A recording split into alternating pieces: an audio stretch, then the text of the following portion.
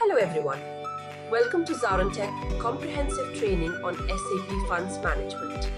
In this course, you will gain expertise in managing financial operations and ensuring compliance within the SAP ecosystem. We'll delve into configuring SAP Funds Management to align with your organization's unique budgeting and funding processes. You'll learn how to create commitment items, assign budget periods, and distribute available funds across various fund centers and functional areas. With ZaranTech's practical guidance, you'll be equipped to optimize fund allocation, maintain financial transparency, and ensure adherence to legal and regulatory requirements. By the end of this training, you'll possess the necessary skills to streamline financial operations and drive efficient fund management within your SAP landscape. But before we begin, please subscribe to our YouTube channel and hit the bell icon to receive regular updates from us. Now let us take a look at the agenda. Agenda 1, SAP Fund Management. 2, Fund Management integrated with. 3, Features of Fund Management. 4, Basic Configuration. 5, System Demo. 6, Budget Structure. 7, BCS partially complete. 8, Budget Control System. Let's dive in. Now we'll start with the topics of funds, SAP Funds Management. Uh, yeah, so the first session is I have some PowerPoints. So what exactly is SAP Funds Management? Funds management is used especially in public sector enterprises, or I have seen it being used in the Gulf region, UAE or Qatar, where the control over funds is an important function of the business. So they want to have a tight control over the expenditure and revenues and track it into certain specific buckets which are known as funds. So SAP Funds Management, it can budget actually the overall revenues and the expenditure for individual areas of responsibility, which are, defined as fund centers, or further specifically into funds. We'll come to those aspects in the next session. And these controls are established so that the expenditure incurred in a particular fund does not also exceed the amount of fund allocated to it. So area is one example could be uh, SAP Funds Management used in conjunction with SAP Grants Management. So as you know, in the US, the government spends a tremendous amount of money on education. And the education sector is a recipient of grants, certain specific grants, and they need to track how much money was used against a specific grant, and they have certain limits over the expenditure. They have certain limits on the type of expenses that can be incurred. So this is all controlled through funds management. And exactly my requirement, right? So to get to grant. So yeah, I mean, I don't interrupt you, but I'm going to work for a public sector client where they do have grants coming from multiple resources, and then in your purchase orders, in your whatever, they need to have commitments and grant, against whatever. So for example, like you know, like $1,000 grant is coming from uh say for example organization A, 3,000 mhm, is coming from B's, whatever, like things like that. mhm. And we need to track how much of it are we using against, based on POs and all expenses and all that stuff based on each type of grant. That's exactly what I'm looking for. Perfect. Okay. So yeah, good to know we started with the right context. Okay. So and the thing you mentioned is like about the POs and also, as we know, SAP being an integrated system, this funds management is also integrated with other modules. So when you do the purchase order, for example, or a finance expense, or for that matter, any type of expenditure coming from other modules, it is going to hit funds management, and we are going to get different types of reports that tell you the budget versus actuals. So an important aspect of SAP funds management is the budgetary control system. So earlier we had, pre-HANA, we had two options, so whether to go for simple budget or the BCS. Now post-HANA, we have only the budgetary control system, which is more robust, which is more efficient, and which is stronger on the reporting side. So we'll come to those details, in the next sessions. So budgets can be adapted to changes in conditions. So it's not that the budgets are carved in stone. Budgets could have different versions. So, for example, at the beginning of year one, I start with a particular budget, and then depending upon the progress in quarter one, I have a chance to revise the budget. So, since you worked on, SAP, you know that.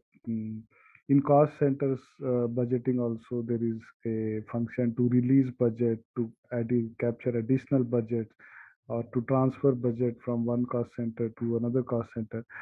So similar functions are available in funds management as well. Right. It can be whatever. It can be more flexible than that. So we could have, for example, you have like 10 cost centers within admin. But when it comes to funds management, you really don't care whether it is, HR or finance that is incurring the expense, as long as it is of a particular nature. So we could have multiple cost centers pointing to one fund center. Got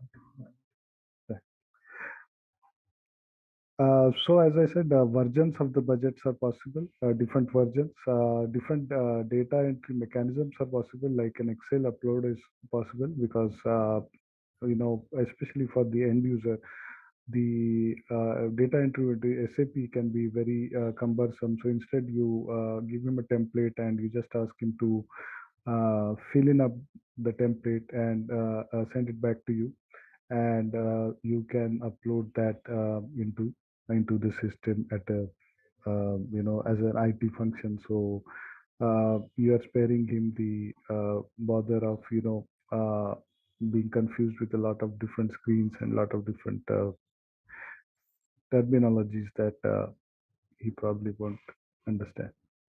it. How do I see the slideshow? Okay.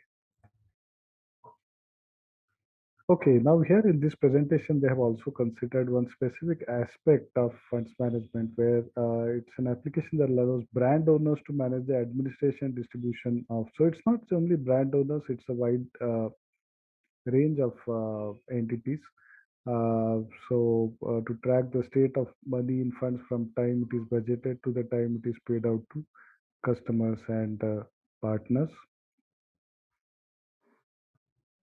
Depending on their authorizations, partners may also be able to view and manage their funds, and that is the whole purpose. That each individual owner of a fund center is responsible for managing his or her funds, and yeah, we'll see how that we can do that.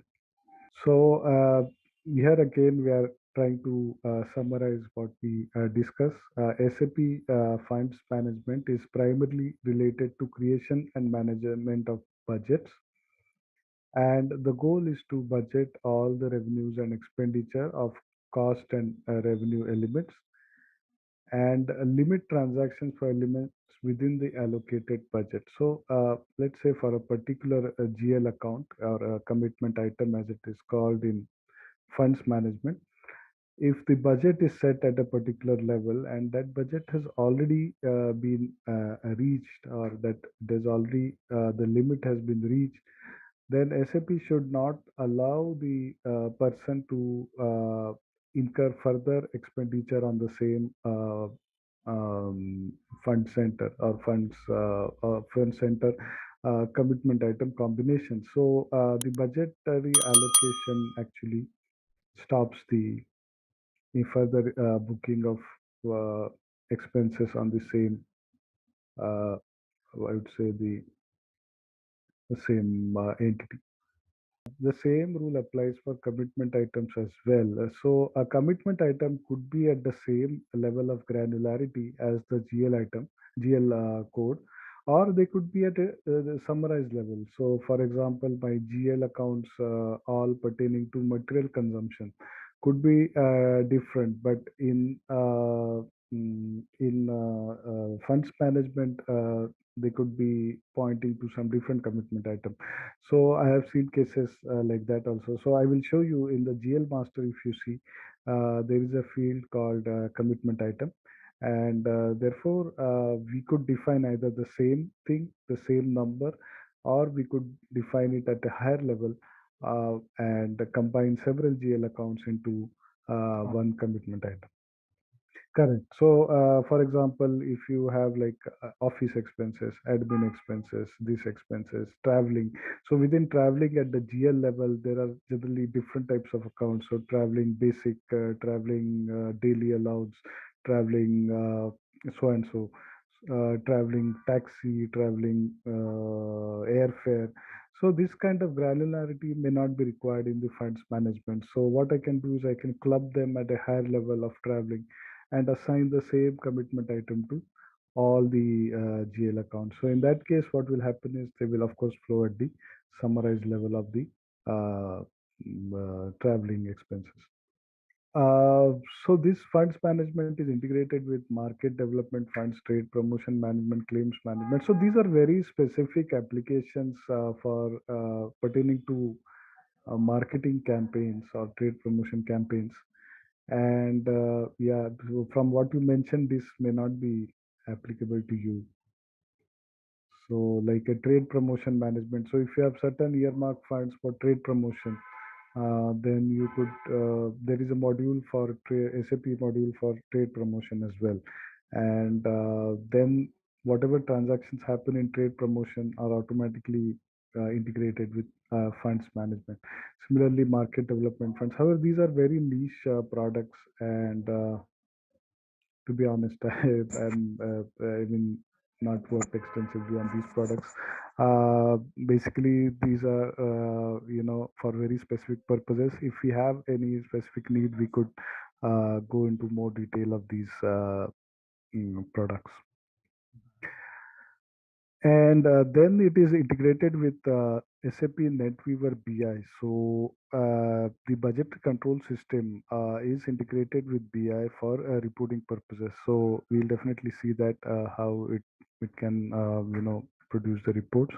And of course, it is integrated with SAP ERP in the sense that all your transactions of SD, uh, FI, CO, HR are kind of flowing based on certain rules, certain derivation rules into funds management, certain master data and derivation rules, which we will uh, see in due course. Features of funds management authorizations to post into particular funds, grouping of the funds, budget postings, funds posting, fund usages, accrual of commitments, and scheduling and monitoring jobs. So we are going to see each aspect of this in more detail in the coming days. Yeah, so that's about the first part. Any other questions you have, Gaurav?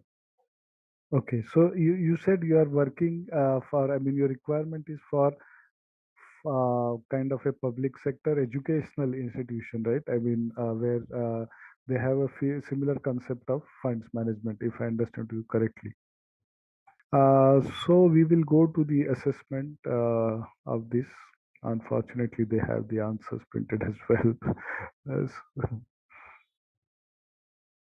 okay, so here goes. Which of the following option is part of the enterprise add-on EAPS? Funds management, public service specific core function, both A and B, and this is the add-on that is causing the issue with the system, right? So we clearly know the answer that EAPS we are trying to that activation is causing some issue, and hopefully we'll have the system up and ready.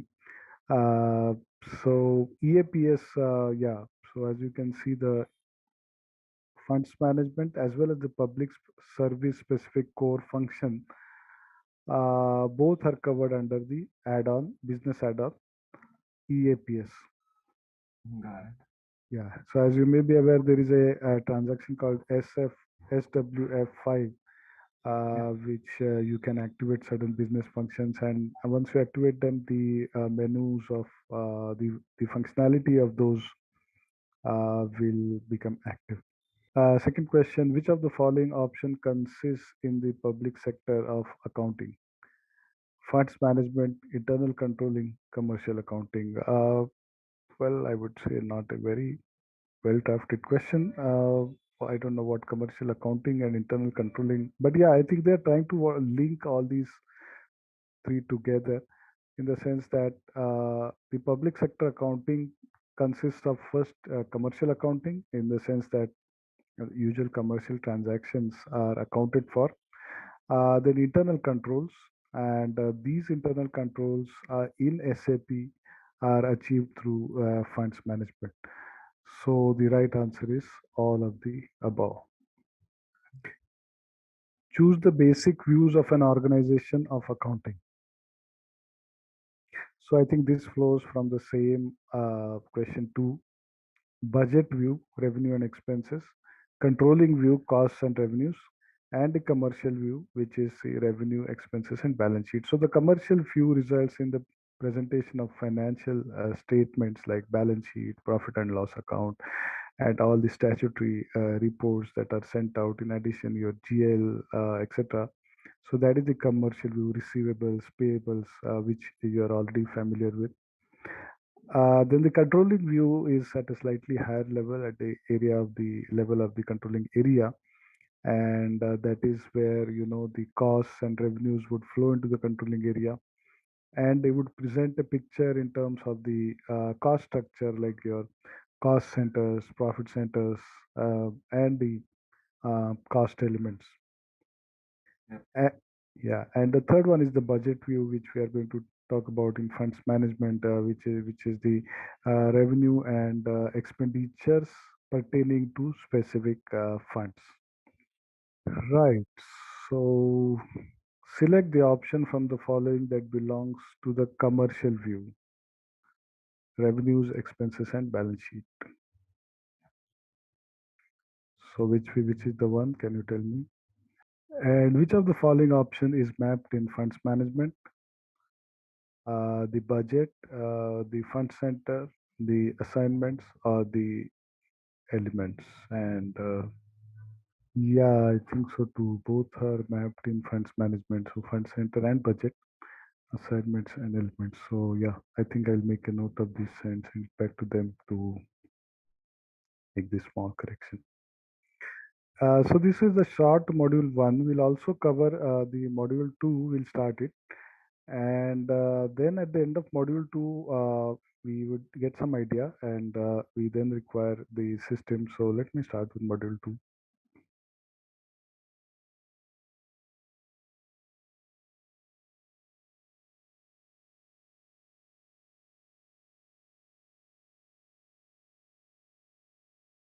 So in this case, we'll talk about the organization structure and master data in SAP Funds Management. And in the earlier session, we had some questions like how does SAP map funds management, and how does it integrate with the other areas of SAP, especially it has strong integration with SAP Finance and SAP Controlling. And I would say the rest of the organization structures, like your plants or your sales org or your HR structures, uh, they would be kind of available across different funds, say different structures or different org elements in funds management. So we really do not need any specific org structures in other modules for capturing the transaction, because SAP Funds Management will be hit ultimately when everything falls into finance. Uh, okay, this is the disclaimer, and I would just request you to spend a minute to read so that we are on the same page about this. This presentation, including examples, images, and references, are provided for informational purposes only. Complying with all applicable copyrights laws is the responsibility of user. So in some cases, images, etc., might be used, but it is not our intention to infringe any copyrights. Without limiting the rights under copyright, no part of this document may be reproduced, stored, or introduced into a retrieval system or transmitted in any form or by any means. And a credit shall be given to the images taken from the open source and cannot be used for promotional activities. Uh, so here we'll talk about the specific org structures. So the organizational elements within accounting, in the SAP organization as we know it, and then we proceed to the SAP Funds Management org structure. Uh, then we have considered two scenarios where funds management is not active. How would the organization structure look like? And if funds management is active, how it would look like. Uh, in the next step, we come to the master data required, and here we'll talk about commitment items. Here we'll talk about fund centers. Here we'll talk about specific funds.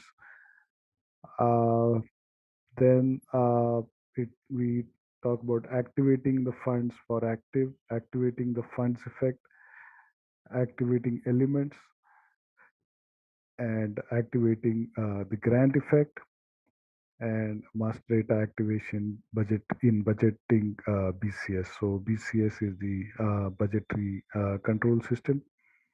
We'll talk about that.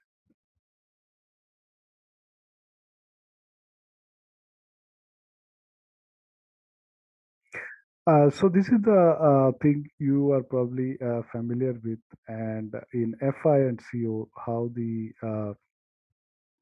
finance structures are represented in the forms of company code and controlling area. So, my first question to you is, do you think that one company code, multiple company codes can be assigned to one controlling area? And if yes, are there any uh, preconditions for doing so? Fiscal year variant also, chart of accounts, and they should have a common currency as well. We generally use the group currency as the control. If you use the group currency as the controlling area currency, that automatically falls in place. Uh, yeah. Uh, okay. So here we introduce an additional concept called funds management area, or FM area in short. And this FM area also maps to FI and CO structures. And let's see how that happens. Okay, sorry, my mistake. This is called the financial management area, or the FM area. So the organizational unit for funds management is the financial management area, or the FM area. As we already know, the organizational unit for controlling is the controlling area. The organizational unit for financial accounting is the company code, and the FM area and the controlling area take precedence over the company code. So what I probably mean is that the FM area is at a higher level, just like the controlling area. It is also at a higher level than the company code.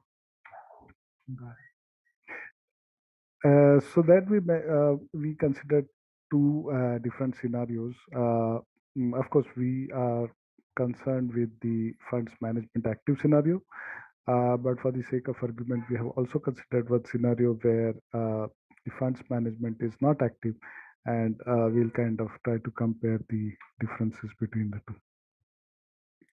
So here they have considered a scenario where there is a client and there are two controlling areas, and in controlling area one, we have one company code. Uh, and that maps to FM area, one FM area.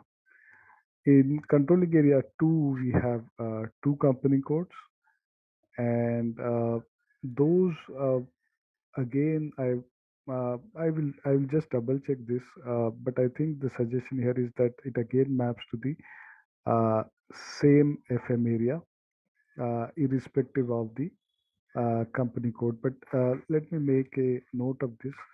Uh, yeah, suppose I come across something that I am not sure, I will make a note, and I'll get back to you in the next session, or we could discuss it in more detail in the next session. So on the right hand side, you can see the other MMSD org structures like your plant and purchasing org and sales org, personnel area from HR. And as we can see that these structures are agnostic of the FM area. So, different kinds of plans to post to FM area based on their assignment of the company code and controlling area. Similarly for sales org or personnel area.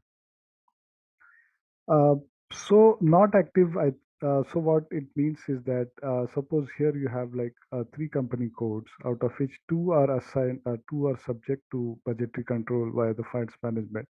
Whereas this could be a company that is not really subject to this kind of controls. So that can be left out. It's not necessary that every company in the organization should be mapped to funds management area. And I can relate to this because we had a client in Qatar, which was a conglomerate consisting of multiple businesses. So one business was the contracting business, and in the contracting business, most of their customers were the government, like building of bridges, roads, airports, etc. So those kind of business were subject to funds management control via the FM, whereas they were to other business like hospitality. So they had restaurants, a chain of restaurants, which really did not require this kind of funds management. So what we can say is that we can be selective when it comes to the funds management area. Here we are having one FM area across two controlling areas, whereas for a third company we do not have any assignment. So the transactions for company code 3 in this case are not going to flow to the funds management. Got it. And here they have considered the other scenario where it is in fact assigned to the FM area, so it can be assigned as well.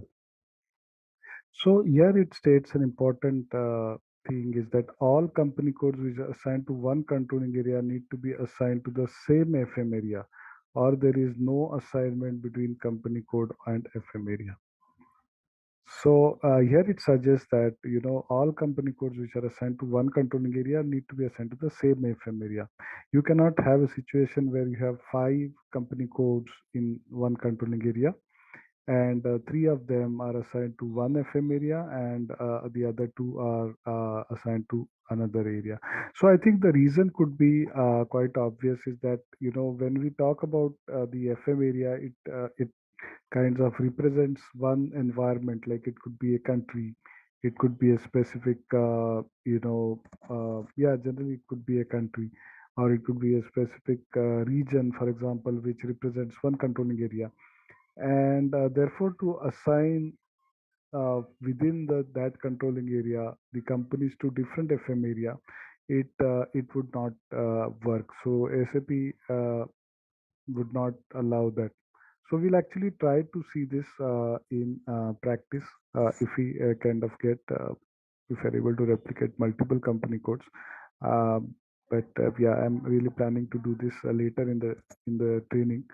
In the earlier trainings, we could have more, about the concepts and how the data flows from the various modules into the funds management. Got All other organizational units, such as those in logistics, Human resources are linked to funds management by the financial or accounting organizational unit, that is the company code. So as they say here, the link between the plant and the FM area goes via the company code only. So that is why you don't really require to assign these things the uh, to the any FM area. So to give you an example, suppose so in the earlier slide, we saw that this funds management also tracks commitments. So it is not necessary that the expense should be incurred, but it should stop you at the stage of the purchase order itself. So because there's no point in raising a purchase order that is not going to go through because the budget has already been exceeded. So in this case, what will happen is suppose I start raising a purchase order for the particular purchase organization, automatically the company code would come into the picture. And from there, based on the material or based on the accounting assignment, the funds FM area data would be derived, like the fund center or the commitment item, and the system would automatically check in the background whether if I allow this commitment, it is going to exceed the budget, and in that case it will stop you at that point itself. So it will give a message that the budget is exceeded, and depending on how the message is configured, whether it's a warning message or a the hard stop, it will not allow you to proceed. Because some organizations, when they control the budget, it's not necessary that it should be a hard stop, but the user should be warned that you are exceeding the budget. So in that case, he can either go and hunt for additional budget for his expenses, or he can do some transfer or whatever according to his organization structure. So it could either be a hard stop or it could be a warning.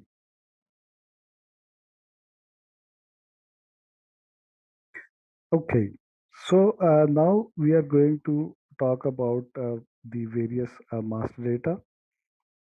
So we have the fund centers, which are the primary master data for collecting costs. And I remember that in my going back to the same example of the Qatar project, when that contracting company used to undertake projects, right, road building project or airport project or any other project, that project automatically became a fund center. So that is where the costs need to be controlled, and those are the according to the project you could have based on it some logic. So like you could have the first four digits of the profit center, so on. We'd look at it from uh, mm, later. So that could be a way of tracking the costs at the level of the fund centers. Uh, com- Commitment item is we already saw. Commitment item is similar to your GL account, though it could be like a many to one mapping. You can get, when you run the reports and budgetary control system, you can get the budget versus actual figures as per the commitment item. So yeah, that is a uh, that that is where you can track the cost, budget versus actual. Grant and funded programs, these are very specific applications and pertaining to cases where grants or funded programs are managed, and we'll look at this a little later. And functional area is generally derived based on the GL account. So uh, uh, this also we'll see is part of the master data for the GL account. So that gives you the type of expense. So this is a SGA or a material consumption or those kind of things. So sorry, Gaurav. You have any questions so far? Any master data can be used for the budget or posting address. So if you look at the graphic on the left, what combination of master data drives a posting is a fund, budget, period, functional area. Because as you know, budgets are also broken down by period. So it could be either for a year, or you could break it down according to months. So you could have, budgets not to exceed in a particular period. Then you have the functional area, funded program, and grants. So fund centers set up the organizational units hierarchically. We'll see this. It is possible. Okay, one important thing is that it is possible to generate FM master data from CO master data using this particular program, but we need to be sure about the logic. So we'll see the details in the subsequent sessions. Activating the fund and functional area. So defining fund and functional, yeah. So they have given example of asset accounting where you could uh, define the fund or functional area in the master data, or you could have additional account assignment of CO, like a cost or profit center, being used to derive the fund and functional area. So we used to have, in this same example, we used to have like funds being derived from the first four digits of the profit center.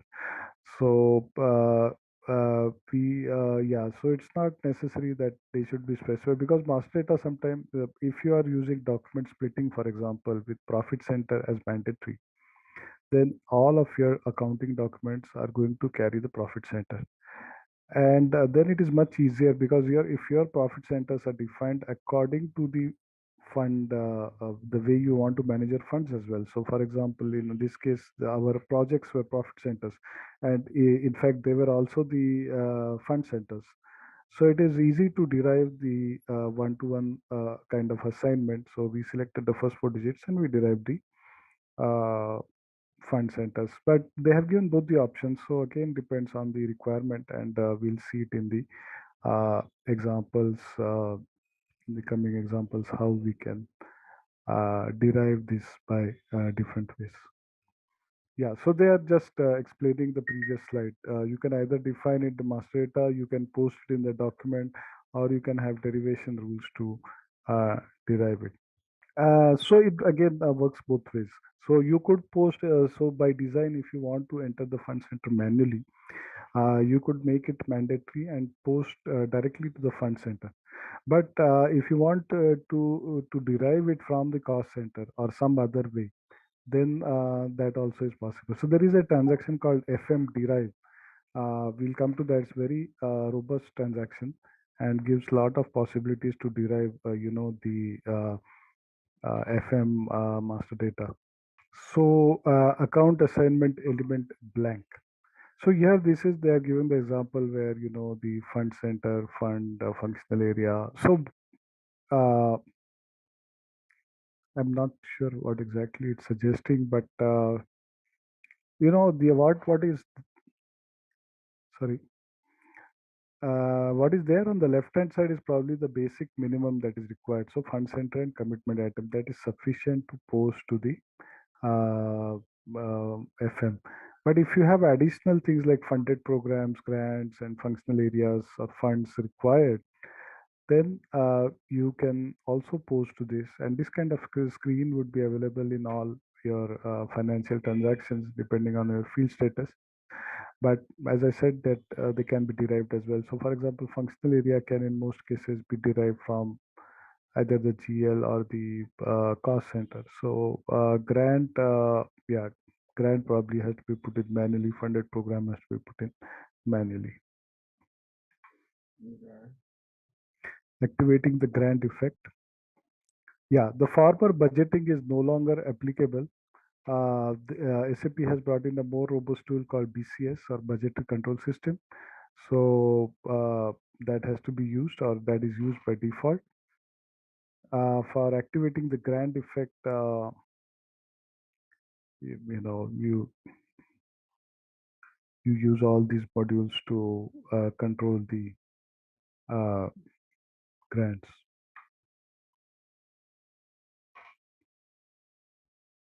Master data activation in budgeting BCS.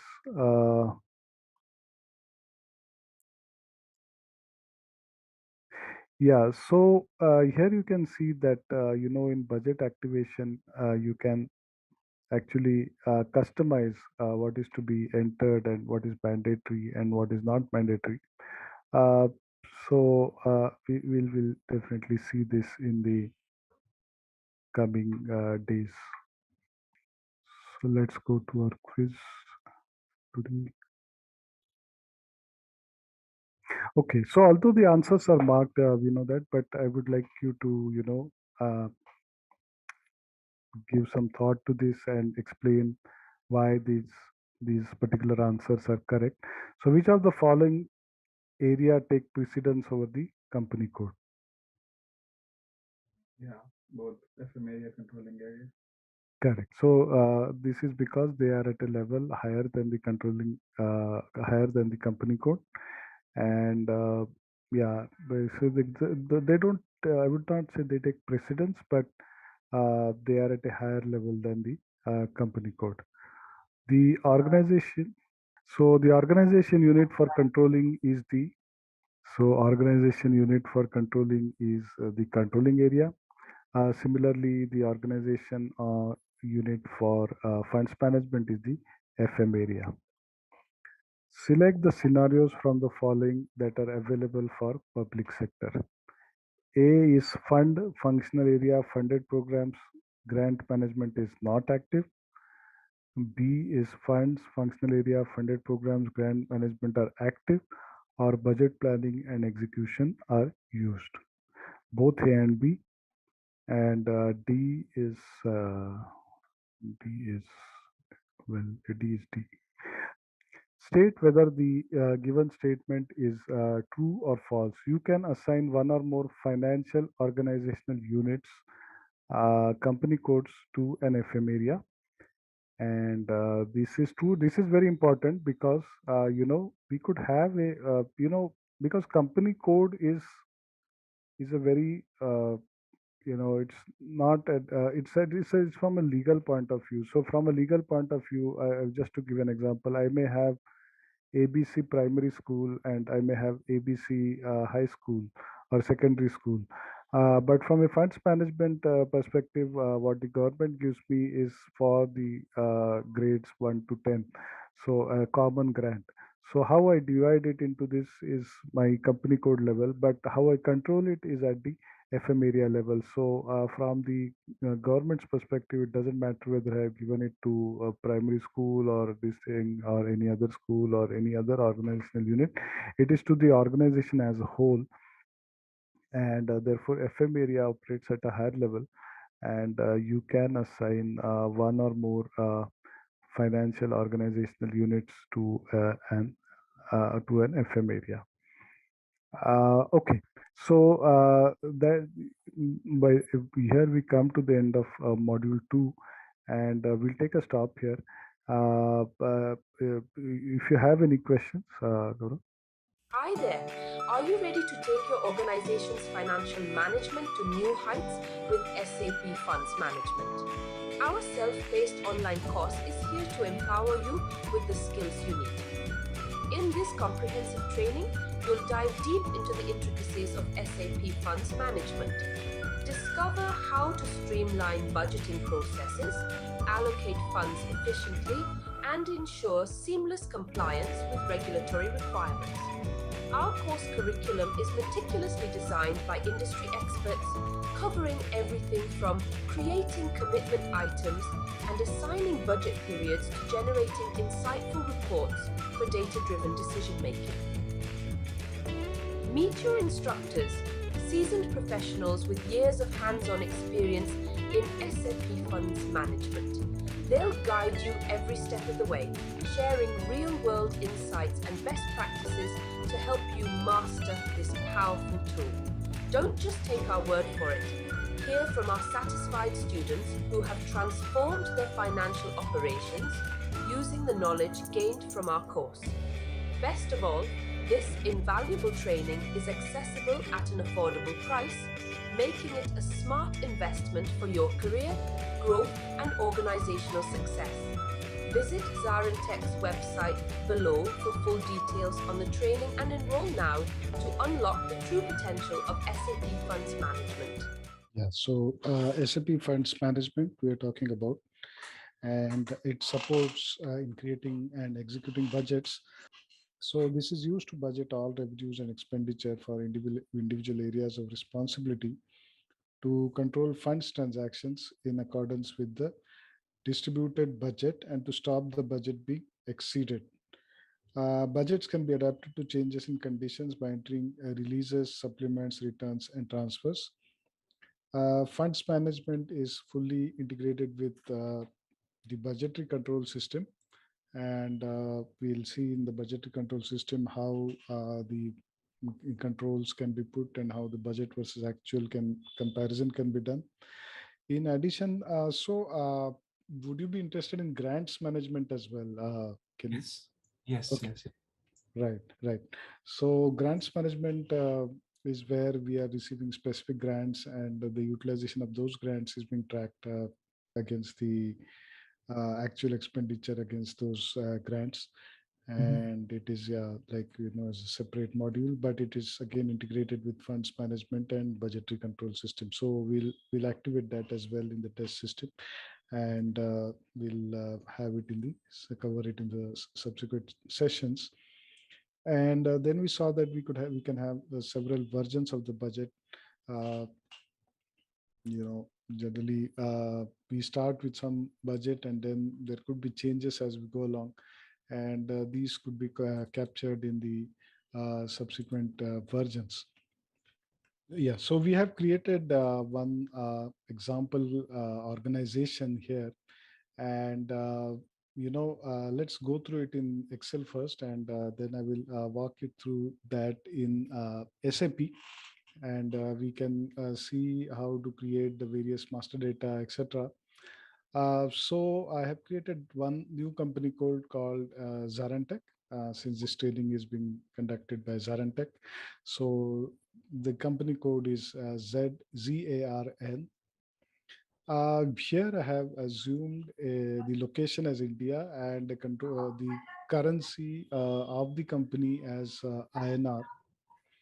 And this can help us to, in future, if we create another company code in USD, for example, we can just check how the different fund reporting is happening, and whether, the case whether you should have the controlling area currency uh,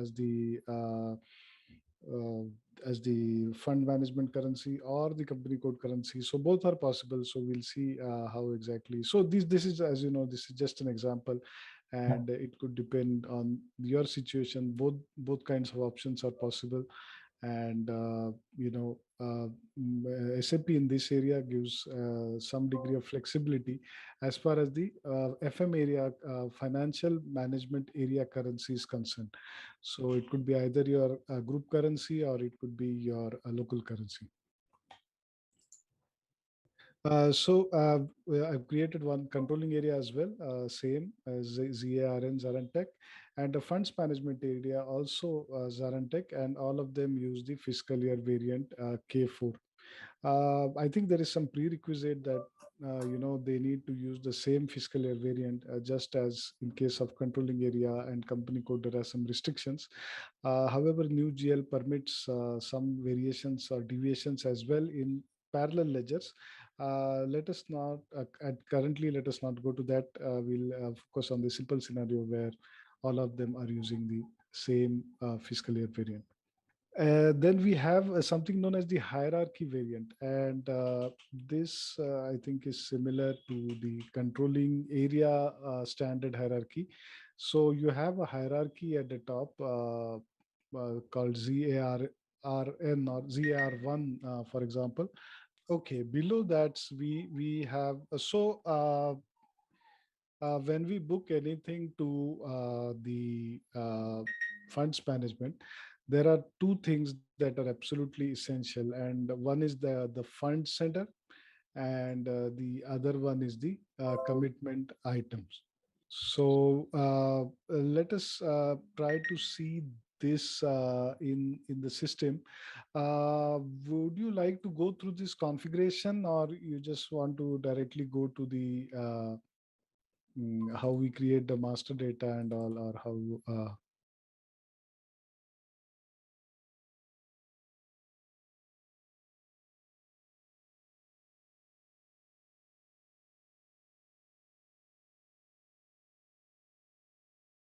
So I copied from the standard company code provided. Now this is a HANA system, and as you know, in HANA now they are providing this 1710 company code, which is the best practices company code. But surprisingly, the chart of accounts is not, perfectly aligned with the way we have it in our mind. But I think it's fine because in the interest of time, we have just copied the chart of accounts. As long as we have a sufficient number of the revenue accounts and expense accounts, that should be fine. We could create some more additional accounts as we proceed.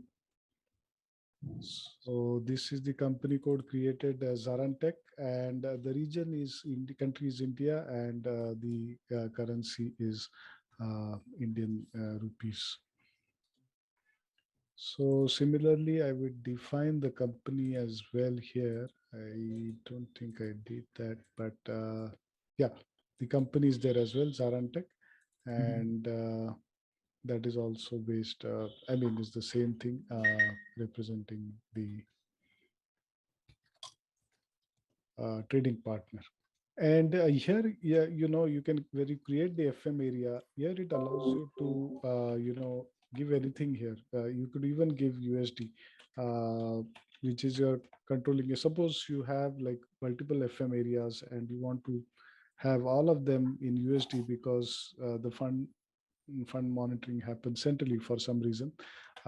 We could do that. Right now, I have kept it as INR, and no, that apparently is not necessary because if you see the controlling area now, controlling area, I selected the group currency as the controlling area currency. So here you see 30 group currency, which is USD in this case, Okay. is being used as the group currency. Okay. So these kind of deviations SAP is allowing. So let's quickly go to the ledger settings as well. Uh, no, that's not required. But just to show you that we have a leading ledger 0L and company code settings for that. This is just a basic finance setting. We don't really have anything in funds management for that. Okay. So now let us go to each of these settings, and when we kind of activate the, okay, one more point to be noted here is that I will quickly show you what we were struggling with when we were getting the server. And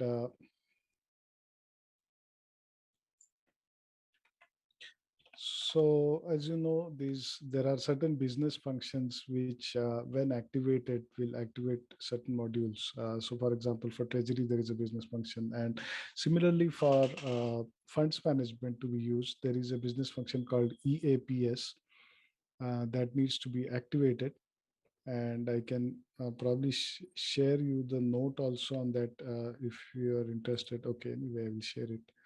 Uh, okay, I cannot share an attachment here, is it? But I can show you I can share you the note number if you have.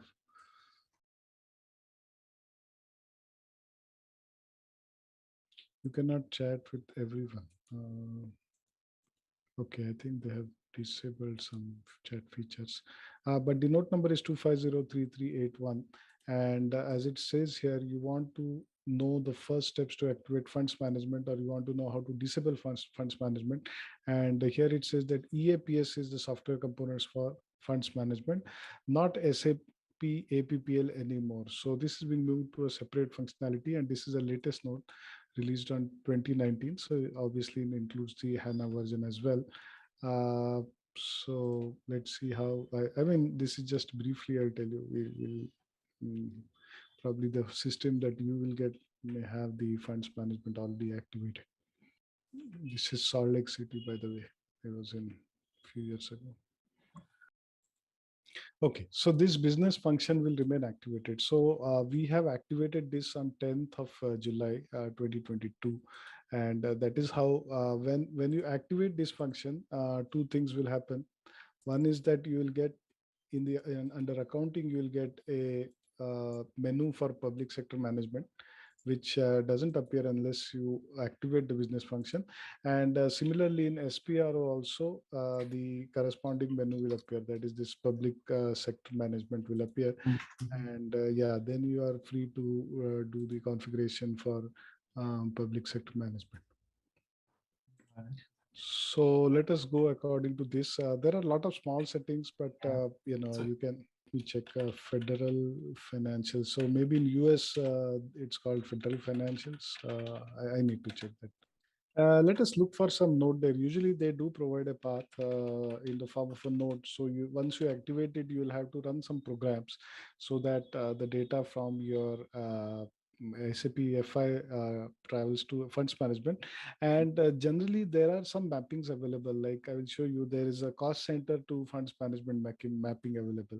So mhm. then there are mass programs to create, fund centers from the cost centers. So you will have to use those kind of workarounds.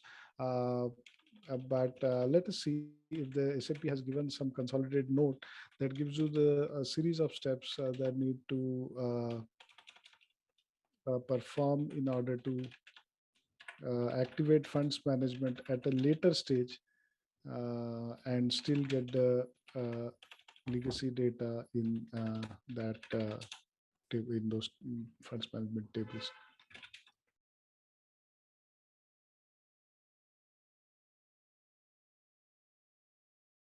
Okay, so let's move on to the first one, that is activate global funds management functions. So public sector management, funds management, government basic settings. Yeah, so this is basically one checkbox. Activate account assignment. No, not this one. Yeah, basic settings. Activate funds management functions, and here a checkbox is there which you need to activate. So funds management, and yeah, it's a one-time thing.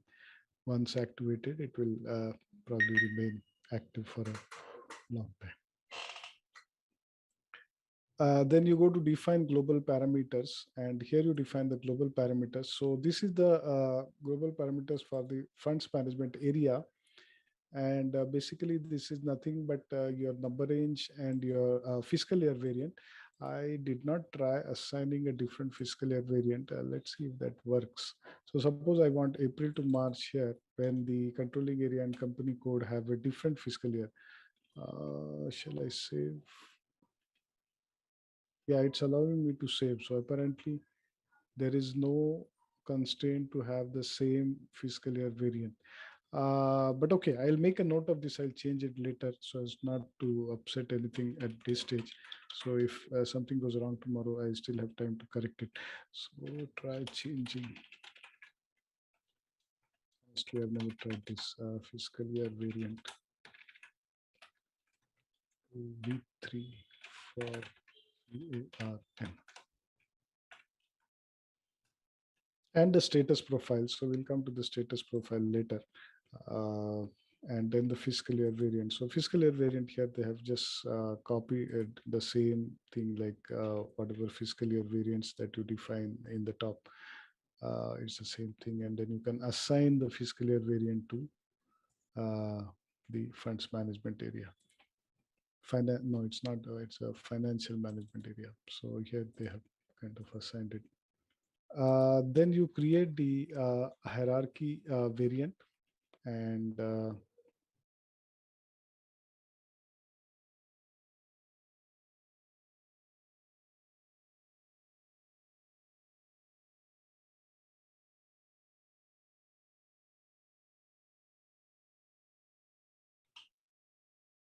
so it is called ZAR1, and name is ZaranTech.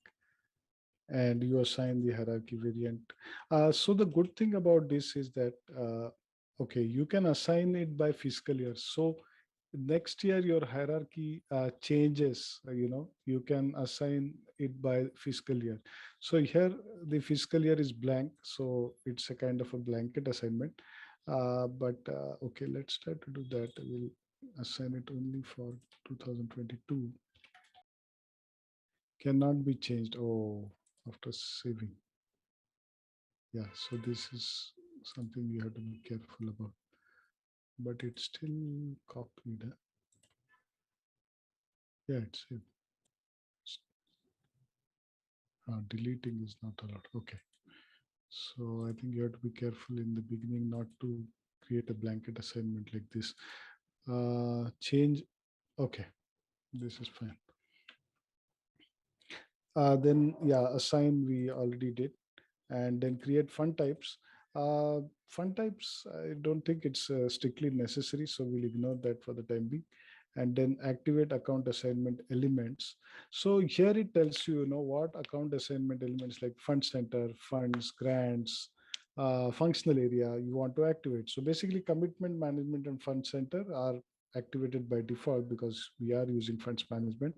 But there are some additional account assignment elements like grants, for example, which are not really mandatory. So we can either have those, or we can decide not to have those, or have them as optional. So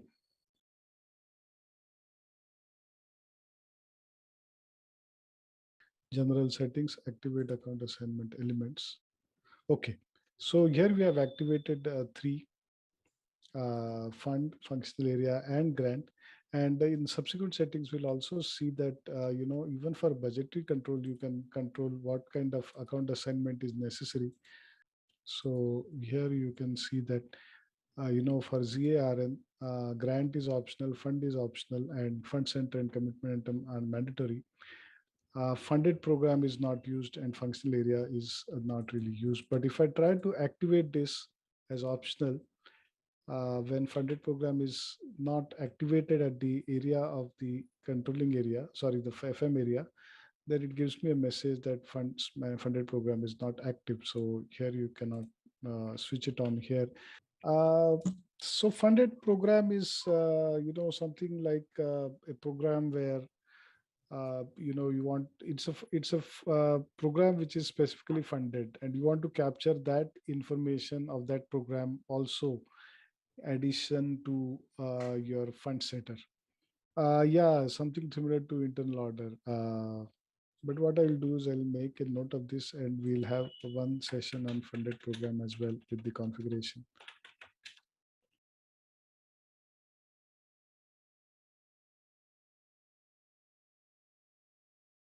Right. So now we have gone through this. Uh, so let's go through the PowerPoint presentation of the third one. Yeah. So the module three consists of fund center and then commitment item. And we will also try to create these in the system, um, so that we're familiar with what exactly it refers to.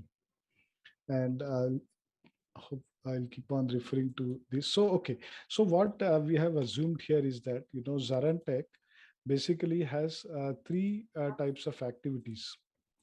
One is they have educational courses, which could include hardware courses and software courses. Then they have library operations, which is more like a cost center. And then they have some kind of educational research going on. So that consists of research staff and consumption of materials or other expenses on the research. So yeah, this kind of thing we'll try to replicate in the funds management.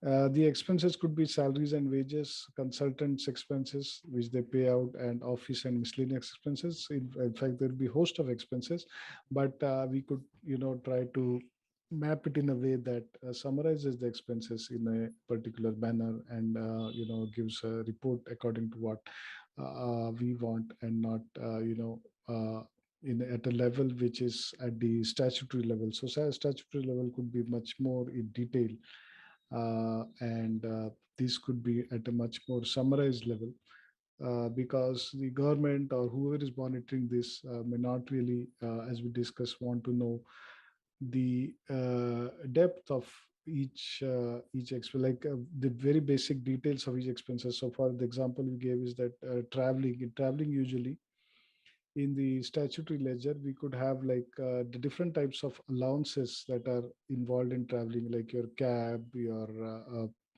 flight expenses, or your airfare, your lodging, your daily allowances. All these could be categorized into separate accounts. But when we talk about funds management and the budget control system, the person who is monitoring this may not be interested in how much amounts or pennies are spent in each of these, but he wants to know in travel as a whole how much is being spent. So we could have that kind of summarization.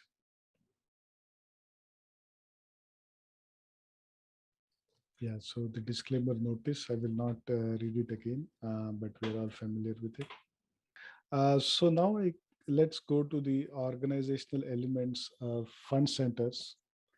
Then time-dependent fund center assignment, what I showed you, and organizational changes between individual fiscal years, period of validity, etc. So here is an example of fund centers. The Ministry of Finance could have two fund centers, one as a finance department and one as the human resources department. Uh, yeah, so any organizational logically can be divided into different fund centers. And I think fund centers we can relate to something where funds are allocated for. So generally in government organization, it goes by allocating funds to different departments. So finance department could have a budget of few $100,000. Similarly, human resources could have budget of certain amount, and these are further divided under various heads, which could be your commitment items. Like the finance department is supposed to spend X amount of printing of the annual budget, for example, or the annual finance bill. It is supposed to spend X amount on its staff salaries. It's supposed to spend so much on traveling of its staff. It is supposed to spend so much on organizing events, or government events, or activities like the finance bill, for example. So these could be various ways in which these budgets are broken down, and the especially the government organizations or public sector undertakings, they work differently, and the budget versus actual monitoring becomes very important in government organizations. And many of the educational institutions or the government departments are in fact cost centers. So they don't have any source of revenue other than the budgetary allocation or the grants. Yeah, as you can appreciate that, unlike a commercial organization which needs to balance its revenues and expenses, a government organization gets allocations, fixed allocations in terms of expenses. And the challenge is therefore to track the budget versus actual, and then this would form the basis for the next year's fund allocation. So sometimes we have weird situations also that government organizations spend maybe 25% of their amount in the last couple of months because they did very well financially in the first 8 months, but there is no incentive for them to save and carry on, save something and then pass it back to the government. Of course, that is not related to this. I mean, this is we're talking in very general terms, but yeah. So fund centers are used to represent organizational units or areas of responsibility and arranged in a hierarchy. So I would say it's similar to a cost center, but may not be at that granular level of cost center. Every fund center that is not a top fund center has one superior center which is defined in the master record of the subordinate fund center. So yeah, this is kind of a hierarchy also of just as we have cost center groups and cost centers. The fund center master record contains important information such as the name and description of the fund center, the name of the person responsible for the fund center, and so on. So this is very similar to your cost center. Who is responsible for it? What is the name of the fund? And what is supposed, what kind of expense is to be booked under it. Okay, so now the time dependent. So we saw that the hierarchy can be time dependent. So I can have an X hierarchy for fiscal year 2022 and a Y hierarchy for 2023, for example. So some departments may get rearranged, some things may get rearranged. So here they have given an example that 2009, under the top node of the hierarchy, you had A1, A2, and A3, and below A1 you had two departments, and under A2 you had again two fund centers. But this got changed in 2010 due to some reorganization, and this got rearranged in this fashion. So this kind of hierarchies can be changed based on the year dependent thing. And definitely we'll try to create one more funds, one more company code, and one more hierarchy area, so that we are able to see this sometime in the uh, future lectures. So this is the peculiar aspect of fund center hierarchies. Either individual fund centers or complete substructures can be reassigned from one year to another. So yeah, here you can see that this here they have spun off this A12 and attached it to A3 instead of A1 earlier. So this whole subtree was removed and attached to this different fund, different parent. The existence of a fund center can be limited to a specific number of years. So it's quite likely that certain funds are made available on an ad hoc basis. So some national emergency or calamity, for example, comes up, and they arrange certain funds for it. That doesn't get carried, that structure doesn't get carried forward to the subsequent years. So some fund center can be limited to specific number of fiscal years, and new fund centers can be defined as valid from a specific fiscal year. So time dependent again. So everything is kind of time dependent. A fund center can be time dependent. It can be terminated after a certain number of years, and the hierarchies can be changed from one year to another year. So this is how we create a fund center, and we'll actually create a fund center in practice. So yeah, so if you want to assign a fund center to a year dependent hierarchy variant, you need to ensure that the validity period for the fund center covers the fiscal year. Yeah, this is quite logical, because unless the fund center is valid for that fiscal year, it won't get assigned to the hierarchy. So this is about fund center. So what we can do is we can try to create a fund center here in the system, and then I'll pass on the control to you, and then probably you want to create one yourself. Yeah. So here we have the fund center. So first I will display the fund center which is created.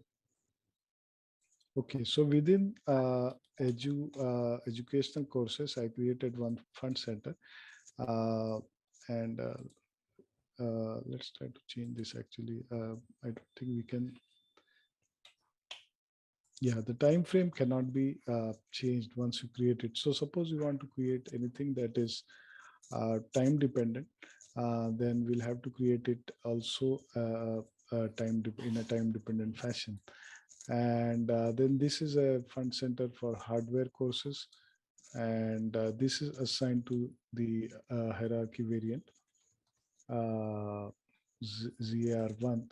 And here you can see the fiscal year assignment, but unfortunately this got assigned to the blanket all the fiscal years. So I don't think we can change it now, but definitely in the next example I'll show you how to make the time dependent adjustments.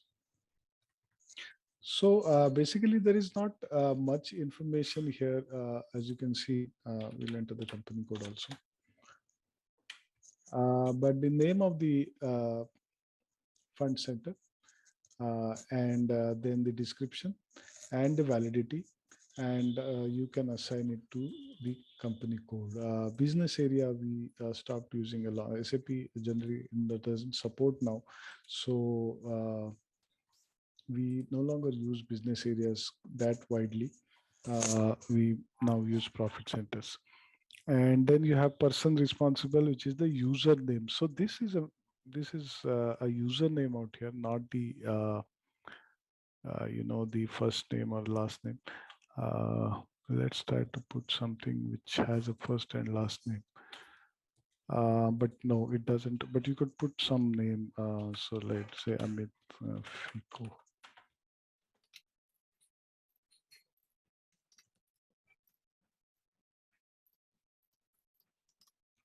Here you could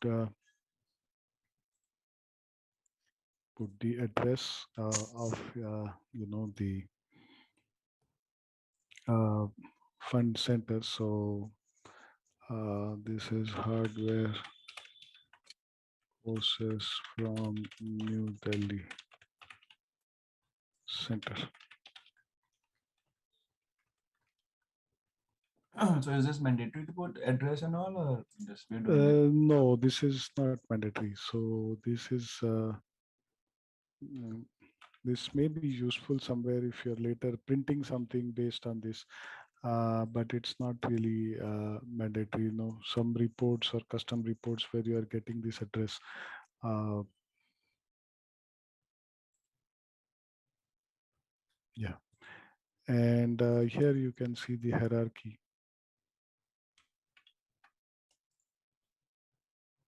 So here we have the both ways. So just like your cost center hierarchy, you can create in OKUN as well as you can create in first create and then assign. So the same kind of functionality is available here also. But you know, in additional to that, here there's a time dependent factor is also there, and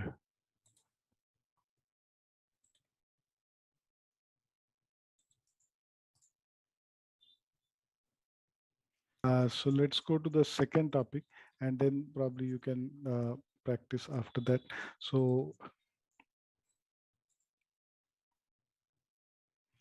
this is the commitment items, and the analogy we can draw regarding the commitment item is the GL account.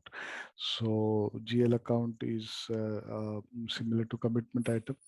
Uh, so here, when you talk about commitment items, it's not necessarily expenses, but even the revenues, if any, can be classified as commitment items. So here they have given the example of the finance department and finance ministry, and it gets revenue in the form of taxes, and that tax revenue is also shown here in the form of commitment items, and the different heads of expenditure like HR expenditure, IT expenditure, expenditure for gasoline. So this structure is similar to your income statement or your profit and loss account as they call it, and this could be summarized. So we'll see in a minute how this can be done. And the expenditures, yeah, so this is kind of a free form structure which you can build, the user can build according to his reporting requirements, and here they are classifying as current expenditure, investment expenditure, and other expenditure. So this could be like, suppose a road ministry is building roads, for example. So that could go under investment expenditure, but the administrative salaries could go under current expenditure. So that kind of classification can be done. So this is the screen of commitment item. Here they have created commitment item, fiscal year, and FM area, and whether it is directly postable or not. Directly postable means whether it is postable from finance, etc., or not. And then there are different types of mm, uh, commitment items. So we'll see that when we actually go to that screen. The commitment items key has 24 digits. So it's by a pretty long description it has. In addition to the header data, all other master data parameters are available in the tab pages, And you can define the control of entity fields in customizing using a customer specific field string. So what kind of data you want to capture is like a field status for the GL account. You can control what kind of data you want to capture. You should hide functionality fields that you cannot use or do not want to use. You can define several posting object levels. Let's see this. And this means that under one postable commitment item, you can have further postable commitment items. We'll see this in subsequent lectures. Okay, if a commitment item is flagged as statistical, then that means that it cannot be budgeted directly. So uh, what could be an example of a statistical commitment item? Some kind of measures which are non-financial measures could be captured as statistical commitment items, for example. So this does not participate in budgeting, nor does it take part in availability control. So, for example, when the system is supposed to stop, making an entry if the budget is exceeded. So that does not happen in case of statistical, because as the name suggests, or if you might have seen statistical orders, for example. So statistical orders are not real objects, and you cannot budget for statistical orders. They are just for capturing additional information about a particular thing. So similarly, in these statistical commitment items can also be used. Uh, so if you want to capture some data, like for example, you plan for reaching out to let's say 10,000 people in your county for the delivering the COVID vaccine. And in actual, you had some X figures. So those kind of things can be tracked probably using statistical postings. Okay, these are the categories. So this is generally, this classification is relevant whether it is a what kind of account the original account is, and could be a revenue expenditure or revenue posting, could be a goods receipt issue, payable receivable, because based on different categories. So for example, I can even track the movements in payable receivable, but they are not pertaining to my expenditure. So uh, they should be reflected in a different way. So for example, my AR or APGL accounts, if I make them as commitment items, I would make them as uh, uh, financial transaction 60. Mhm. So yeah, so they would display the movement in that, but that movement could be, it cannot be tracked in the same way as expenditure or revenue. Uh, it can be used in other ways probably. And then the cash holding, or 90s cash holding, the most commonly used I have seen is 30, because it tracks the expenditure and revenue posting. 60, 80, 90 or 40, I don't think, unless you are working in some kind of a project environment, and then you want to track the changes in the receivable payables in the projects. So that time you can use these other things, or bank clearing, or the cash movements in projects. So in that case, you can use the other categories.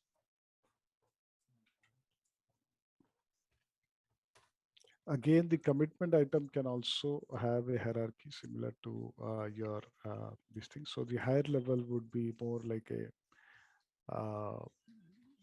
uh, group of GL accounts or commitment items, uh, and the lower level. But the good thing is that even the higher levels can be budgeted and posted. So if I have like coming back to the example of traveling, for example, if I'm traveling and then I have 5 accounts below that, I can still post to either the ones below or the ones above. And here only these are the only the revenues or expenditure can be budgeted or posted, whereas the others are more for reporting purposes only.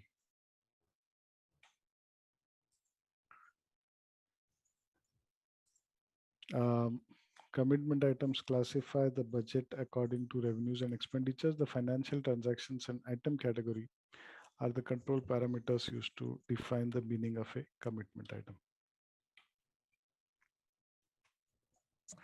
The financial transaction represents the business transaction from upstream application component. So upstream application component will be generally your finance, SD, PP.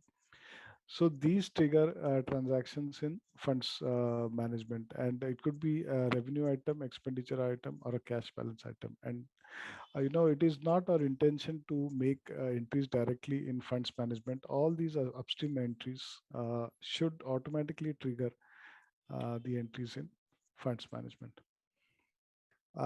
There are certain exits available, for field check and create change, insert fields. So these exits, can do certain checks when you create the commitment item master data, or they can auto populate certain things from the GL master when you uh, create a commitment item.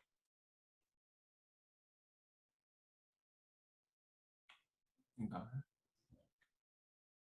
Creating and changing customer enhancement. So we'll come to customer enhancements later.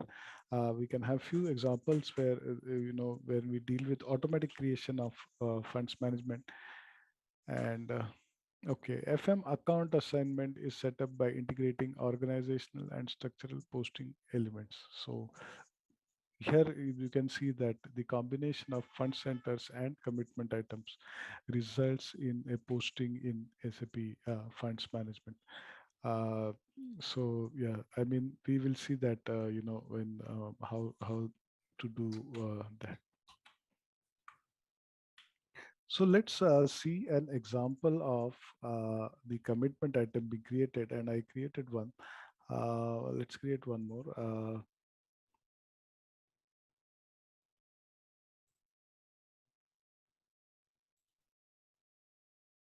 So you go to individual processing, or rather, let's first display the one which I created.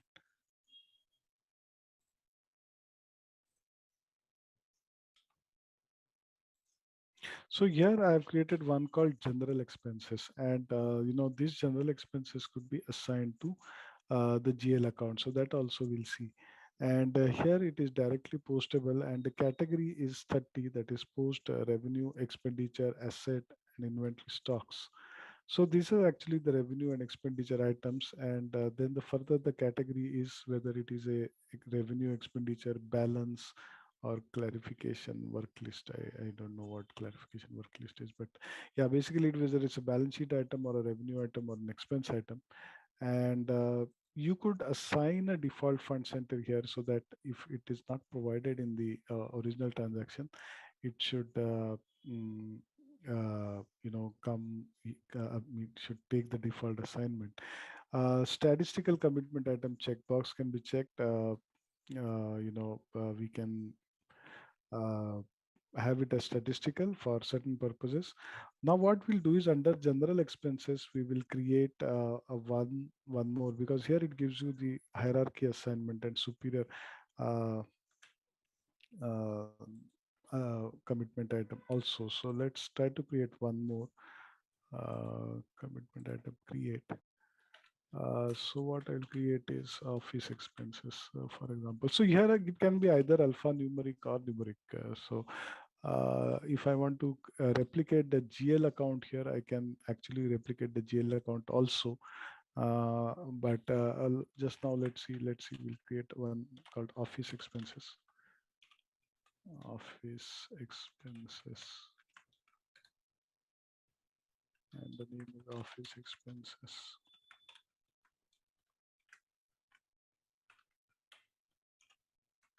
So the financial transaction is 30. Expenditure or revenue. Commitment item category is expenditure again. And here I can, give it as classify it as under the general thing. So in certain reports, it will appear under the general this thing. Okay, so I have saved office expense. Now let us see how to assign these two. your GL account. So let's see, I have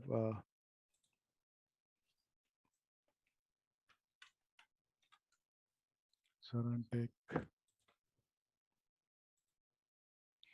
The bad thing is their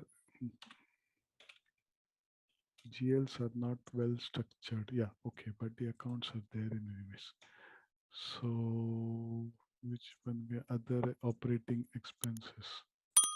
Actually, the YCO, no, see now what has happened is in S4 HANA, they have changed the methodology of implementation to a show and tell or a conference room pilot kind of methodology. Yeah, So yeah, so you're aware about it. So this is the predefined thing which is provided by SAP. But for some strange reason, it's structured in a very weird manner. So generally, you would expect it to be like assets, liabilities, and income. So I don't know if somebody added this because this is a demo server, and actually it should not have anything which is. Uh, so if you take a list here, so you have this term loans and also all the liabilities, then bank, which is fine, and then short-term investments. So the 1 and 2 series are okay, which is the assets and liabilities and assets, and but the 3 series onwards, it's a bit spread out. But I think they have all the accounts, so it should not be a problem. And anyway, we need only a few. So payroll, yeah. So here you can see, the payroll.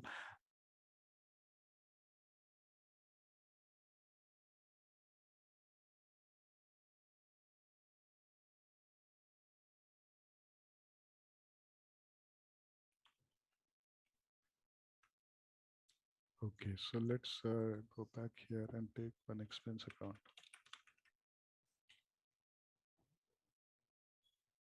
Okay, let's say other expenses,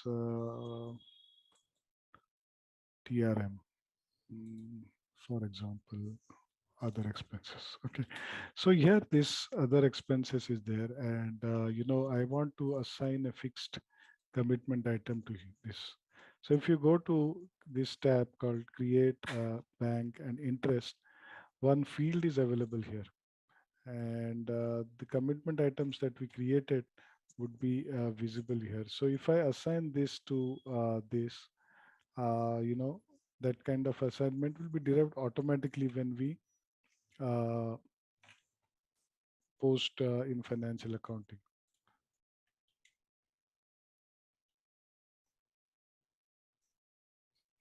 got it. So you can also make the same. So let's try to do that also. I mean, we are just trying out. So we can. I have seen one. In one of my previous projects, they had most of their uh, commitment items with the same numbers as the original GL account. So that is also possible. So you can create one, for example, here, and commitment item does not exist. So create. You can create with template, and template I can use the general or office expenses.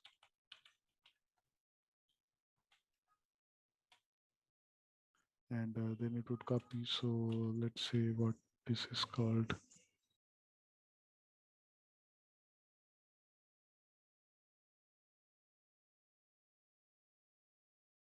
And then I can come back and assign the same uh, thing over here.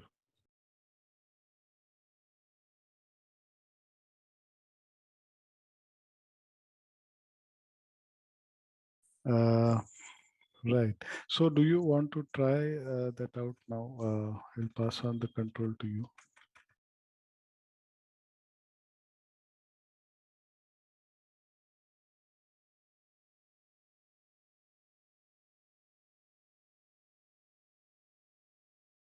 Yeah, I can create one fund center.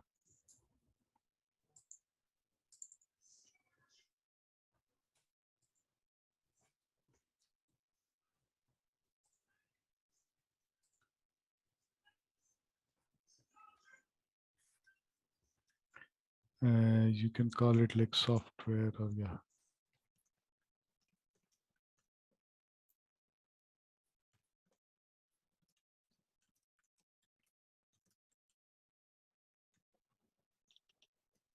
Company code 1710 The company code ZARN. or ZR.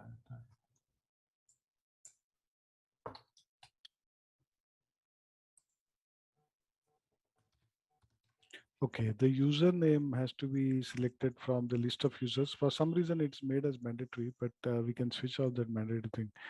But right now, you can enter any of the user. Yeah.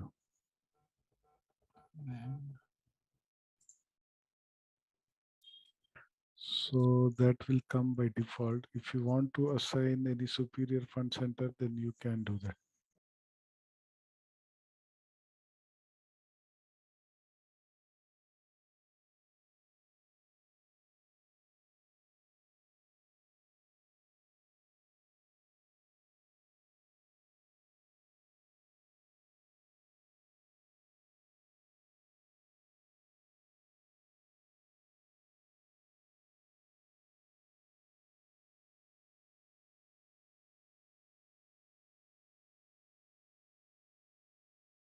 All right, let's test your knowledge. Here's a question for you. Which of the following is the primary goal of funds management in SAP? Option A, manage bank accounts. Option B, track budgets and commitments. Option C, process vendor payments. Option D, handle investment portfolios. Take a moment to think, and when you're ready, choose the correct option. Remember, each choice holds a key to unlocking the answer. Good luck. Type the correct answer in the comments section. Hi there. Are you ready to take your organization's financial management to new heights with SAP Funds Management? Our self paced online course is here to empower you with the skills you need. In this comprehensive training, you'll dive deep into the intricacies of SAP Funds Management. Discover how to streamline budgeting processes, allocate funds efficiently, and ensure seamless compliance with regulatory requirements. Our course curriculum is meticulously designed by industry experts, covering everything from creating commitment items and assigning budget periods to generating insightful reports for data-driven decision-making. Meet your instructors, seasoned professionals with years of hands-on experience in SAP Funds Management. They'll guide you every step of the way, sharing real-world insights and best practices to help you master this powerful tool. Don't just take our word for it. Hear from our satisfied students who have transformed their financial operations using the knowledge gained from our course. Best of all, this invaluable training is accessible at an affordable price, making it a smart investment for your career, growth, and organizational success. Visit ZaranTech's website below for full details on the training and enroll now to unlock the true potential of SAP Funds Management. You had one question like, can you activate funds management and at a later stage and get legacy data in those tables? Mhm. So the answer is yes, you can.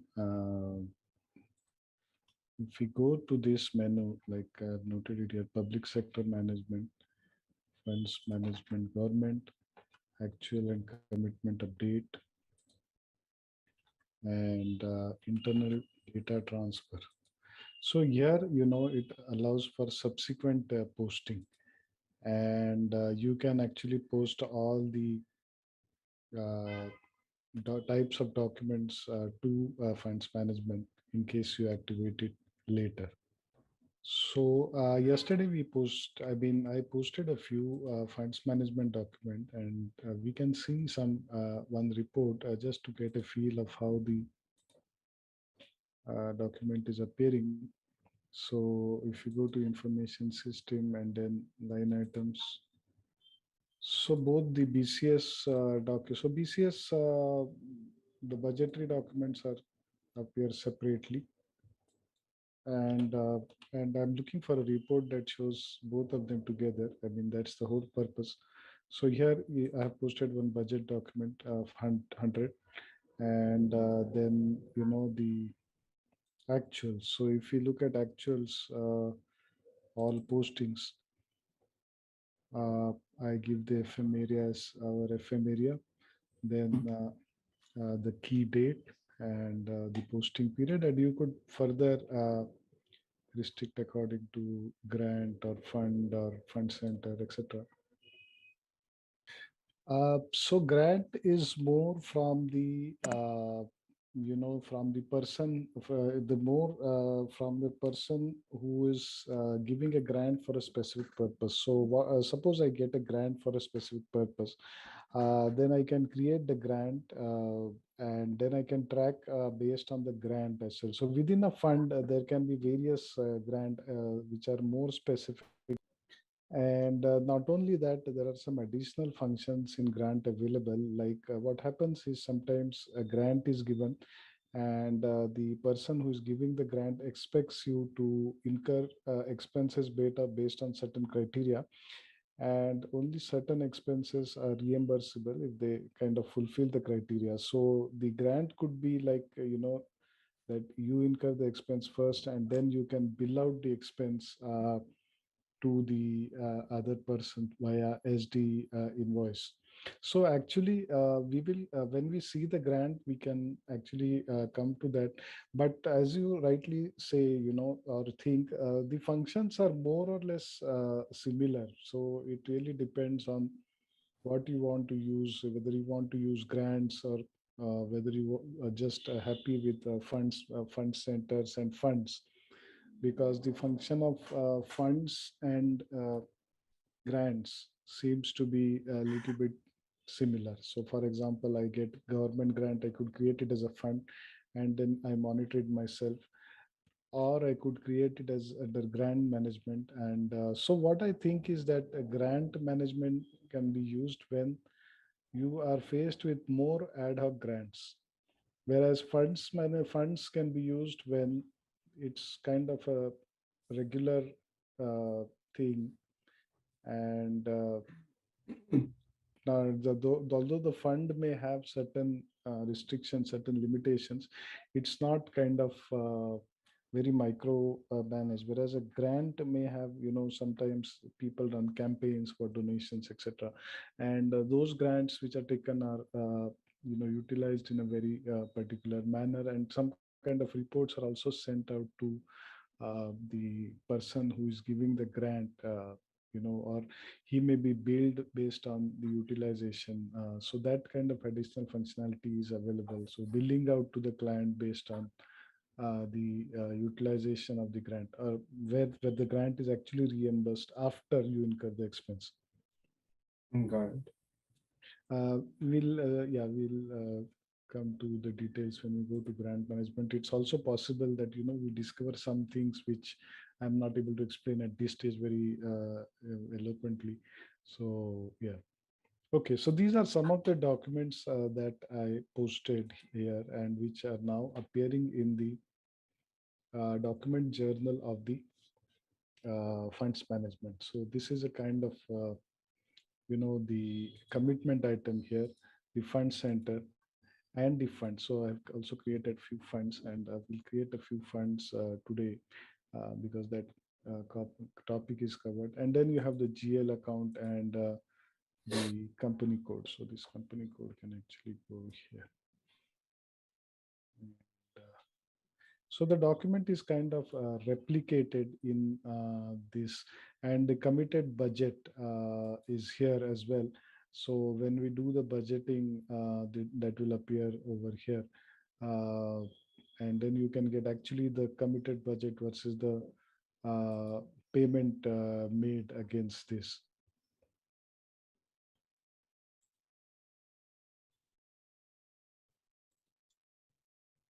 So now, by the way, are you familiar with Fury apps? Have you used Fury apps? Oh, yes, yes, yes. Yeah, because this system also has Fury apps. Okay, so here there is a, I practically have all the access. There is a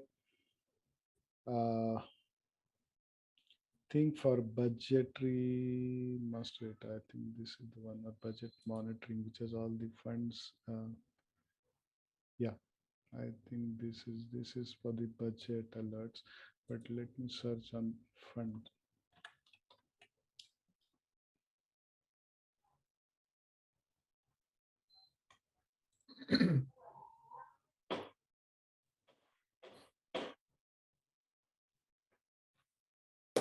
Okay. So here you can say you have all the apps here. So let us see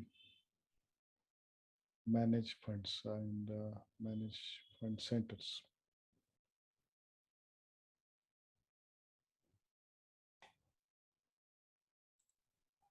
I created one more area called ZARU, which is for ZaranTech US, where we want to create time-dependent hierarchies. But what I thought is let's go through some more sessions and then we can, build this in a clean manner and have our thoughts put there as exactly as we want it to be. Yeah. So, yeah. So that is going to be for a new company code, right? New company code, correct.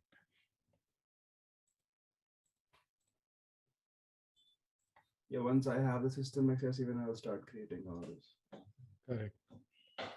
So these are some of the fund centers created. So managed fund centers. So I created three.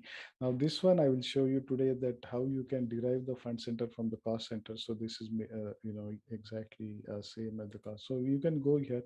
So it's kind of the same thing, but it's in the Fury app. So most of the Fury apps, as you know, they are kind of the same transaction put in a different way. But here, as you can see, the amounts that are posted for the budget also appears here, and that is the beauty of. So here you can actually see the budget as well of on the fund center and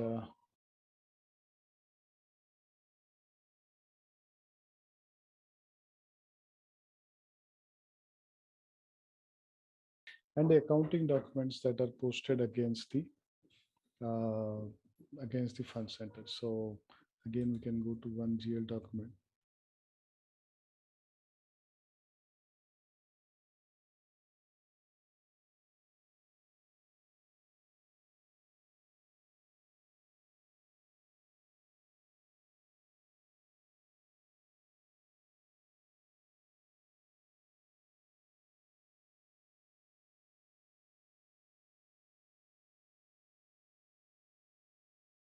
Could be an authorization issue.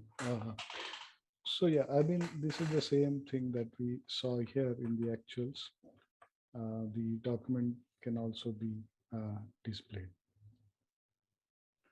So now let us go to the next topic. And today we have like three subtopics there, which is funds, functional area, and funded program. So yesterday you had some questions on the funded program. Again, funded program and grants seems to be similar. So here we probably can, once you see the grants, you can decide which one is a better alternative.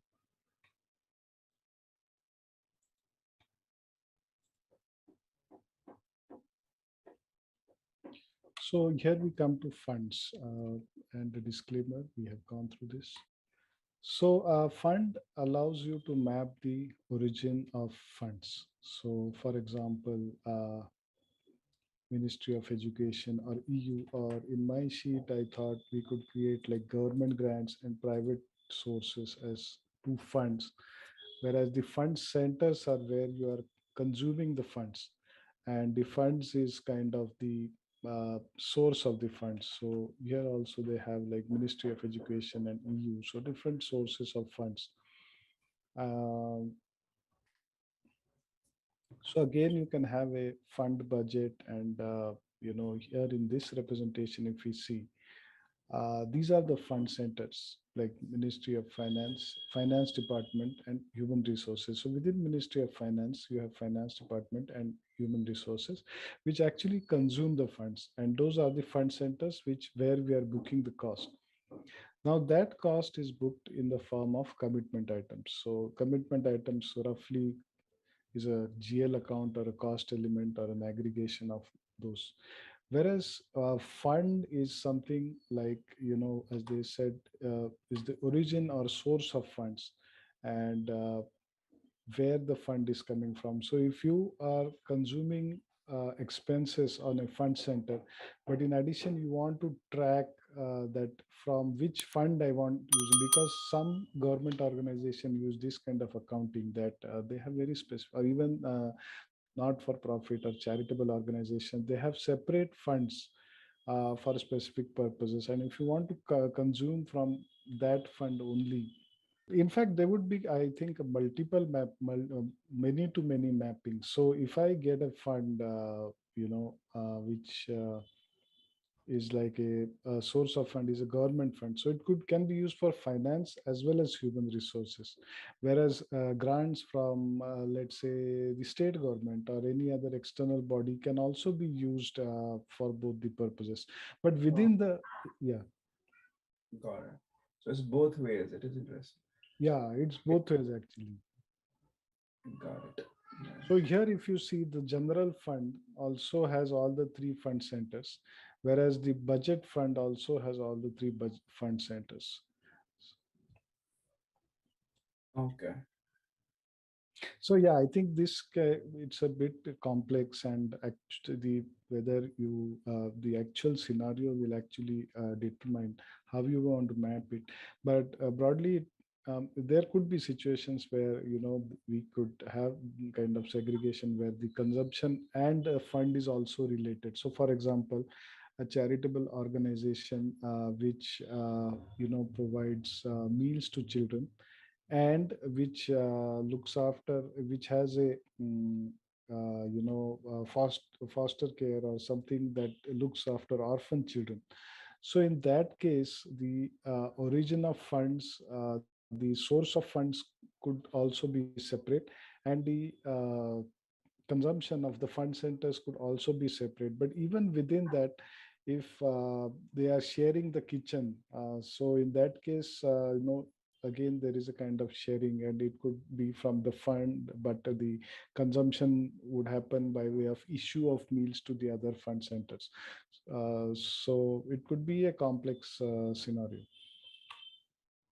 I think it's quite okay if you don't have all the answers right now, but if we could get a more practical scenario, then we could definitely attempt to map these kind of things.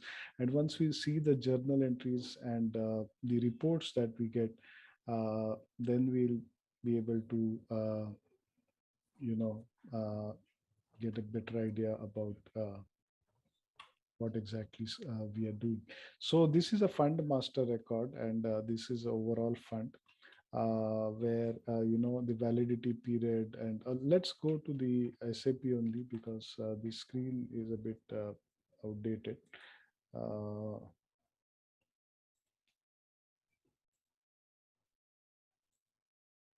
so let's create a fund, and I have created one fund, I think.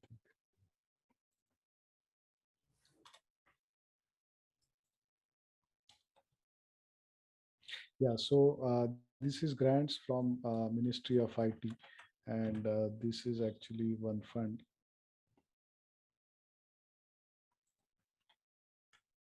And then private sources could be your collection of fees or anything that comes from private sources.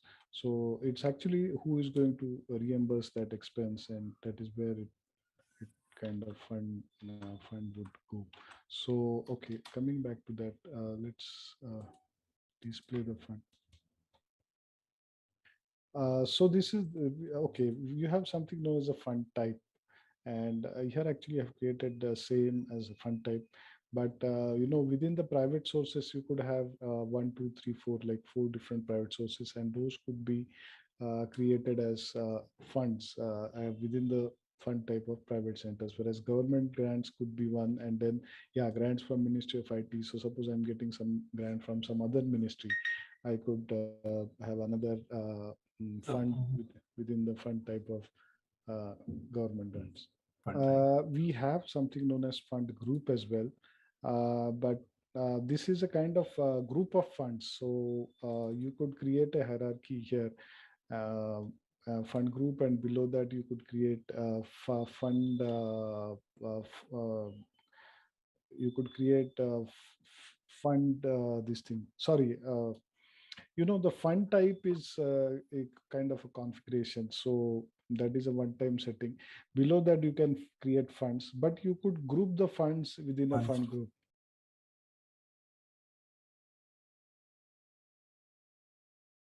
So let's create one more fund, and government grant. Within government grant I will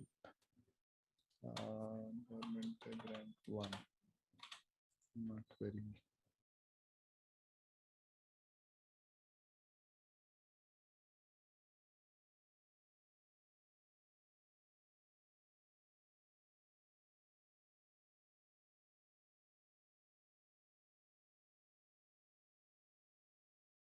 Yeah, the fund is saved.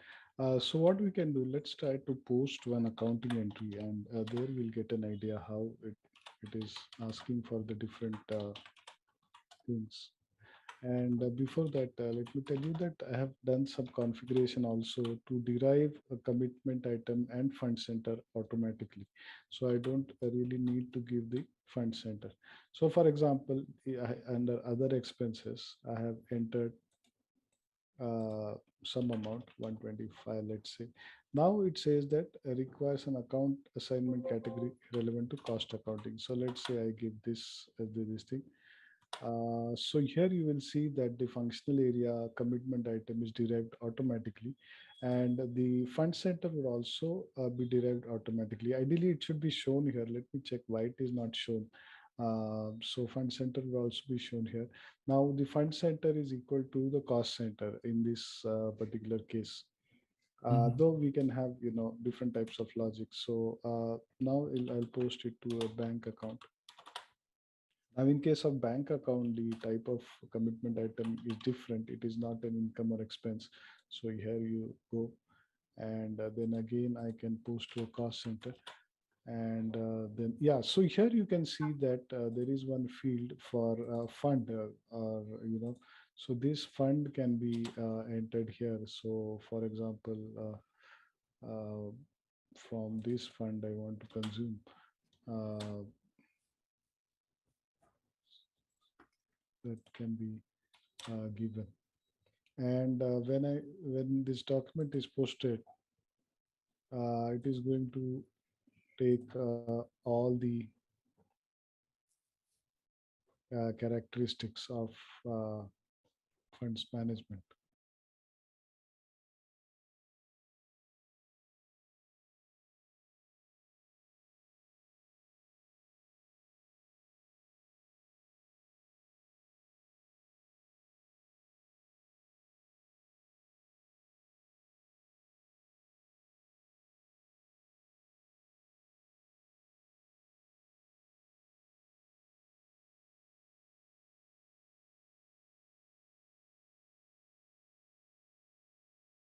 So here you go, that which functional area.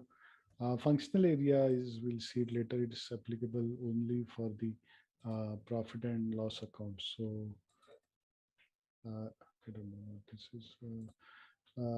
It is not applicable for the balance sheet accounts. Yeah. Uh, my feeling is we should get it. Let's see if we have the app here, because now, as you rightly say, that everything is uh, in the AC Doka table. Let's go and check in the AC Doka table, and I'm pretty sure it is there. And if it is there, definitely it will appear in the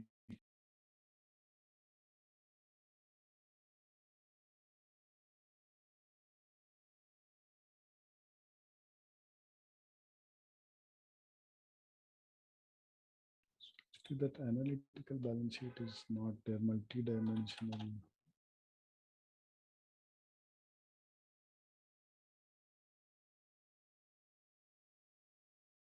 Okay, so if we click on this one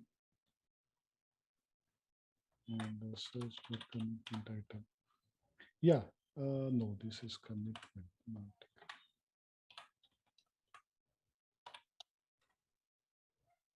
No, I think the funds management is not integrated with AC Doka. Fund center is there, fund is there. What about the commitment item? There it is at the bottom. Oh, yeah, yeah, yeah. Commitment item is there. Perfect. So that means we do have, It is there. it is there, exactly.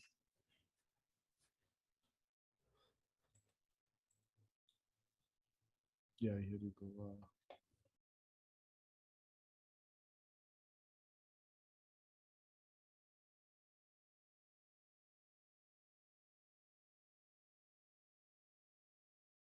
Okay, let's try to get it here. Oh my gosh. Where is it?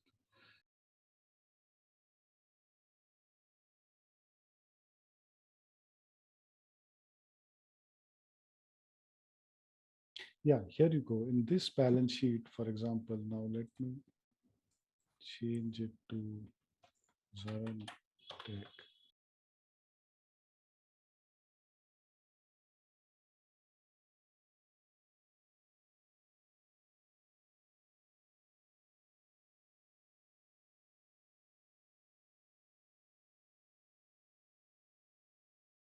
We need to create, I need to create these hierarchies, and also this requires a hierarchy to be created. That is why it's not showing the data.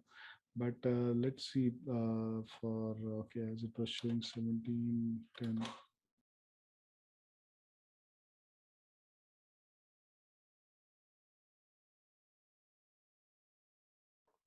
Okay. And if you go to the navigation panel,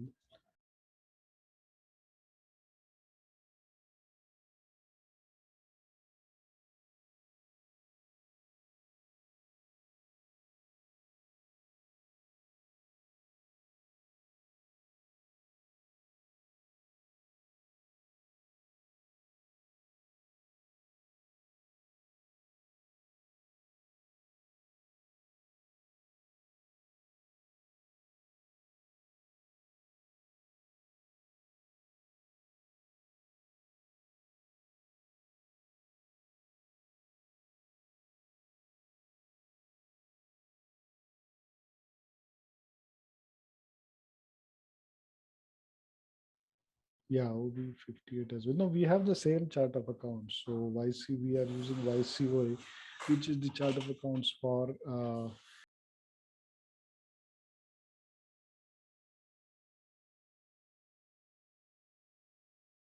yeah, this is assigned to the same this thing. So I think it should work. Let's try this. Yeah, here you can see just few figures. Here I don't see the fund yet. Maybe in the trial balance shows. Yeah, profit center segment, zero balance account, functional area, and the additional fields for the vertical side. Because it's quite likely that because generally you cannot prepare a balance sheet based on funds or anything.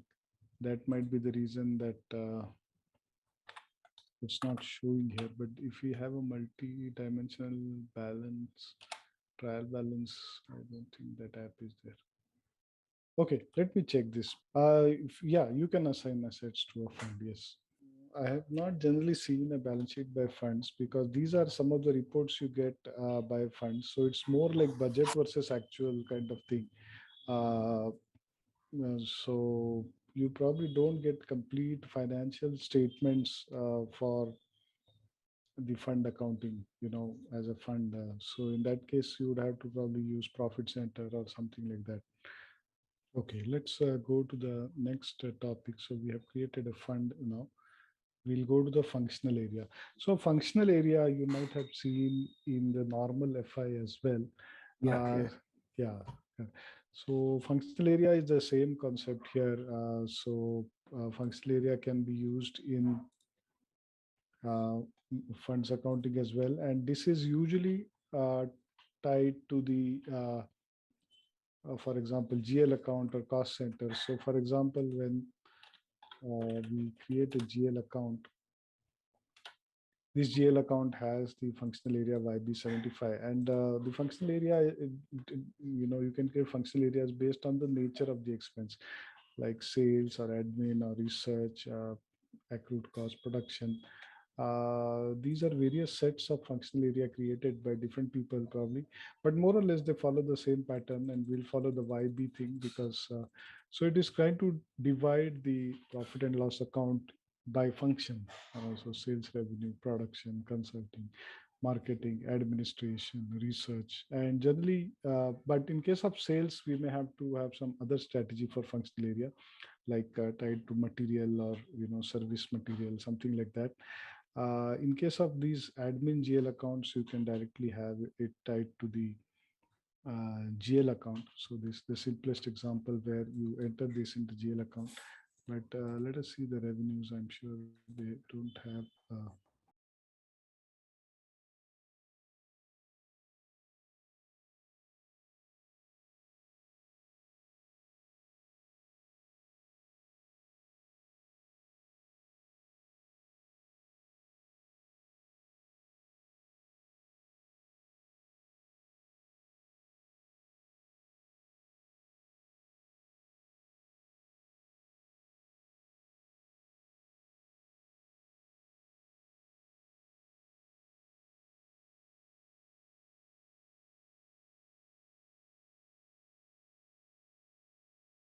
So here, if you go to the this thing, it doesn't really go anywhere.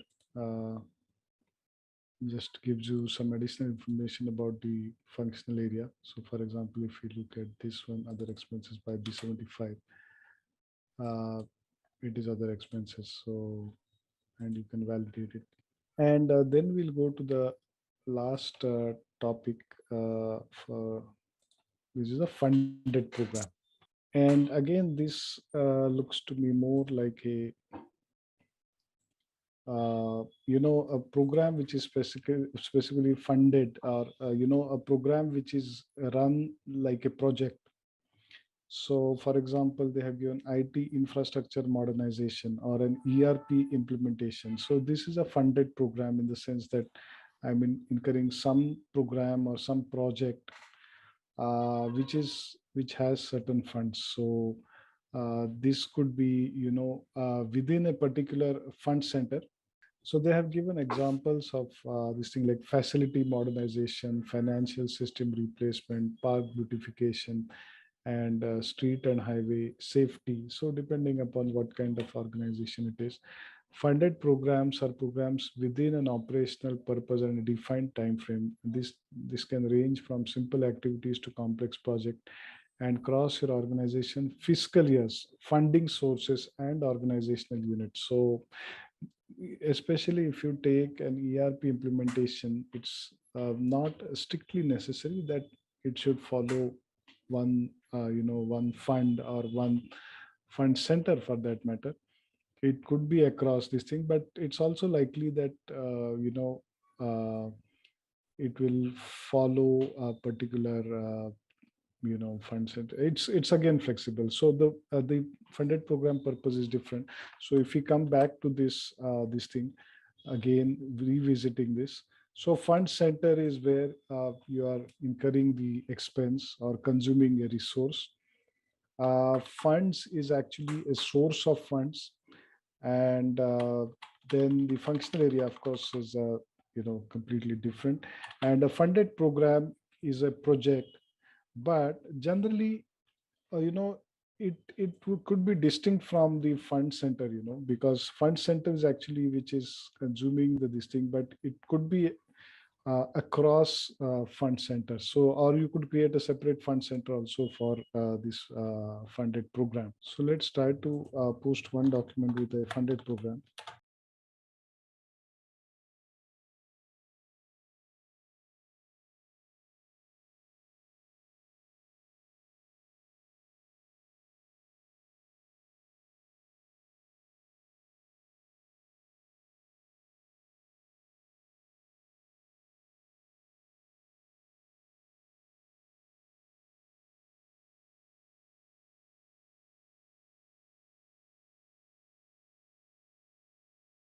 So here they have created one funded program and can be budgeted but not directly assigned to an account. During toasting account derived from accounts such as CO. So probably the funded program can be used as an alternative to the fund center. So if I directly post to a funded program, uh, I may not require a fund center to post to. Yeah, and that is what we'll kind of confirm when we post. So let's create a funded program. So let's say, yeah, this funded program I have already created like IT infrastructure upgradation. And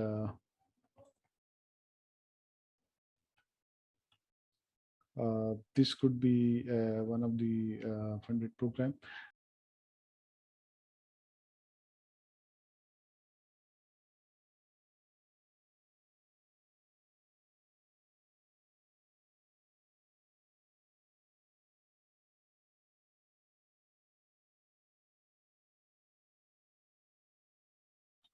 We have funds, we have fund center, completely earmarked funds.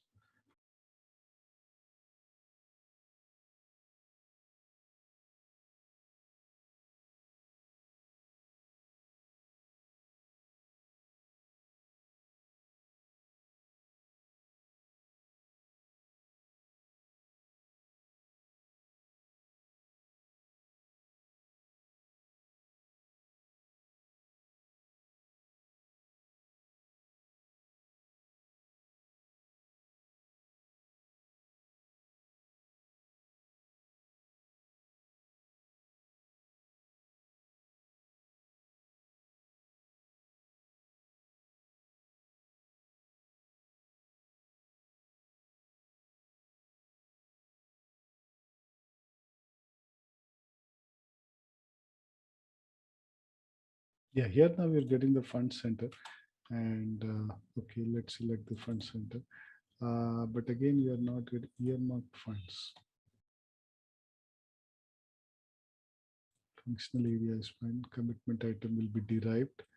Uh, Fund is, yeah, can be entered. If you refresh it, derives this automatically.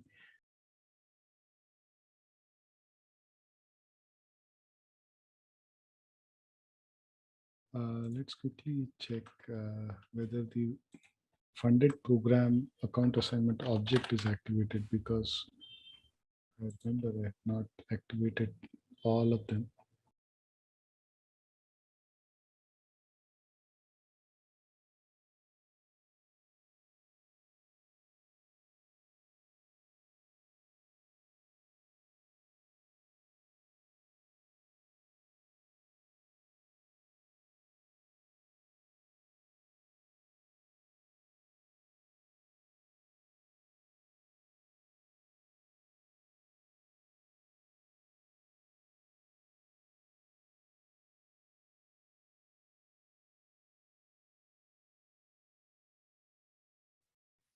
So here you can see it derives the one automatically. Well, we cannot see the funded program yet. Okay, let me check this. Maybe some additional activation is necessary, because sometimes it has some additional. Sorry about that, because I was not sure whether we use this.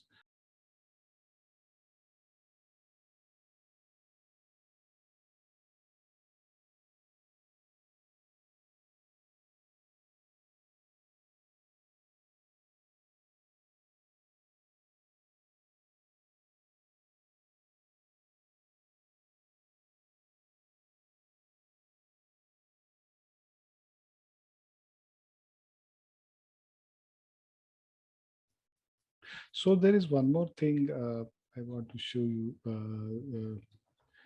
That we discuss this now: fund commitment item, fund center, fund functional area, and funded program. And sometimes it is a kind of a duplication to be keep on entering the same information in finance and then again in funds management. And usually there is some mapping between the financial or elements and the funds management. So SAP has given very useful tool called FM Derive. And here, what we can do is we can pass on certain characteristics from FI into funds management and derive the funds management org structure. So this is a very I mean, lot of functionality is available here. I have put a very simple logic, but see now what I have created logic is the cost center field is uh, transferred to the fund center. So where we have kind of a one-to-one mapping. But this is probably the simplest scenario. But if I try to create a new one, new derivation, it gives me so many options. So function module, enhancement, initialization, assignment, table lookup, and derivation rules. So we'll try to see more complex things. So from the material group or something, you want to derive the commitment item, for example. So we had done in the previous project that based on my materials consumed, suppose it is of a particular type, then I should derive the particular commitment item. So there the commitment item did not follow the GL account principle. It was more specific in terms of what exactly is consumed. So especially in case of different types of services where it could go to a common GL account, but it could go to a different commitment item.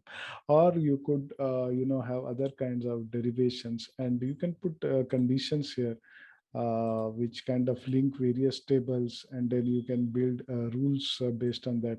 So this is a very flexible and very kind of a useful function. You can even use a function module. So I want to use some standard function module to derive yeah, so these are the standard function modules provided to read data from certain things and then pass it on to, so for example, I use this read account master data. So, based on the company code and GL, then I can, determine certain fields here, like your planning level, or, any field can be derived. But of course, the logic, if you know the logic, then if these two conditions are satisfied, uh, and here you can have the very specific condition that, these are the input fields, this is the condition, and then this is what is passed in the target fields. So yeah, so here they're passing the commitment item in the commitment item field. Based on this logic, I'm able to derive the commitment item. So we'll try to take a few more examples of complex derivation using function modules, etc. in the subsequent this thing. And this FM derived tool. So suppose I created one this thing, and I want to pass the GL account to commitment item. I can test the rule here. So this is a tool which SAP provides, and this is very useful. So you switch the trace on, and whatever your FI objects you pass here. So for example, here I'm trying to see whether the GL account is passed to the commitment item, and I want to use the same GL account, which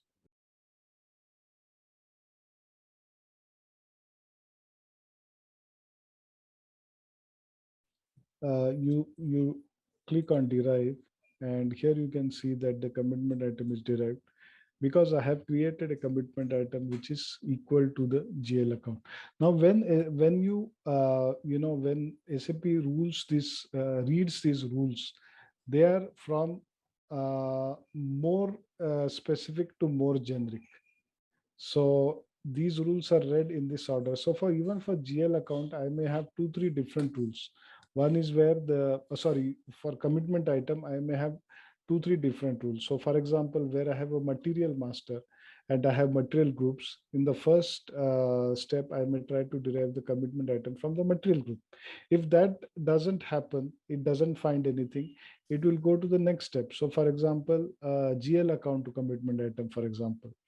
So this way we can have, for the same thing, we can have different rules, and it will, proceed in this order, trying to derive the rules. So here, if I go and display the log, it will show me what exactly it has done.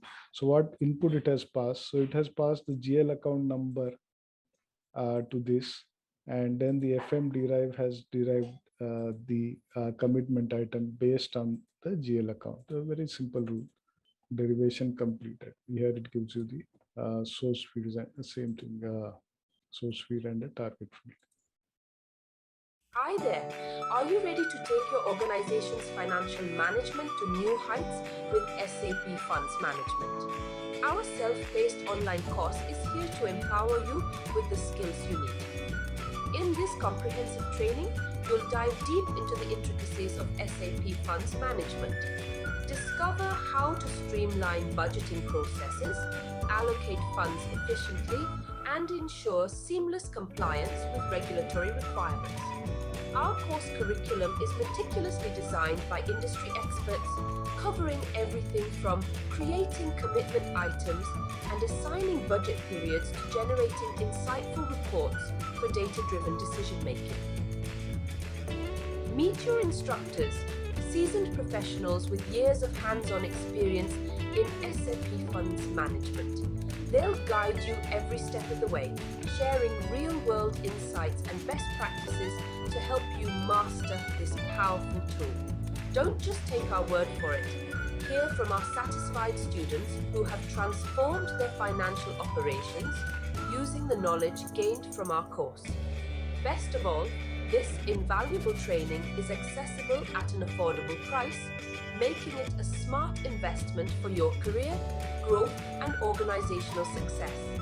Visit ZaranTech's website below for full details on the training and enroll now to unlock the true potential of SAP Funds Management. Okay, so let's go to the next topic. Before that, do we want to quickly do the assessment of 2 and 3? Because I don't think we did that. That will also be a good recap of what we did so far. So going back to module 2, organization structure and master data. Probably we saw this. Okay, let's, it's not much. We'll probably, even if it is repetition, let's quickly do it. Which of the following area takes precedence over company code? And the answer is FM area and controlling area. So I would say they sit on top, in the sense that you can have multiple company codes assigned to one FM area and multiple company codes assigned to one controlling area. The organization unit for controlling is the controlling area. Select the scenarios from the following that are available for public sector. Funds, functional area, funded programs, grant management is not active, and it is active, or budget planning and execution are used. So this is very specific to the presentation, and the answer is both A and B. The organizational unit for financial accounting is, of course, the company code, as we know. And state whether the following statements are true or false. You can assign one or more company codes to an FM area, and we saw that yes, you can assign one or more uh, company codes to a financial management area. Let's go to the assessment number 3. If you have any comments or you would like, please feel free. So, it could be just general thoughts about this, or anything that you want to add, or something that relates to your situation, for example. Uh, which of the following are the control parameters used to define the meaning of a commitment item?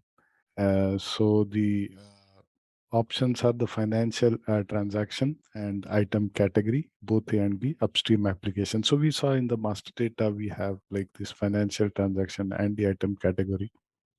So what they're referring to is this financial transaction, whether it is what kind of financial transaction it pertains to. And within that, there are subcategories, like whether it is a balance or a revenue or expenditure or clarification workload. Yeah, we didn't see that, but we can see that there is something there. There are ways to create this thing, uh, mass processing. Yeah. So Let me try this out, create a file, and then show you. Let me make a note of it here.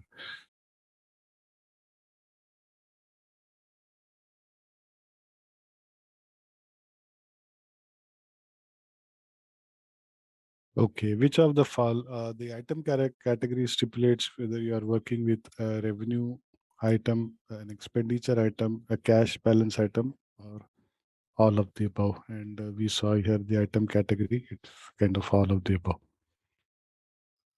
Which of the following option must be integrated to set up the FM account assignment? Organizational elements and structural posting elements. So the FM account assignment, as we know, is derived from firstly the organizational elements like the functional area, FM area, and finance management area, and the structural posting elements like fund center, fund. Then you have commitment item. Which of the following must be integrated? Yeah, we saw which of the following information must be contained in the fund center master record: the name and description and person responsible. So, going back to the concept of the fund center, yeah, it is more like where the expenditure is incurred, and then we had funds, which is like the source of funds, like private sources, government funds, etc. And choose the total number of digits of commitment items. Yeah, this is really large because the jail account is 10 digit, but you can go up to 24 digits with this. Yeah, it's the same. So, okay, let us continue with the next topic. That is, oh, yeah, this one we have on module 4. Maintenance of functional area in the master data menu.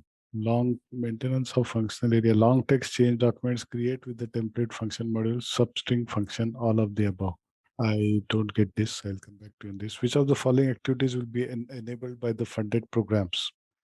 Funded programs, as we saw, if we go back to our funded program, it could be a project and record budget, control postings, and monitor the performance of internal projects. And this is all of the above.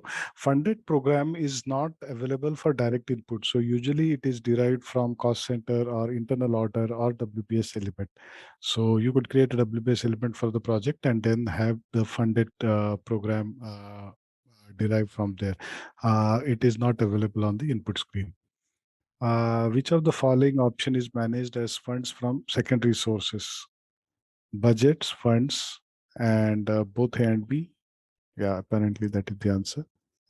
During posting, the account assignment is always derived from another account assignment object, such as, yeah, and this is a particular reference to the funded program, which could be like a CO order, WS element. So you could create an internal order and record all the expenses pertaining to the project there, or you could create a project in project systems and create WBS elements for that. And then we will derive that from.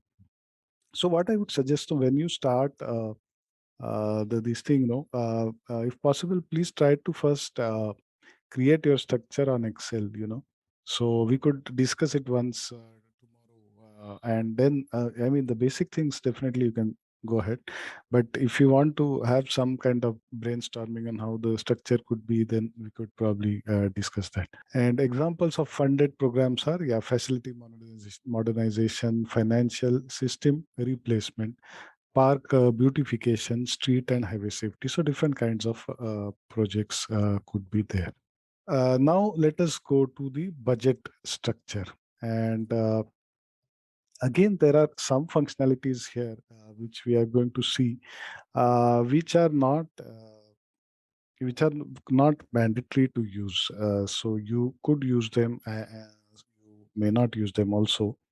So let us see what those are. So this is the budget structure. Disclaimer, we have all read. This is the agenda for today. Budget structure. Project structure enables maintain budget. So we are going to see the two concept of budget address and posting address. Budget structure menu, derivation rules, derivation types, and generate budget addresses from budget data. So the concept is that So the use of a budget structure is optional. If you do not use a budget structure, the budget addresses do not have to be checked. Budget and posting addresses have a one-to-one relationship. So the same thing is in budget, and the same thing is in the actual commitment postings. So when we talk about postings in the budget. BCS or in funds management, there are two types of postings. One is the payment postings, which result from, let's say, payment of an invoice or even the booking of an invoice. And one is the commitment posting. So the commitment posting actually starts when you create a purchase order, or even before that, when you create a purchase requisition. So something that creates a commitment for the future, so which is going to result in a definite liability or payment in the future. So those kind of postings are made both to for the budget and to the actuals. So for posting those, this if you want to create a budget structure like this, we could create a budget structure. So if you are familiar with COPA, yeah. So COPA, how does it work? These characteristics, they form a COPA segment. But that COPA segment is always dynamic. So every time you add a new product, a new profit center, a new customer, for example, it will create a new segment. So that combination itself is called a segment. So similarly, I could relate this also. So budget address or a posting address is nothing but a combination of FM account assignments. And what are the FM account assignments? They are like fund center, fund, commitment item. Sorry, yeah, funds, fund center, commitment items, functional area. These four combinations can result in different types of posting addresses and different types of budget addresses. So, for example, this is some kind of a structure. Uh, I think they have, yeah. So now at the top could be the budget address, and you could budget for the example, at the project level. So at the project level, if you budget, you don't really care uh, which accounts it is booked. So I have a budget of, let's say, 1 million for a particular project or a particular use or a particular department. Then in the budget address, I could create it at the level of the fund center, for example, fund center, without any combination of commitment items there. But when I use the posting addresses will have uh, the commitment items as well. So it could have a commitment items, it could have a fund, could have a funded program. What happens is that these become come under the umbrella of the top level budget, and the budget is actually consumed from the top level budget.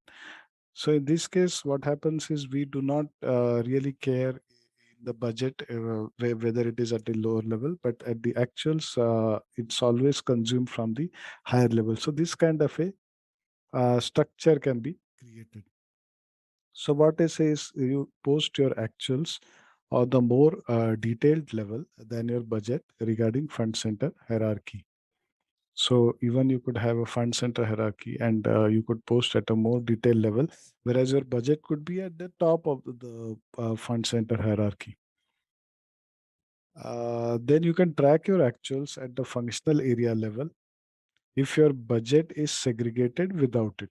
So again, they are saying that at the posting level, you could segregate it according to the nature of the expense, that is the functional area, whether it is admin or sales related, or it is manufacturing, or means cost of goods produced, etc.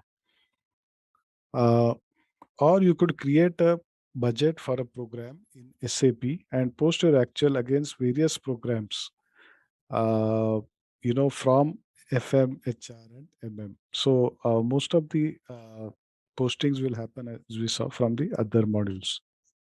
Okay, so now this is a kind of a graphical representation of the budget address and posting address. Uh, So here you can see that if financial management account assignment elements could be your funds, functional area, funded programs, fund centers. And these are modeled in a hierarchy.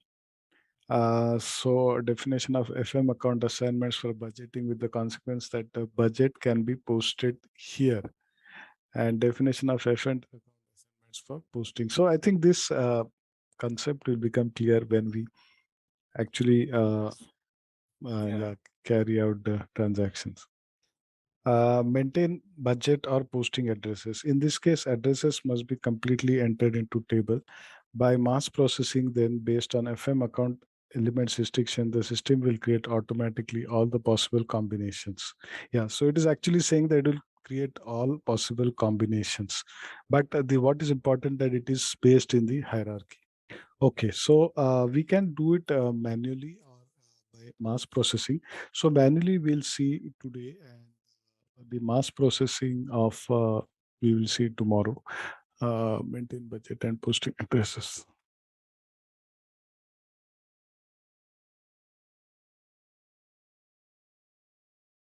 Yeah, so I will show you how to create the posting address.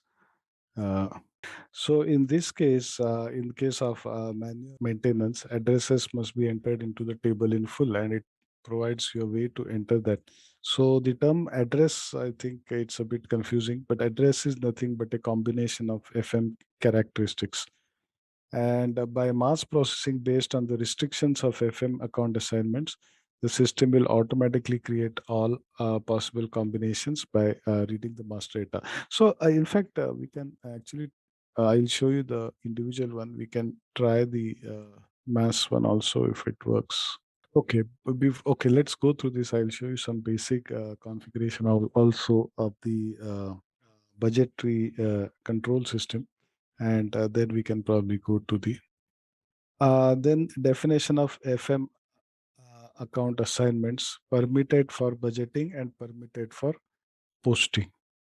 So there are two types. So FM area here, if you see the uh, FM area is 9,000 fiscal year 2009 budget structure. So here we need to create a budget structure, you know. So budget structure is kind of the high level node under which your posting addresses and budgeting addresses will be created. So the difference between two is that the budgeting address allows for budgeting, whereas posting address allows for actual entries, actual financial entries and commitment entries. And we saw in the earlier slide that the budget could be at a slightly higher level, and the actual could be at a much detailed. Copa Finance. Yeah, exactly. So these are like COPA segments only, but and you will actually get a report budgeting versus actual. So you can get it against those segments, you know, budget segments. Sorry, the addresses. And these are dynamic, you were saying, like Copa. Dynamic in the sense that it will not be created automatically when you post, but there is a mass function to create it, and we could create it in en masse, you know, periodically, or wherever there is a new account assignment created, field created. Like I create a fund center, I can run the mass creation for that fund center and create it. Maintain a budget or posting addresses. In this case, addresses must be completely entered into the table. By mass processing, then based on FM account element restriction, the system will create automatically all possible combinations reading the master data. Unfortunately, I do not have enough master data. So tomorrow, what we'll try this, but otherwise tomorrow we will I'll create more master data, at least a few more fund centers, commitment items, and funds. Functional areas are there, and then we will be able to create en masse more posting addresses and budgeting addresses. So this is the derivation rule. Posting address from the it's kind of a uh, again, this slide is a bit confusing. But let's say that it's kind of a one-to-one assignment, and uh, we saw that the budget address could be at a higher level. So the fund center, like instead of having one-to-one, we could have a group of fund centers pointing to one budget address, and similarly goes for other things. Generally, it will not happen in a commitment item. Also, it is possible. Funds, I don't think it is possible. Functional area, no. Funded program, also no. So in the first two cases, we could actually have many to one relationship between posting address and budget address. Okay, before that, before we go to this, let's go to the system and check on the basic things of budgeting, and we will come back to these things.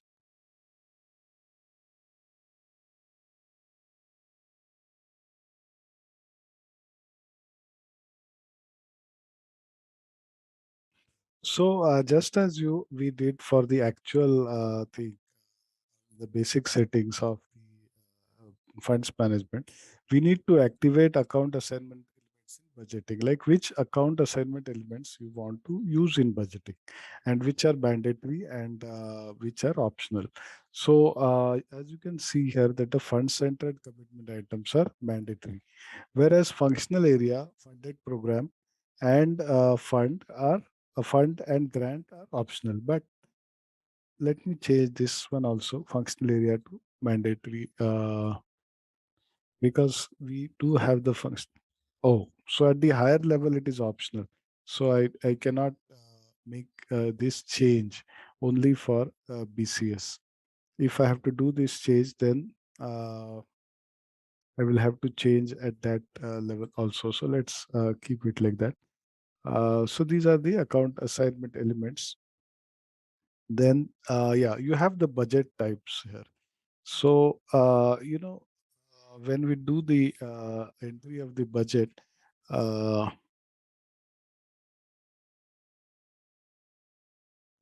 yeah. So this is actually predefined by SAP, but we can, create your own categories.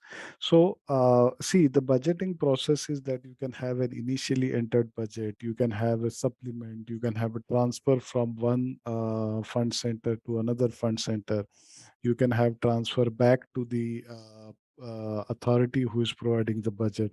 So these different kinds of transactions need to be reported out in the report correctly, and that is why we have these budget types. So if you, now you forget this enter, because I had created it initially just to get started, but now because there is data, it is not allowing me to delete it. So basically, we use the BT01. They have provided SU01, SU02, TR01, TR02. BT01 is the normal budget entry. So if you go beneath this and see the assigned processes, that three processes, either the budget entry, carry forward for sender, and carry forward for receiver. So these are kind of year-end processes. So you can carry forward, and you can carry forward from one to another. So this is basically the primary source of entry for the budget. Then we come to the supplement. So if you have any supplementary budget, then it comes under this. So these are the standard. If you want to use any other, like receive or return instead of entry, then we could use that also, and then supplement, and then transfer. Basically, there are different these primary types, and then supplement 02 is just a another variation. So they call it budget type unusual supplement. So from the receiver's perspective, if a supplement is termed unusual, this is just a text, so I can actually bifurcate these supplements into two types. If I don't require, I can just keep one supplement also. In fact, this classification again of budget types is not strictly mandatory, because I can add under the first one also all the processes. So, for example, now here I'm adding receive, for example, because it is not receive, and return, for example, because it is not there anywhere. So I can save it. So it's completely flexible, and user, how he wants to classify. These are predefined. These characteristics are predefined by SAP. I believe you cannot add your own here. So yeah, star is there. So if you want to just keep one and keep star, that's also fine. Uh, okay, so let's go back. And okay, this is transfer. So this is transfer receive and transfer send. And then again, this is transfer unusual, some other type of transfer to differentiate it, and the transfer one and transfer two. And then create budget structure. So we need to create the budget structure. Before that, we see budget category. Yeah. So category again, which types we are going to use. So payment or commitment. So the financial budget actually is not, it's just for information. It doesn't do any checks. But do you want to do commitment or payment? So generally, we would want to do both. And commitment is checked at the time of PR, and commitment is released when it actually results into an invoice. So it goes into the payment bucket. So we could have just one, or we could have a commitment one separate also. So as to keep track of both separate. Okay, so with this, okay, let's come back to this now. So let's try to create one posting address manually.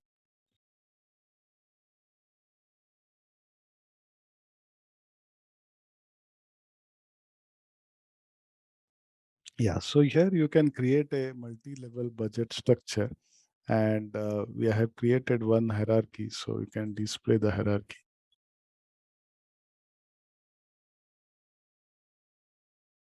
Sorry, so at the top is a budget structure, and we have created one. So now under this, so it's actually, it doesn't. Okay, so there's a top level hierarchy which has the same name as a Zaran top, and then you have these kind of combinations of the uh, fund center and the your commitment item as the address, budget address. Yeah, actually the constant element here. Can we change the layout?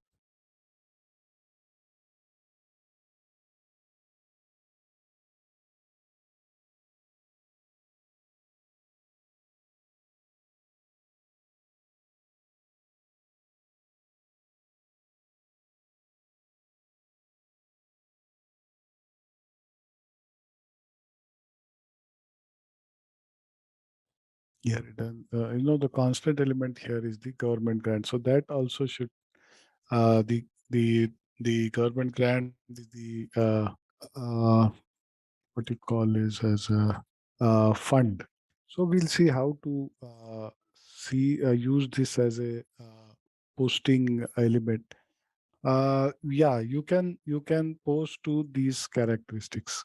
So you can actually post to these characteristics. Yes, I don't think you can enter directly this kind of a hierarchy node. You still have to enter individually, but the whole purpose is that we are not going to enter manually everything. We are going to derive 99% of all the characteristics from our existing organizational data. So let's say budget address. I want to create individually one budget address.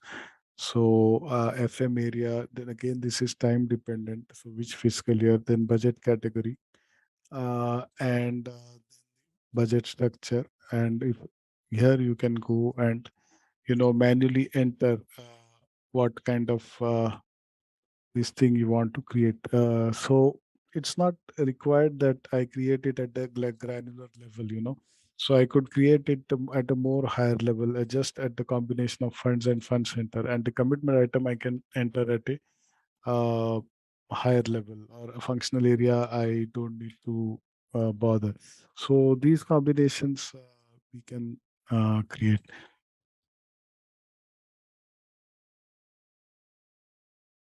And similarly, very similar actual also. Here it asks you for the posting ledger. So it's the same. The posting ledger the same as the budgeting ledger. And here we've created a similar structure. But let me work on this a little bit, and we'll, when we do the actual postings, we can have a different thing at the budget and a different thing at the uh, actual level.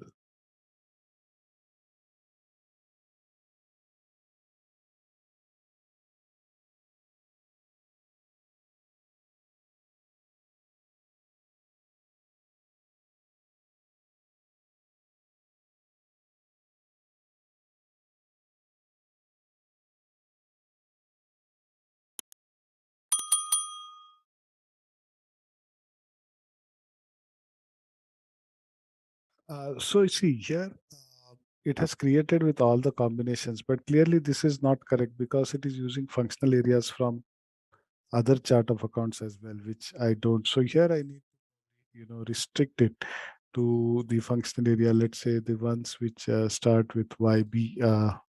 Yeah, correct. So we don't want. So somebody else has defined the other functional areas for his chart of account. Yeah, it's client specific. And then, this kind of IT infra, then we don't want everywhere the IT infra funded program, because this IT infra funded program may be very specific for a particular use.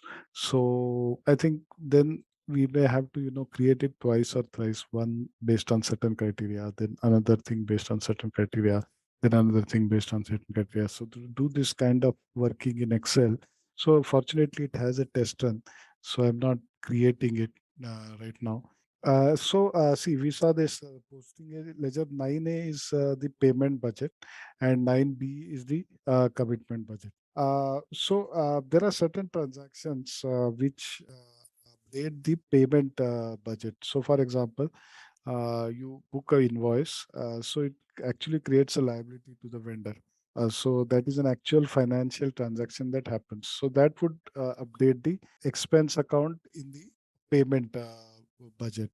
But suppose you create a purchase order, for some stationery. So stationery is a GL account, yeah. But purchase order is not yet, it's not yet materialized into a liability. It's a kind of something that is a commitment that is going to happen. So that will get posted in the funds management commitment budget. Yeah. So here they're saying that you can generate budget addresses, which we saw that en masse we can do. Similarly, we can do for posting data also. So budget address and posting address. So both is more or less the logic is same, but if our hierarchies itself are different, then we may not want to create it at all the budget addresses at the granular level. Suppose I have a fund center hierarchy, then here I will give only those nodes which are the top nodes. So let's take an example tomorrow, and I will show you how we can probably do at the higher level. So yeah, here it shows multi-level budget structure. Uh, FD1, Fund 1, Fund 2, FC, that is a fund center, 1, commitment item 1, fund center 2 and 3 are below the fund center 1, and then fund center 2, commitment item. The multi-level budget structure supports a bottom-up budget distribution. The budget is entered on the lower level and rolled up to the top of the hierarchy to simulate a top-down distribution. So, the account assignment elements are always at the lower level, lowest level. So, whatever you enter at the lowest level will cascade to the top, or rather will roll up to the top level. Okay, so another thing is that this can be extracted in BI also for reporting. Unfortunately, we won't be able to do that. Let me check. But most probably it won't happen. But we'll be able to extract these structures into BI, and then BI is more flexible from a reporting perspective, as you know. So the summarized data is pulled into BI, and then BI can do a lot of good reports with there are a lot of tools available that sit on top of BI, and you can build really informative reports which are more like dashboards, or which more give you a summary of what is happening. Which of the following derivation types can be used to map different logical dependencies between source and target fields? Derivation rule, table access, assignment, initialization. I think a derivation rule, yes, that is right. But if you are using BAPIs, so with BAPIs, you may be able to use a B and C also. So the right answer would be all of the above. Which of the following have a one-to-one relationship? Budget, posting address, both A and B, and function.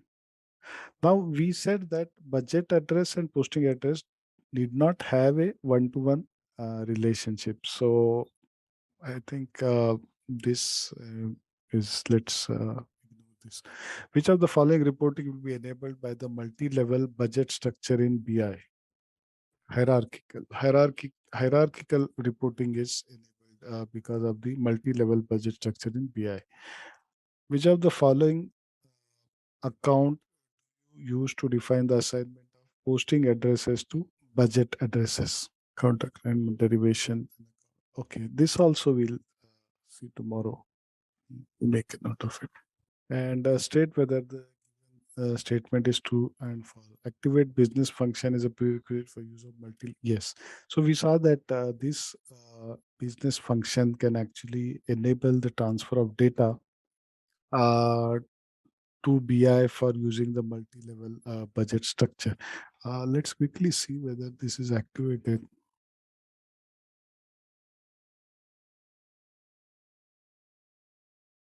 Yeah, maybe in the HANA this. See, HANA actually has redefined the way BI works, right? So maybe this is no longer required because HANA, BI, and HANA will work. Okay, I think this is probably a bit redundant now. All right, let's test your knowledge. Here's a question for you.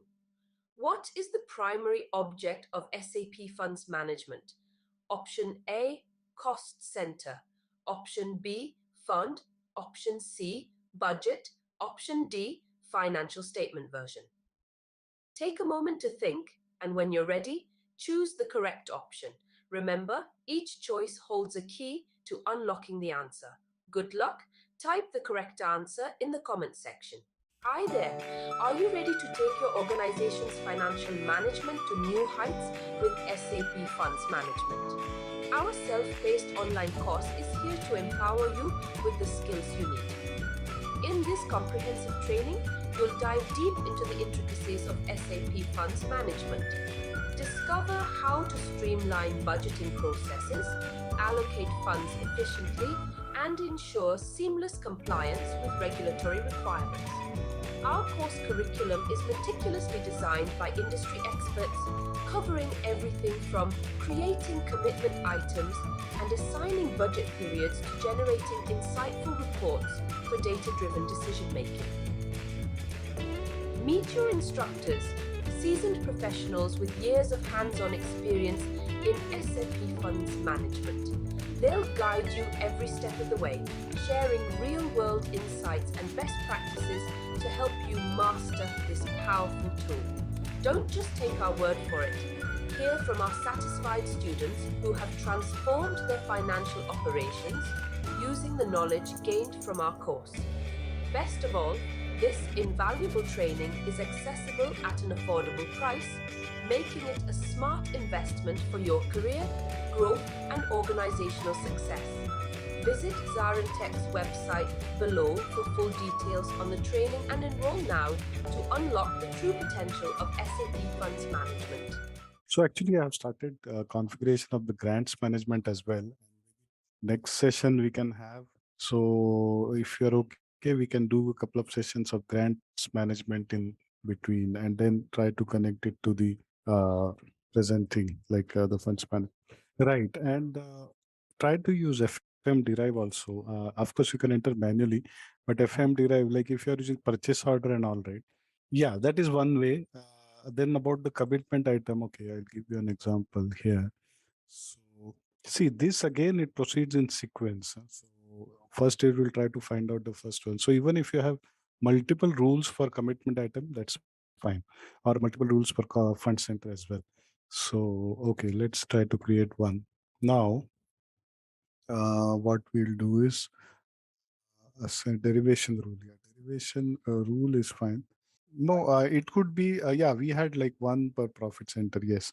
But yeah, in case of projects, sometimes you may not require so many administrative fund centers as much as you have the cost centers. So it could be at the project level also, or you could have couple of them in the project. All the admin could go into one, and then the others could go into one. So those kind of things are possible. So now we'll try go for the budgeting, and first let us go to sessions, and in parallel we will. So we finished budget structure, I guess. So we'll move on to budgetary control system, and this is where that we. You remember we did those budget addresses and posting addresses, and now in the budget control system, it's absolutely essential that you have those budget address generated. So either you could do it in a mass way where you let the program derive it like a combination of fund center, a commitment item, etc., or you denote or you create manually. Because when we go to budgeting, we'll try to budget for something that doesn't have a budget address, and it will give you a message that this kind of budget address does not exist at all. So it won't allow you to budget without a budget address. This presentation. Okay, the disclaimer we have already seen. Yeah, so budgetary control system, the functions in the funds management component support budget planning, budget execution, and allow you to monitor the availability of funds. So this is about the budget thing does. So here, the planning and budgeting functions are more or less integrated. So it is not like cost center where you can do planning separately and budgeting separately. So planning allows you to have some planning components, and the same thing would be used in the budget also.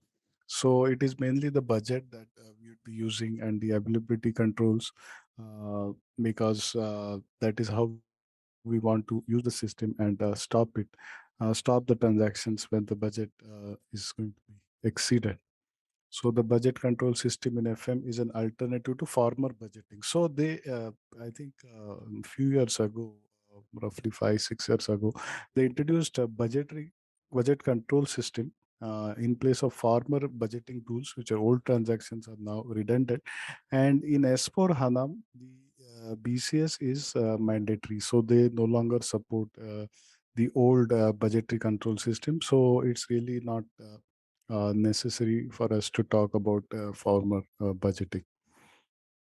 BCS is designed to allow flexible customer specific adjustment to all important functions. So this is a more robust tool, and it allows more functionality. SAP does not intend BCS and formal budgeting to be used at the same time. That is, if you are using ECC systems, you have the option, but you cannot use at the same time. And therefore, the menu transactions and functions of customizing are separate. The necessary migration tools are available if you are using formal budgeting. Yeah. So one of the, if you see the simplification list, so when you go for migration scenarios, and you migrate from ECC to S4 HANA, one of the items in the simplification list is BCS. So we had one of our former clients doing that, and they advised that, of course, he was on BCS, so it was not a big deal from him. But if you look at the relevant notes and all, it doesn't support. All FM master data support in BCS, as well as grant and funded program master data. So grant and funded programs are kind of integrated with BCS also. So we'll see tomorrow, next session on Monday, we'll see the grants session. BCS includes an integrated planning tool with basic functions for budget planning. If you want to use comprehensive budget planning, you can exchange data with SAP Strategic Enterprise Management. So this is another external tool, but I don't think it is in use anymore. You can use BCS with position budgeting and control. So these are all things within SAP. You can see that. Business Information Warehouse is available as a comprehensive reporting tool for the budgetary control system. So you can export data from BCS to BW or BI, and then you can report based on data.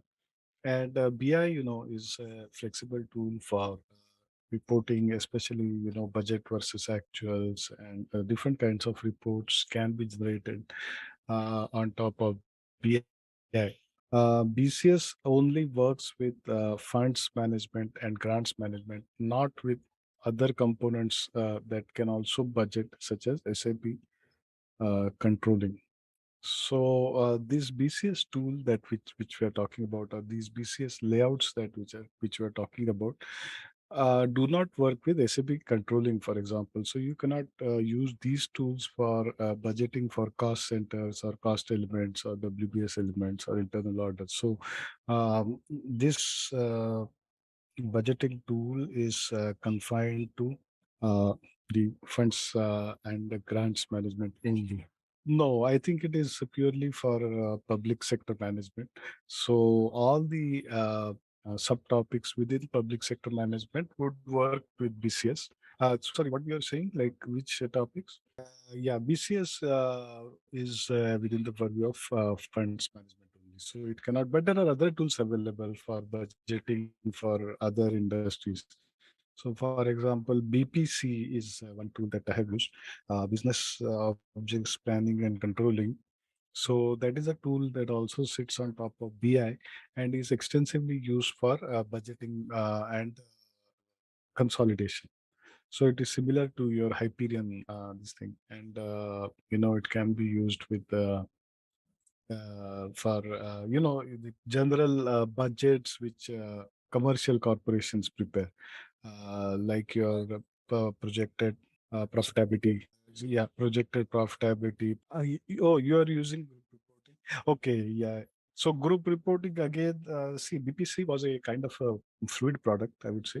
So they used BPC for some years, and now BPC is again getting split into two parts. So the consolidation portion is again coming back into SAP as group reporting. BPC product is still being used by a lot of clients, but yeah, it was not a very stable product, I guess. So it is again being replaced by group reporting, and group reporting has very similar features as BPC, but group reporting is within SAP, and the Fury front end and all those consolidation functions are brought back into the SAP. Exactly, and I'm glad you had worked with ECCS, because some of the elements like those FS items and all, it's exactly like ECCS.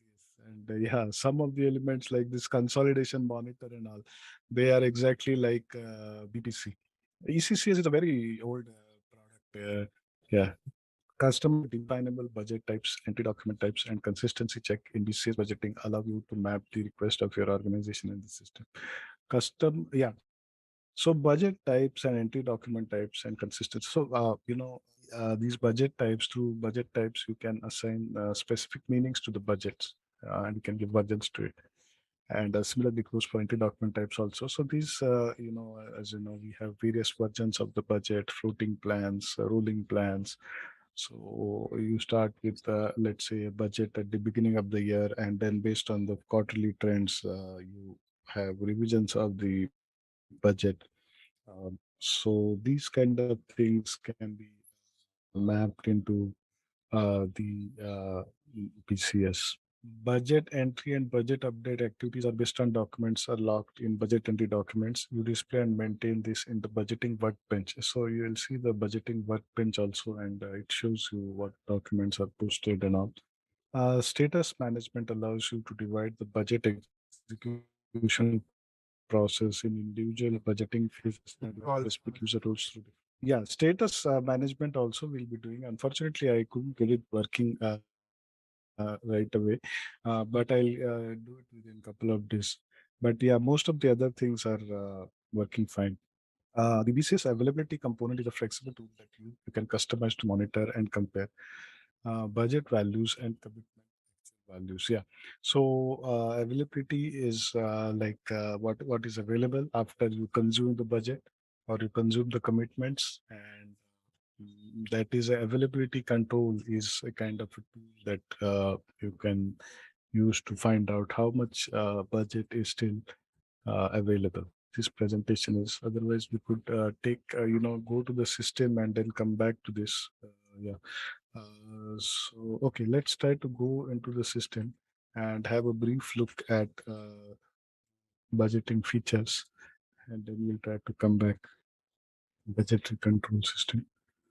And okay, similar to actuals, you also need to activate the account assignment elements here, and whether you what level of budget, what level of you'll be doing the uh, budget you'll be allocating. So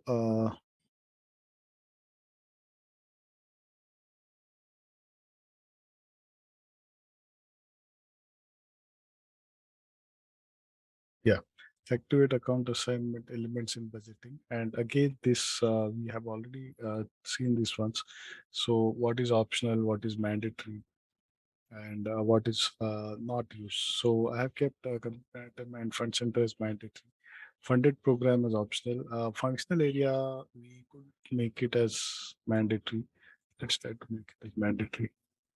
But I don't know if because already there is data, delete the data and then grant is optional and fund is optional. So these all things are optional. The next thing is budget types and then budget category also. So we have payment budget, commitment budget, and financial budget. So we could actually use either of these, or you could use both. This financial budget actually has no such no such. It's just for information. It doesn't stop you in either case. But this payment will stop you in case of payments and the commitment budget. So actually, unlike your controlling, here they have split it into two parts. So it is either you have this. This is standard, so you cannot have any other classification other than this. So you need to have either payment budget or commitment budget. And then you go to define budget types. This one, see, this one, how it works is the certain transactions of SAB by their nature are classified as either commitment or as a payment.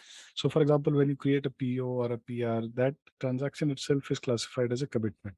Whereas when you book an invoice, pay a customer or a vendor, that transaction is classified as a payment. So, what stage you want to do the budget, or you want to do it at both the stages?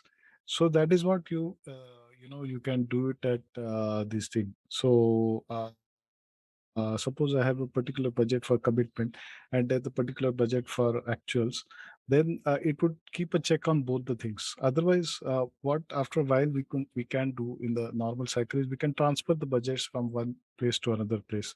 So commitments are all done, and now currently on the commitments and the payments. Okay, probably once we see the examples, it may become clearer. Then these are the budget types, and I think we saw this last time that this is the BT01 is the now you can assign process to the budget type. So the process are basically enter as per budget, supplement budget, and so on. So here enter, receive, and return and carry forward for sender processes are budget entry. So budget entry. So this will give you breakup of the budget by the budget type, like how much was the original budgeted, and then how much was the supplement, and then how much was the transfer from another budget, another cost or fund center, for example. So these budget types are more or less standard. I mean, you can customize this, but the underlying transactions are all standard. This is a comprehensive all the transactions what they had given for another FM area 001, and this is what you get. So these are the different types. So we will see these different types during the our course of the demonstration. Okay, and one more thing that we have is create the budget structure. So that is actually not in the configuration.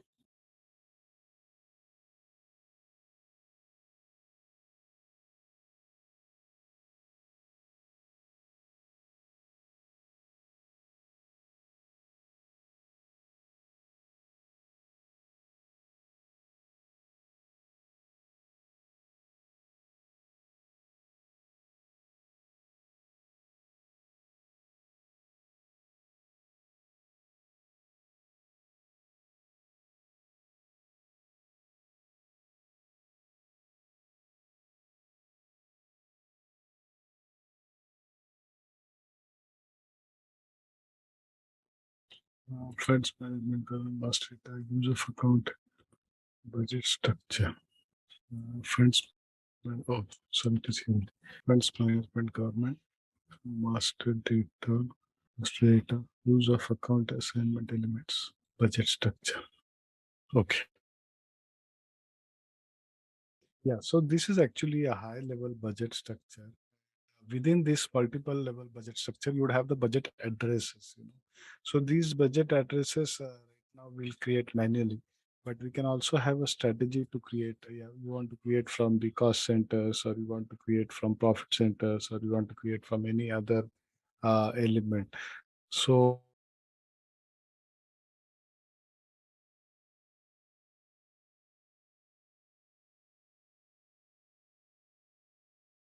yeah, so we'll now go back and create some master data here, like a budget address or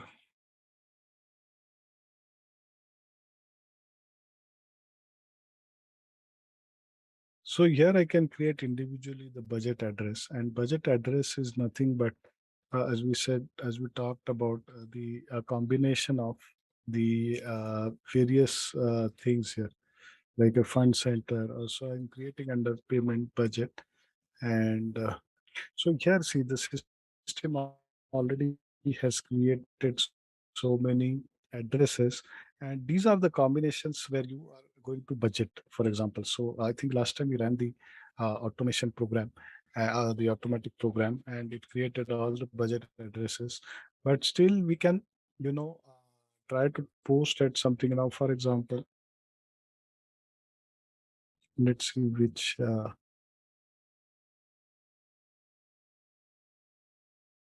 Yeah, it has created, but I could try to delete something from here and then try to create.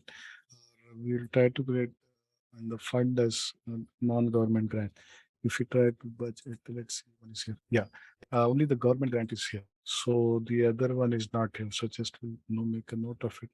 Okay, so these are the budget addresses. So as I told you, budget address is nothing but a combination of all the account assignment elements, and we can create it automatically. And then posting address also same posting address. You know, this is also since we create it automatically, it will give you the same thing.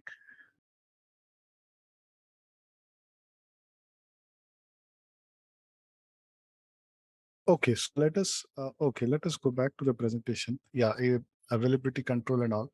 But before that, let's try to create one budget record, and this will come to the transaction FNB CCC. So as you can see, the planner functions doesn't have any, it has one change plan data, but function we are not going to use to that extent, because plan data is not what will used in the availability control and all. So we'll directly go to the budgeting. So this is the planning which you probably saw in cost center thing. So this isn't really useful or relevant at this stage. So we'll go to the budgeting thing. Okay, so let us create one entry document of the budget. So we have actually entered this in the configuration, what type of budget I want to enter in the process. So these are the entering processes: enter return,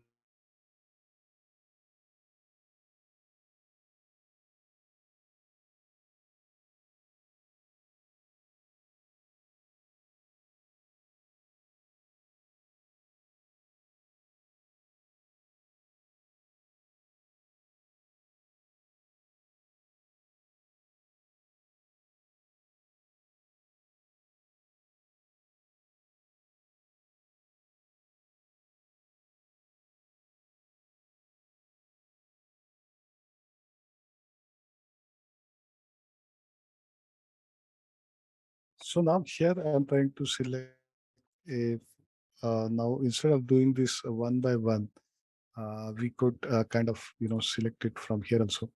So this is what functional area, for example, YB35 and no, nothing, YB25.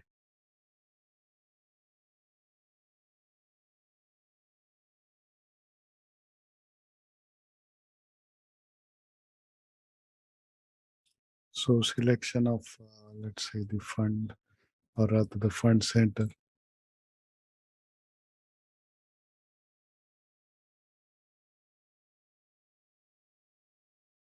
So here it will return all my budget objects, and I can select one budget object, like let's say this one, or I can select multiple.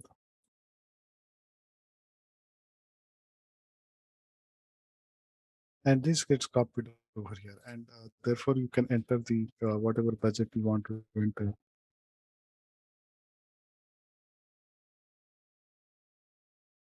So this has become green, and I will save this.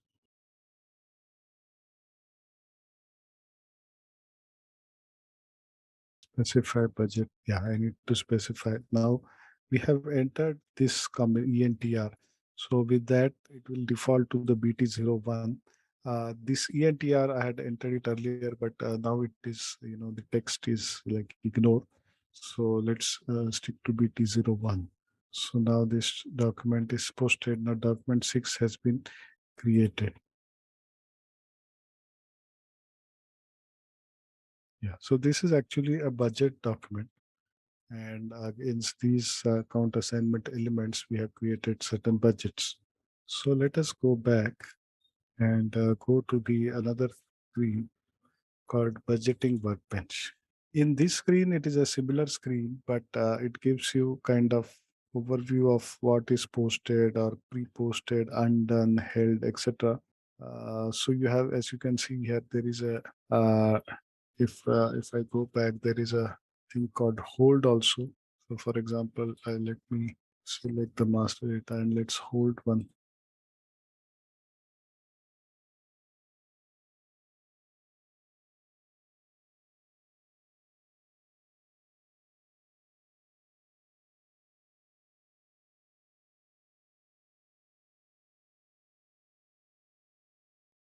This is similar to the financial hold where you can give a temporary test number, and you can uh, call this, and then you can post this document. So once you post it, it will disappear from held and it will go to the posted document.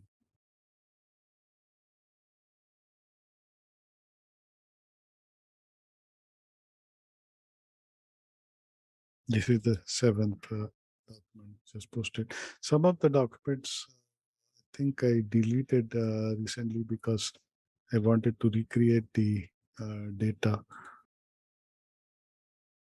Then you have the multiple budget entry, and multiple budget entry also works in a similar way, except that here you can make kind of, or you can post to multiple account assignments in one go.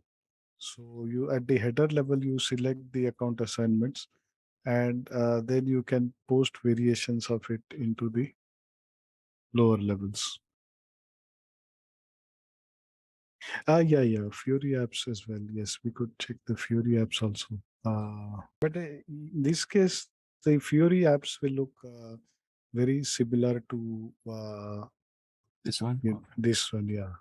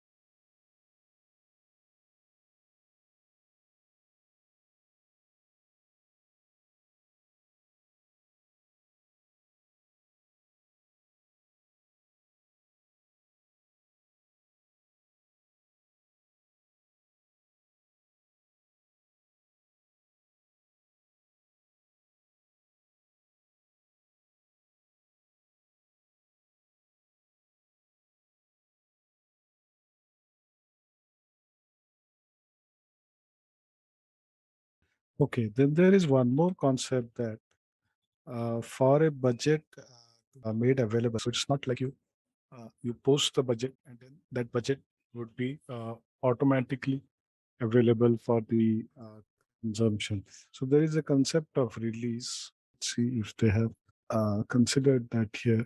So any specific thing you want to take in the example, then I can configure that based on your, or let's go procedure what we are doing. Hi there. Are you ready to take your organization's financial management to new heights with SAP Funds Management? Our self paced online course is here to empower you with the skills you need. In this comprehensive training, you'll dive deep into the intricacies of SAP Funds Management. Discover how to streamline budgeting processes, allocate funds efficiently, and ensure seamless compliance with regulatory requirements. Our course curriculum is meticulously designed by industry experts, covering everything from creating commitment items and assigning budget periods to generating insightful reports for data driven decision making. Meet your instructors, seasoned professionals with years of hands on experience in SAP Funds Management. They'll guide you every step of the way, sharing real world insights and best practices to help you master this powerful tool. Don't just take our word for it. Hear from our satisfied students who have transformed their financial operations using the knowledge gained from our course. Best of all, this invaluable training is accessible at an affordable price, making it a smart investment for your career, growth, and organizational success. Visit ZaranTech's website below for full details on the training and enroll now to unlock the true potential of SAP Funds Management. So functions in funds management component support budget planning, budget execution, and allow you to monitor the availability of funds. The budgetary control system is an alternative to formal budgeting. BCS is designed to allow flexible customer specific adjustment to all important functions. Okay, and one more thing I want to show you is that, okay, we saw the budget entry where we are creating budgets. So for example, let's create one budget. So we use this function like enter the budget and then we enter the budget. So similarly, you can use the other functions as well. So for example, you want to return the budget.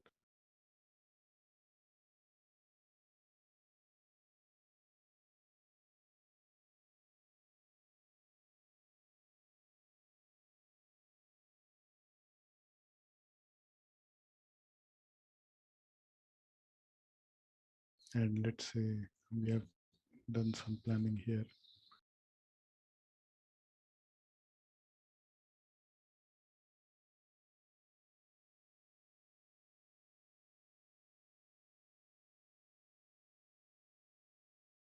So this is actually creating a reverse kind of entry where the budget is getting returned. So this is, determined by this header level thing like return. And in the reports, it will appear as a return budget and not as a positive budget. So coming back, SAP does not intend BCS and former budgeting to be used at the same time.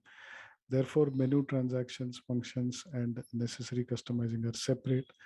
The necessary migration tools are available if you are using former budgeting but want to migrate to BCS. And we saw that post HANA, everything is available in BCS. All FM master data is supported in BCS as well as grant and funded program master data. So today we'll have a small introduction about grants also and see how we can integrate this because we unfortunately don't have any uh, presentation on grant. So we will just have it, informally, and then we'll continue with the other things. Sorry, where was I?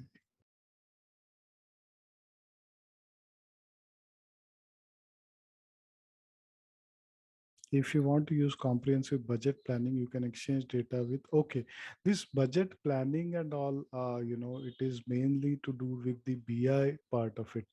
So I don't think we can have that kind of demo. Let me check if they have any BI system connected, but I'm doubtful. So this will probably have to see, just as a theory. So you can use BCS together with position budgeting and control, and business information warehouse is available as a comprehensive reporting tool. So in fact, you can exchange data, plan data, budget data between the two. BCS only works with funds management and grants management, not with other components that can also budget, such as SAP controlling. Customer definable budget types, entry document types, and consistency checks in BCS budgeting allow you to map the requests of your organization. So here we saw that not only if I try to create a budget, we have like this budget types, and then the process, whether it is a carry forward, return, supplement. So I can even use the other processes here. And then the budget type. So budget type actually uh, determines what kind of process we are doing. So if I use supplement here, I will have to break it down, use the other budget type, which is supplement budget. And again, the same thing here. So I can have a initial budget, and then a budget supplement may be added later in the year if the particular budget get exhausted, or some additional amount is sanctioned by the government, for example.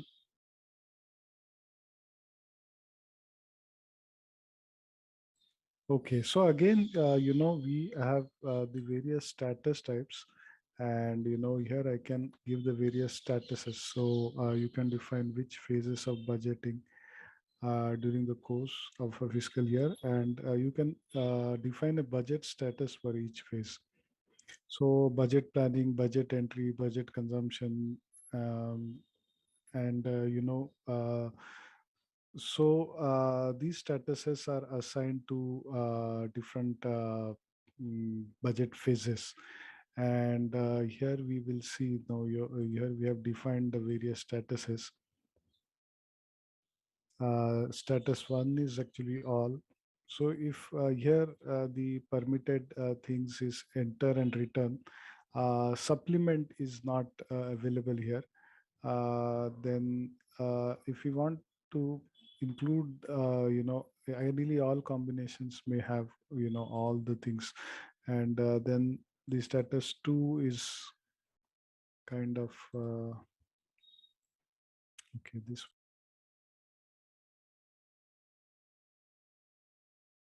Yeah, no, they are actually provided by SAP default. So these four statuses are provided by default. Status 1, 2, 3, 4. And this classification can be then you can create your own statuses also if required. But I think the existing ones should be sufficient.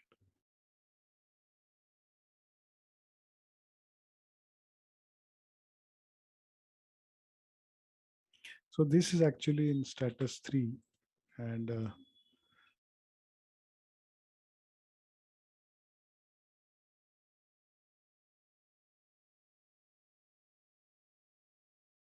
so currently, this version is assigned different statuses. So currently I'm using the version 0, but if I want to use one more version, then I can assign a different status to it. So for example, change one would go into the, let's say, change mode. So, the changes in the budget is kept, you keep track of it through different versions. So let's try to create in the different version here. So instead of version 1, I will create it in the change version. And then I would be able to use the other types like this supplement and whatever is assigned to that version, inside that whatever is assigned, I can use those kind of statuses. So essentially it helps you differentiate between, different budget versions, help you differentiate between what was originally uh, designed and then what was subsequently added. So similarly, the combination of the budget type and the budget versions. So sorry, not here.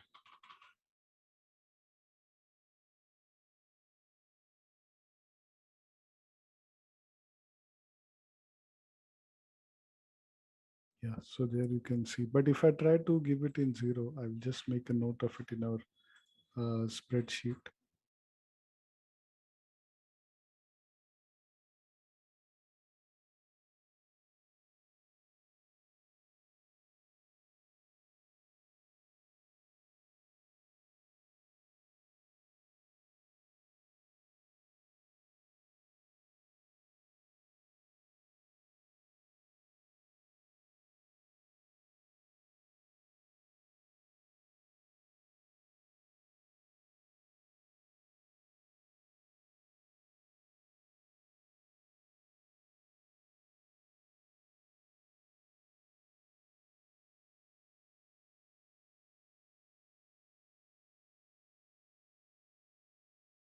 Yeah, edit status is already here.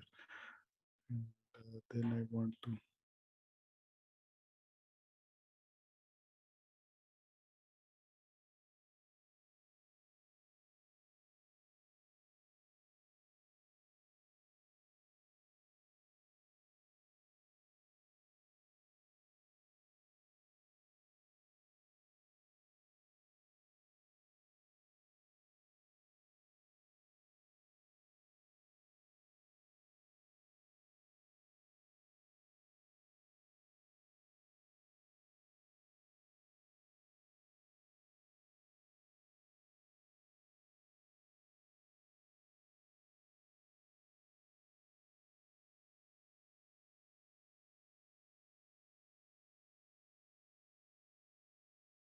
okay, going ahead.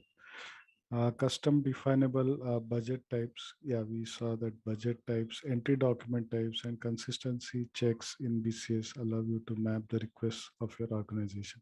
So we have mapped, here the budget types.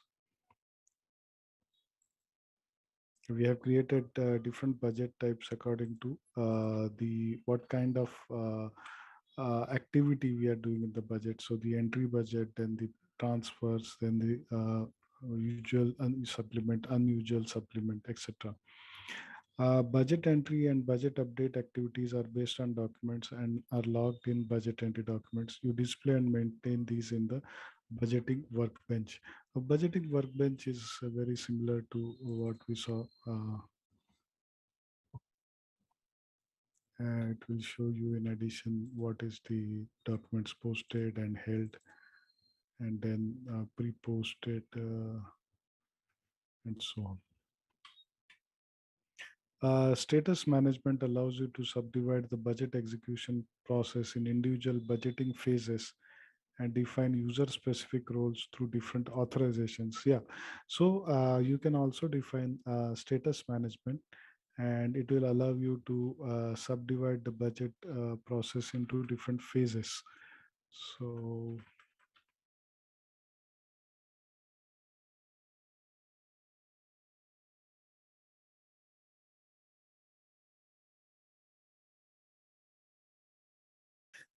this is something I need to configure actually. Let me do that.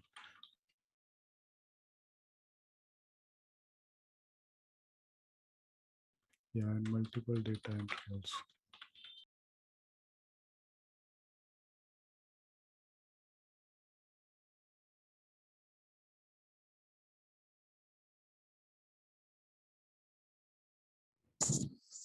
Yeah, availability component. So this availability component again is a flexible tool. We'll see that.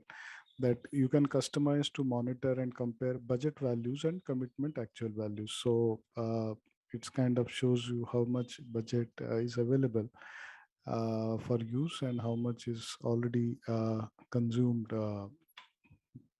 by the expenditure.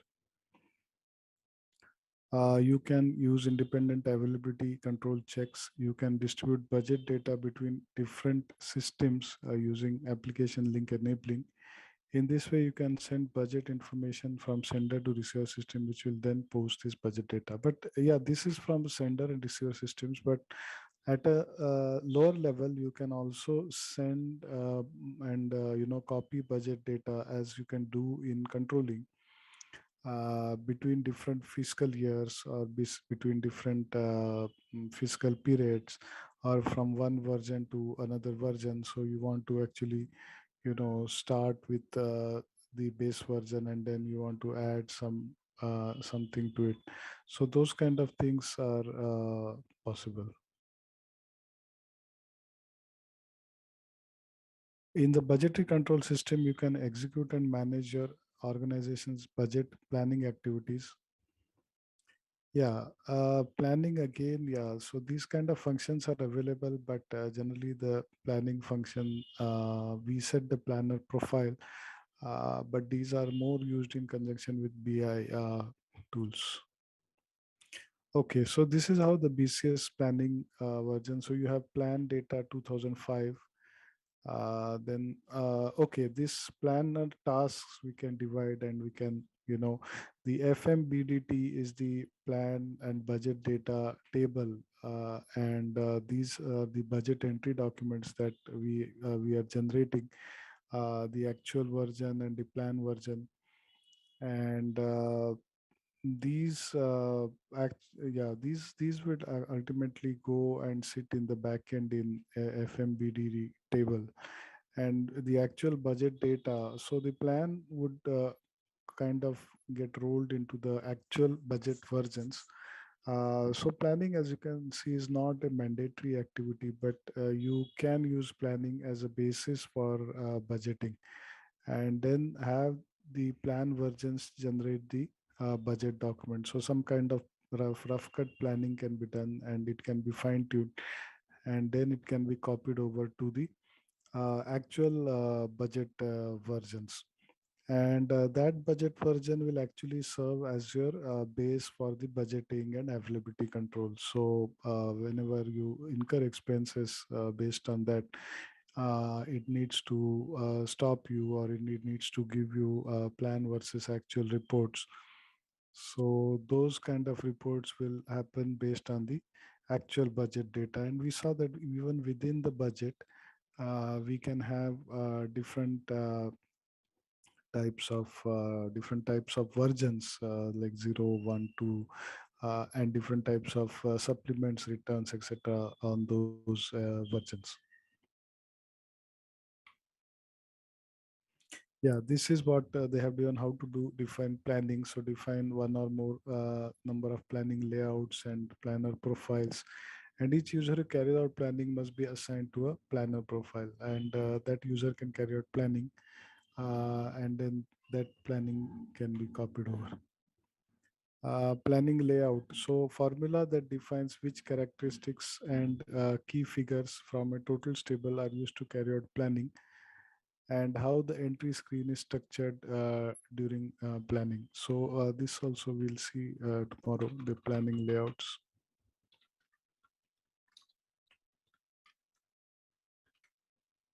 and how the entry screen is structured during planning. It is predefined in the system that planning layouts are based on the total table FMBTT. The characteristic and key figures you want to use to carry out your planning, how the entry screen is structured, and whether you want to specify particular values or intervals, and then whether you want to include actual key figures. And you have the header area. So header area, we saw that it contains the high level thing like the version, the fiscal year, the controlling area, sorry, the FM area. And then in the individual FM, individual lines, you have the budgeting addresses or the FM account assignment elements like your fund center or your commitment items, funds, functional area primarily, these four. And if grant management is in use, then we have grants management as well.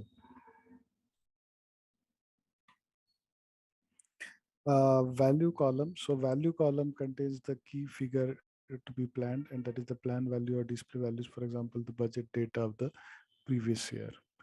So different. So this is similar to your COPA. So value columns are like the uh, planning data of this year or previous year, and which can be used as a basis for budgeting. Again, it's the same thing.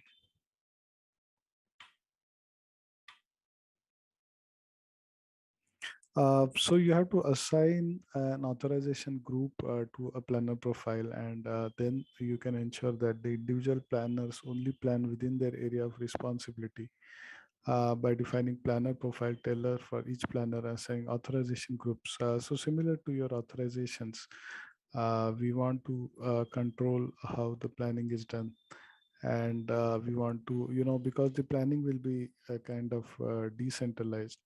A lot of people will be doing the planning, and then that would be combined as a budget. So we don't want anybody stepping on someone else's shoes and doing planning for something which is not responsible. You can default the parameters to your planning layout. So your planning layouts will actually contain your default parameters, and the combination of a planning layout and default parameter is described as a planning task. So the layout and the parameter. So you can say that for the end user or for the business user, the task is cut out. That this is your planning layout, and these are your default parameters. Parameters would be your the account assignment elements. So you are responsible only for planning for these particular things, and that is how those layouts would be customized, and the specific layouts through the authorization groups would be given to the end users. So we can have like a department wise or fund center wise planning layouts which can be used in that manner. Okay. So this is about this thing. So, but before we go ahead with budgeting, let us quickly go to the grants management, and let me walk you through the grants management first. Then we'll start probably using those account assignment. So we are primarily dealing here with grantee management, not with grantor management. So grantor is the person who is giving the grant, whereas we are in this case the a receiver of the grant, and therefore we would be kind of mainly dealing with that aspect. So at the highest level of the company code, you want to check whether the grantee management is activated or not. And here I have activated for the first company code. So determines whether grants management grantee component is active for a company code. So here we have activated it for Zaran. We will also activate it for the other one later. But the other one I have kept clean so that we can, build a really good structure and then have a few sessions of practice in that with data that is very close to the real scenarios.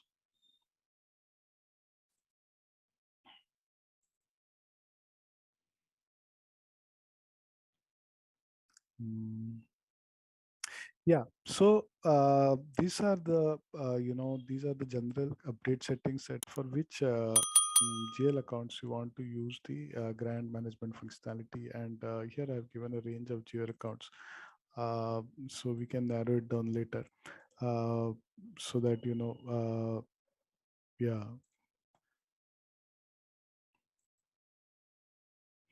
Okay, so let's first again go to the business partner function. So for this grants management, it is necessary to have a business partner, and this business partner is similar to your customer, vendor, etc. But it has a special role called a sponsor role. So if I go to BP, let's we can create one business partner. In fact, okay. Otherwise, first let us see the one that is created. So this is a grant management partner. That is the name I have given. And first you create it just like any other business partner. So basically the name and address, etc., identification, number ranges. Here in this particular case, the number ranges are not synced. So in the FI customer, the actually it has a different number, which is 40031. But I have created one account group called sponsor, and this is called sponsor from grant management. So this can be used to create further business partners. So what will be the purpose of this business partner is that that organization will provide the grant, and we will be monitoring the usage of the grant. And in future, so grant management has an additional functionality that this customer can also be used to bill the work that is done against the grant. So you may actually do some billable activities in the grant, and then you can bill out those activities to that customer. So this also serves as a logistics kind of customer. Let us go to this role. So there is actually not more much information that is required to be given in this role, but simply we need to kind of create the customer in this role to be able to use it in the grants management module. I don't remember having. Oh yeah, we have at the company code level of this sponsor. Mm.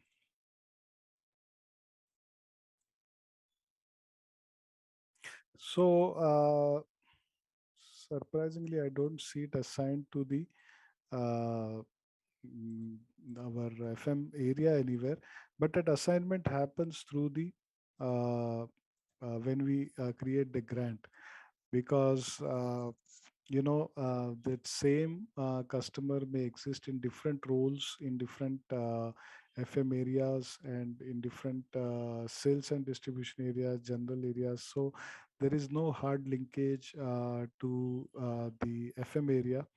The link is actually through the company code. So here we have this link created in the role of sponsor.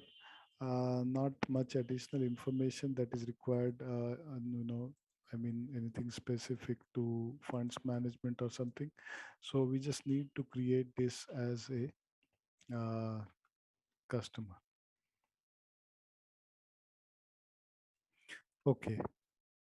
So we'll now try to create one grant, and before that, there is something called as a sponsored object, and we need to create that as well. Sponsored program group is not mandatory, but a sponsored class. Yeah. So this is, what, it's kind of a expense and revenue classification. So this represents the sponsor's expense and revenue classification. So sponsored class is used to group expenses and revenue in order to satisfy the sponsor's view and reporting needs. Okay, so the sponsor may have, some reporting needs as to how he wants us to report the utilization of funds to according to his requirements. So it's basically like whether you spend a grant on expense or you send a grant on creating revenue or program income. So these are the different sponsored class types. Uh, or rather, I would say, sorry, not income. So whether it is spent in recording income or expense. So you may have kind of different sponsored classes for recording revenue against that sponsor, and also, the expense against the grant.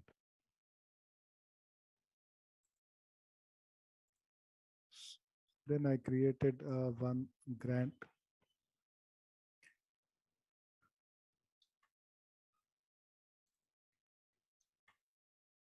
So grant, when you create a grant, it essentially requires a sponsor. So the grant is always tied to a sponsor. So here you can see the sponsor and the company code, and again the grant type. So uh, again, here they have given status network, no status network. You have your own classification. So I created one called Z1. Then how much value is the grant? This is like 1.5 million INR. And if it is in the if it is not in the FM area currency, then you would have to specify the exchange rate as well. So suppose I get a grant in USD, then to maintain that I would have to specify. Generally, it will take the M rate, but you can specify a different rate because a grant would be received at one point of time, and then it would kind of be used against different points of time. Okay, and then it has a validity from to date.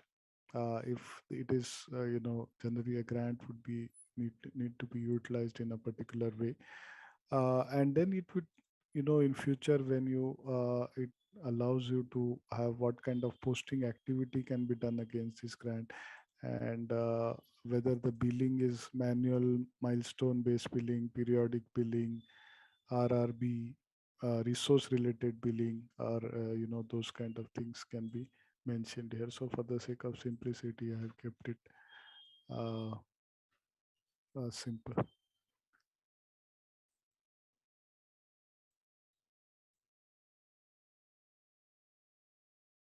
And the supported objects, you can actually put the funds and the sponsored program and the sponsored class. So here I have given just a global thing. And then you have a lot of different functionalities here, which we will explore during the course of this lecture, subsequent lectures. All right, let's test your knowledge. Here's a question for you. Which of the following is not a standard fund type in SAP Funds Management? Option A, budget fund. Option B, cost fund. Option C, revenue fund. Option D, project fund. Take a moment to think, and when you're ready, choose the correct option. Remember, each choice holds a key to unlocking the answer. Good luck. Type the correct answer in the comment section. Hi there. Are you ready to take your organization's financial management to new heights with SAP Funds Management? Our self-paced online course is here to empower you with the skills you need. In this comprehensive training, you'll dive deep into the intricacies of SAP Funds Management. Discover how to streamline budgeting processes, allocate funds efficiently, and ensure seamless compliance with regulatory requirements. Our course curriculum is meticulously designed by industry experts, covering everything from creating commitment items and assigning budget periods to generating insightful reports for data-driven decision making. Meet your instructors, seasoned professionals with years of hands-on experience in SAP Funds Management. They'll guide you every step of the way, sharing real-world insights and best practices to help you master this powerful tool. Don't just take our word for it. Hear from our satisfied students who have transformed their financial operations using the knowledge gained from our course. Best of all, this invaluable training is accessible at an affordable price, making it a smart investment for your career, growth, and organizational success. Visit ZaranTech's website below for full details on the training and enroll now to unlock the true potential of SAP Funds Management. To so far, we have seen a lot of different topics, but you might be wondering that how these tie up together, So we have seen it in kind of bits and pieces. So I have created one end-to-end cycle, and let's try that end-to-end cycle. And I think that will give us a good idea about what this is about. So right from creating the fund to let me pause my sharing for a minute. So, we'll create a fund, we'll create the hierarchies, we'll create budget address, we'll create posting address, then we'll do budgeting, we'll release the budget, and we'll book actuals, and then we'll see the couple of reports which will show you the budget and the actuals. So after this, I think then we'll be in a good position to uh, target the very specific topics and then how the data load happens. So did you get a chance to, try out anything in the system? Yes, in my system, in my not in the system. This one. Oh, you have another system, is it? Not this one. Yeah, yeah, yeah. Okay, fair enough. So you're familiar with now creating fund, doing all, etc. Yeah, fund center and all that stuff. Yeah. Okay, okay. So let's proceed with this. And if you find that you're already familiar, we can skip ahead. But what I want to show you here is that, try to utilize as many things as possible. So, okay, first thing we'll create is a fund center.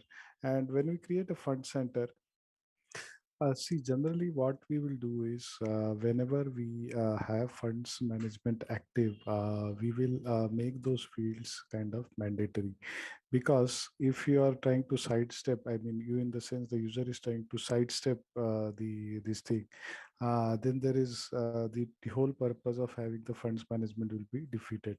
So firstly we will have derivation rules which will derive, so that these derivation rules could be like 15, 20 in number, because for each of the scenarios we'll have to build one derivation rule. Like you could derive it from the material group, for example, in case of purchases, in case of other expenses from different types on the GL account, in other cases from some other account assignment object. But I don't think it will be possible. So we'll have to build controls in such a way that it is not possible to create it without, or if you want to create it without, then I think the best alternative is to create a dummy fund center, and whatever you don't want to assign to that fund center, you can assign it to a dummy fund center. Okay, got it. Okay. Yeah. So I will create one fund here. See, what I'm trying to do is now create the fund in a hierarchy. So earlier, sorry, the fund center in hierarchy. So earlier we had this kind of fund center as EDU 001 as a fund center. So below that we can create, in a hierarchy. Let's try creating that in a hierarchy. So I have created one or two. So let's create three now. So I will name it as something. Yeah, courses 03. username. And when I give the hierarchy, then here the superior fund center would be the 01. Then we will in future, maybe once we are comfortable with cycle, what we can do is we can try budgeting at a higher level, and then booking the funds at a lower level. So that is also possible, because the posting address and budgeting address can be different.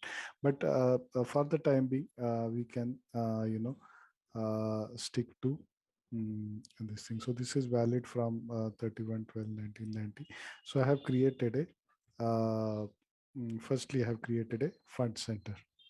Okay, so I'll make a note of this here in my Excel sheet. And since the recordings are available, you can actually go and check later if you want.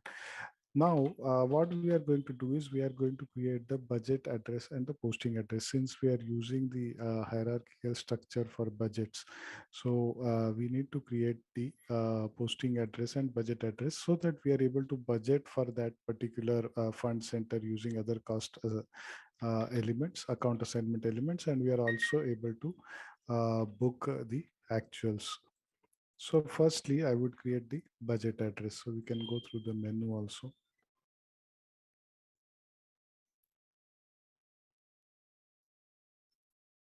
Sorry, it is in master data actually.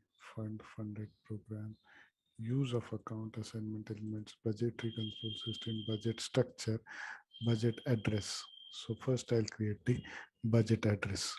A year with 2022. Budget category I'm using as the payment budget. And budget structure, you have to create one at the top, and we have created this default one.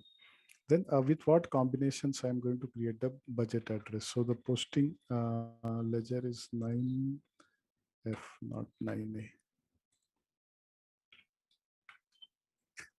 Then the fund is the one which we used earlier. We can even put a grant here, but let's leave it for the time being. Then the fund center is going to be the one which I created. And commitment item, see, when we automate this process, we can create en masse, or we can even enter multiple things out here. But currently, I'll create just one, so that we are clear, what we are exactly booking. So with these four combinations, I will create one budget address. So this account assignment elements you can see here. So if I save this budget address gets created. Okay. Any questions, you can let me know. So this is created. Sure. This is mark it in a different color. This is created. Now I will create the posting address, because when I post the actuals, we need to. So yeah, everywhere you can see the mass processing options. Okay, sorry. For the actuals, it's 9F. So this is for the budget, and then 9A for actuals.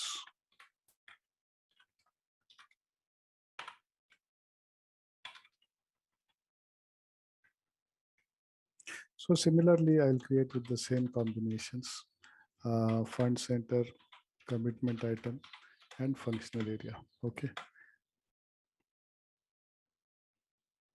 So these four combinations, I have saved the posting address also. So now we are ready to actually budget on this and actually post item. But before that, we need to generate the hierarchy also, because we are using the multi-level budget structure, and this hierarchy has to be generated so that internally it updates what this what we created into its tables. So I will put the, okay, there is a hierarchy ID here, which is kind of a top level ID. And then commitment item right now will take only one. And the fund center also, I will take only one. So first this we will run in the test run. Here it says operation was successful. Error messages are 0. You can even display the hierarchy. So this hierarchy is actually, pertaining only to the combination of fund center and commitment item. So for some reason, this step is required to be created before you can do the budgeting. Then you have maintain budget addresses. So we have already created this. Again, this seems to be more a technical step. Uh, so when we created the fund, now this is 03, and the functional area IB75, commitment item general, and government grant. So for these combinations, we need to, so it will create the technical addresses. Here you see the option called create addresses. You can also delete the addresses if something is not relevant, but right now we are creating the addresses. And the processing option, if you see, firstly I will execute it in the test run, and later on I will execute it in the actual run. So this, if you see, it creates a combination with not only this, but even the grants which are there, which we can later try out with a combination with an example of a grant if we can do the same thing. But since I had created a grant also, it created, and then you have one funded program also. So various combinations you can create, and this will create the budget addresses in the multi-level budget structure. So all combinations it will create, unless you kind of exclude this grant initially, or you exclude the funded program in that case. But these are, just the addresses. So it's not necessary that everything should have some budget, or, you should make a planning against everything. So right now we are just creating the groundwork for creating the budget.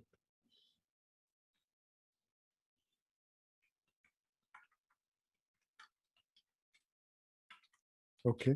Then we have, yesterday we saw various options to run the budget. Now, I actually will show you one more thing that, okay. So this, if you go here in the budgetary control system, you have the entry documents to create, and we'll create individually.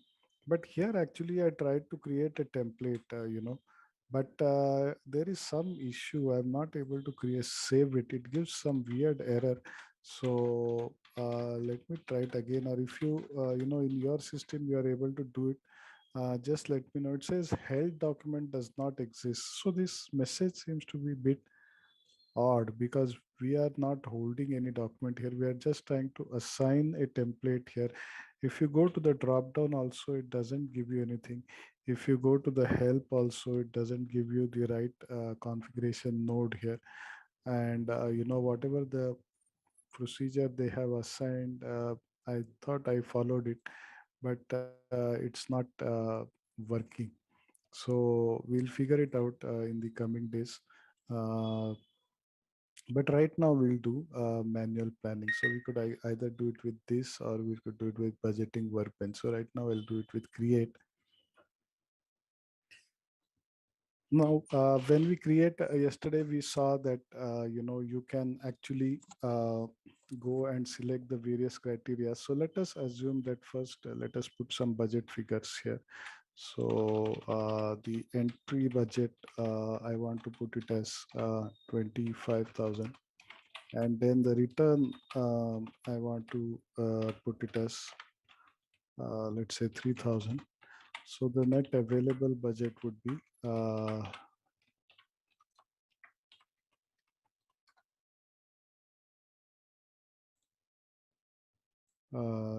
22,000. And we need to enter both the transactions separately, different points in time. This entry would be probably in the beginning, return would be at a different stage.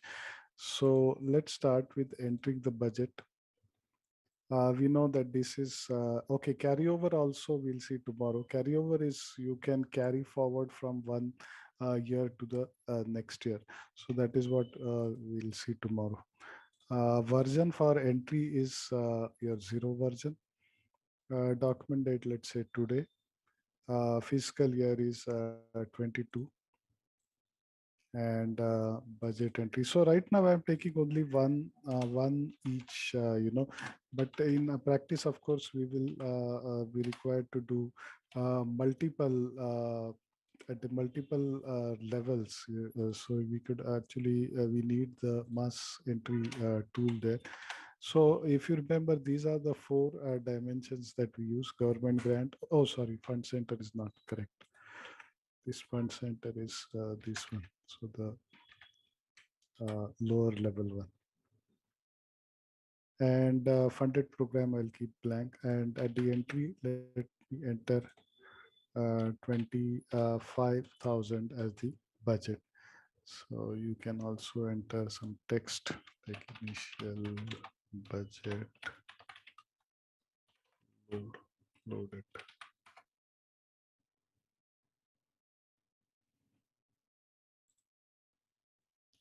So everything seems to be okay.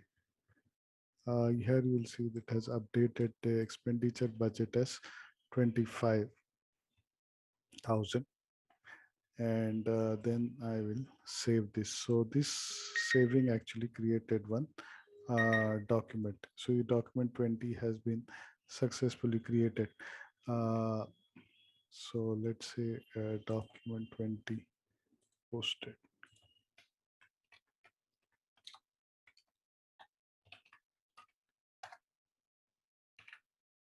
Now, before I carry out return, let's look at this report, which shows the budget overview. And since we have only one entry in this for the time being, uh,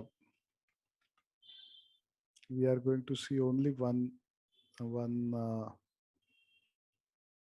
value there, FMRP RW budget, display budget entry documents.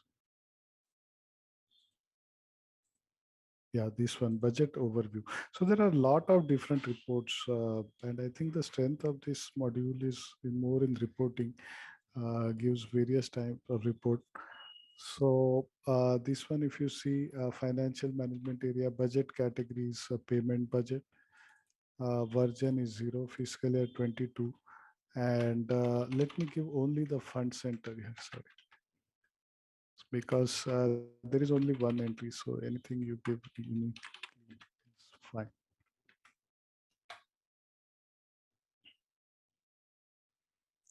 Okay, this is not a set. This is an individual value, fund center.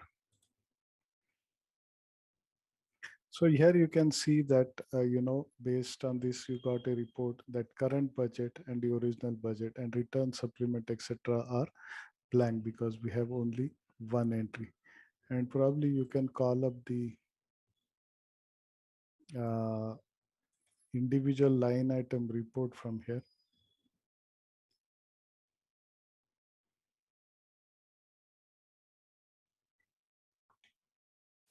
So search actual line item, search entry document. Yeah, so you see here the entry document. Probably you can see it in the another format as the document entry format also. Yeah, this is the entry format. So this kind of drill down is available up to the lowest level in this report. Then of course, if if you have more now if anything I click, it is going to go to the same thing.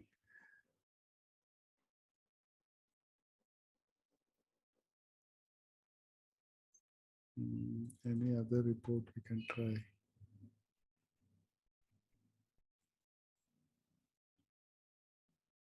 Okay, we have not released the value here, so we can just check this.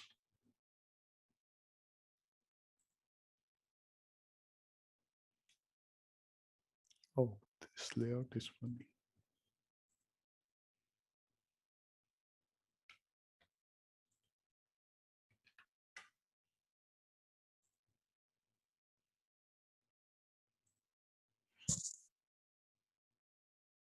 Yeah, this will give you all the history.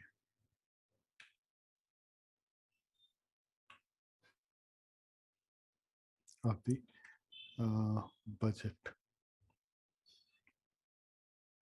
Okay, now for me to book expenses, also I have done the budgeting now, so it's not necessary that uh, I release all the budget at one go, because I may want to release it, on a monthly basis and so on. So, okay, first what we'll try to do is we'll try to create a return first, and then again see the report, how it looks like.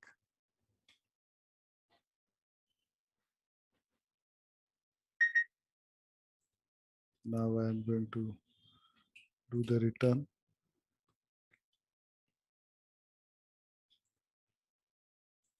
Document type is same.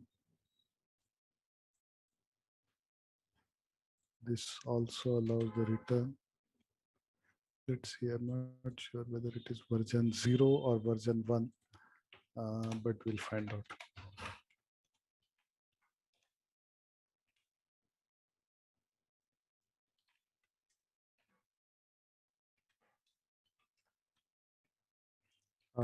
How much we have decided to return is 3,000.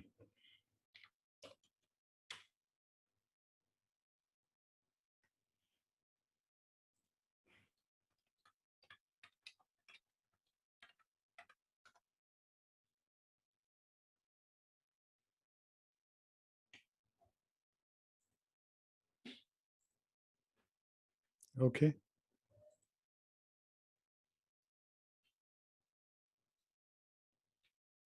No errors detected, and save.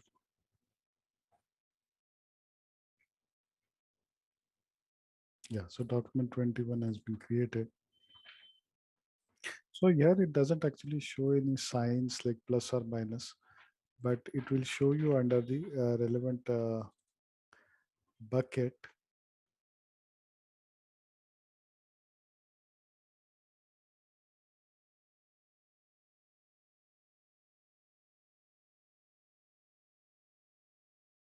Yeah, so here you can see that, now it has returned 3,000, and what is actually available for utilization is 22,000.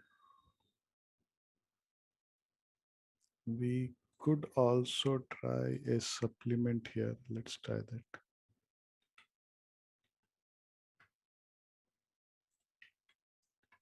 So again, going through the same transaction. Now I will do supplement. Supplement requires a different document type. Sorry, normal supplement, unusual supplement, whatever that means. And I think it requires budget version 1, but let's see.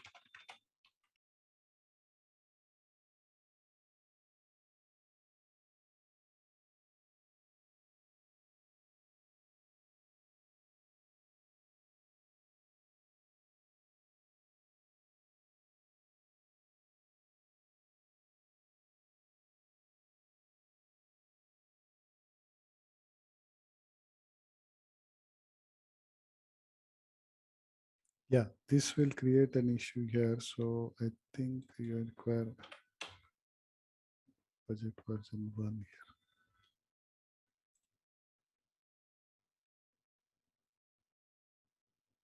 here. Right.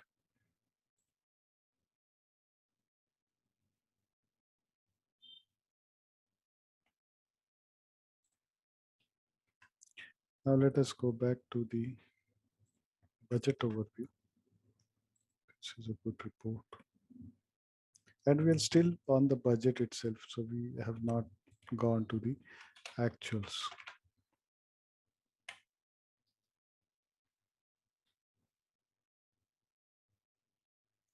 Okay, so does it allow for multiple versions? Because I would definitely require a report which shows both, Now here it is showing in a different version as a return or a supplement.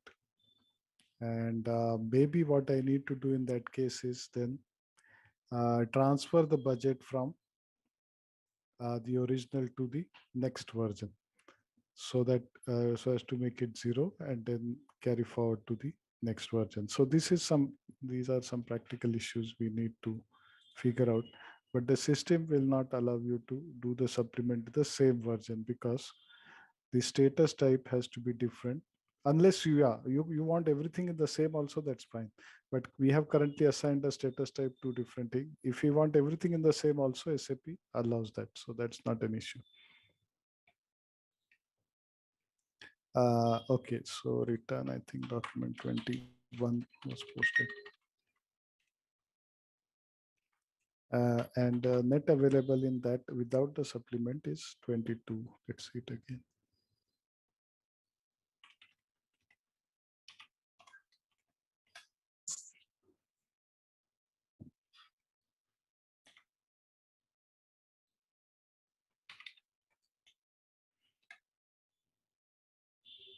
Yeah, now what we have is 22.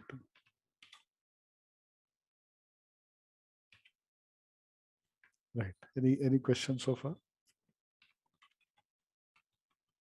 So we completed this. We completed this. Yeah, I'm fine so far. Yeah.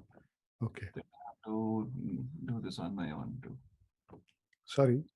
I have to do this on my own to get a more. Yeah.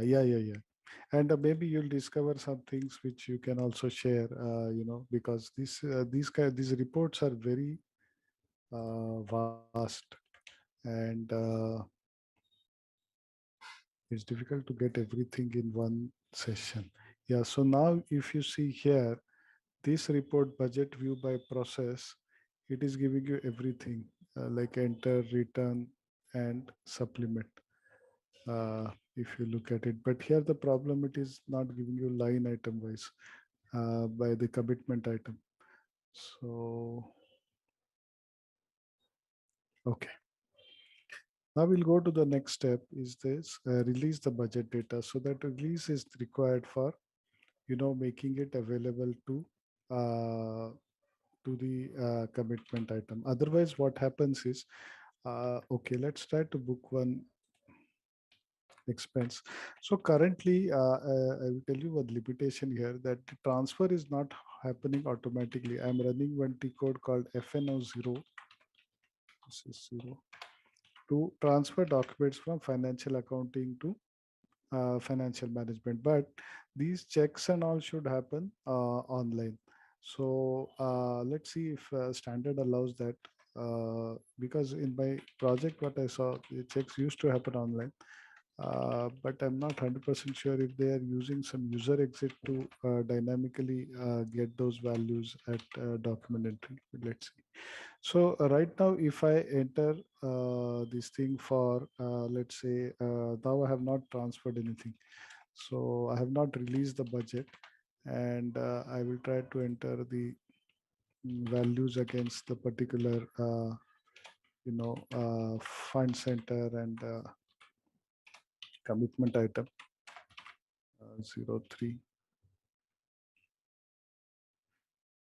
So four things we are entering: functional area, commitment, fund also.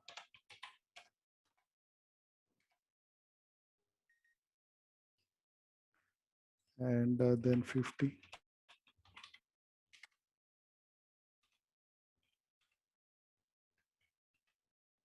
So I post this document, it posts. So because it's not online, but the moment I try to transfer this document, this is worth 10,000 with a, let's see the assignments again. The same assignment with which we have created the budget. So if I do FMN and 0, it will give me a message that there is no budget available. So posting period is 7, entry date is today.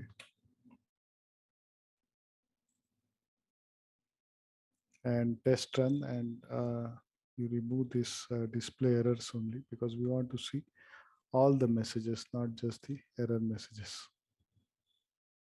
Yeah, so here it will say that annual budget exceeded by 10,000 INR, because we have switched on the availability control. So that for the the budget to be passed on to the availability control, there is one more prerequisite that is required, and that is the releasing the budget. So that budget can be released in bits and pieces, but yeah, or it can be released entirely. So this is the T code where we'll release the budget. Yeah, so this is release the budget data.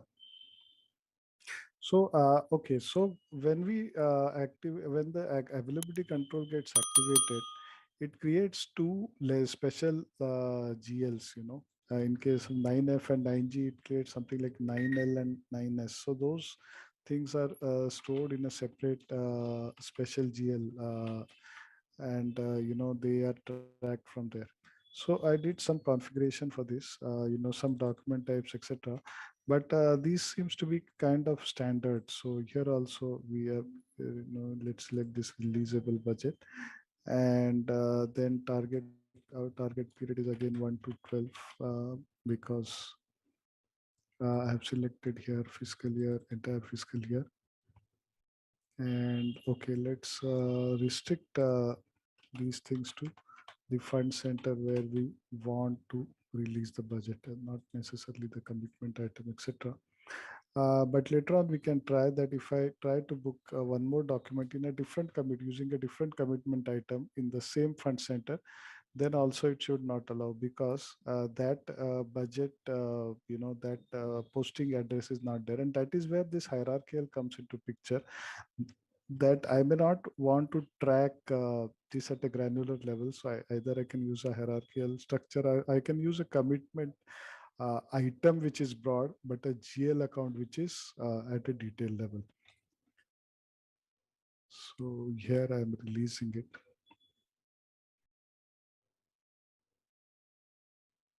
So here you can see this 22,000 amount that was available has now got released, right? I don't know, I was in the test run. Yeah, the processing option has a test run, and we would remove the test run. And then, okay, even the update mode is that you can add data or reset and overwrite. And right now, anything is fine, because, generally you would add data, because if a part of the budget has already been released, then you don't want to reset it. You just want to add whatever budget was added later on, or whatever changes were made. Yeah, so this is reset and overwrite and update successful. So this budget has been released. Document number 23.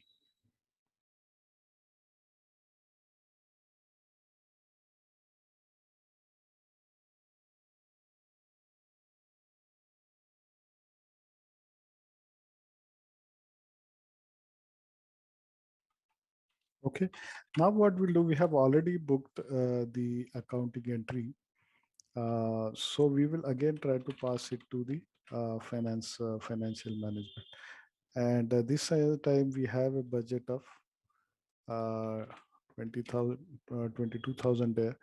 So it should allow me to release this document. So ideally this should happen everything online. But let me see that.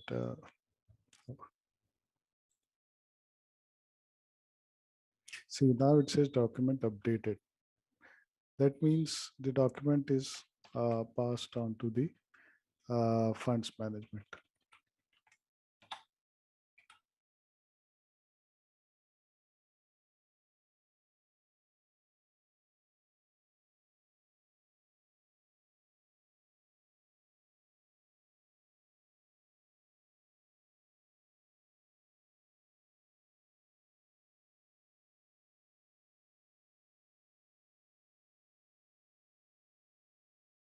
Now let us go to this another report called budget usage report.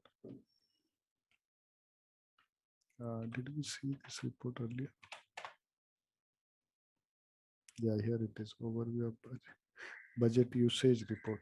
So this will show you, what was the availability, and then what was, how much is used. So now we saw that the availability was 22,000, right? Sorry, are you with me? I just, sometimes the network gets disconnected. Yes, yes. No, Yeah, I'm here. Yeah. yeah, yeah.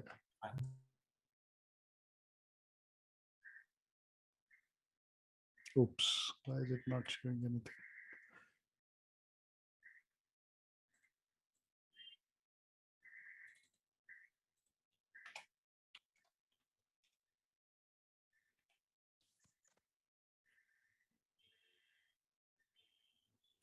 Yeah, so if you see this consumable budget is 22,000 and what got consumed was 10,000. So still we have 12,000 available. So now let us try to post one document which is slightly different in terms of the account assignment because for this edu 003 we have created just one budget address. So if I give any other combination, then it should ideally fail. Let's see that.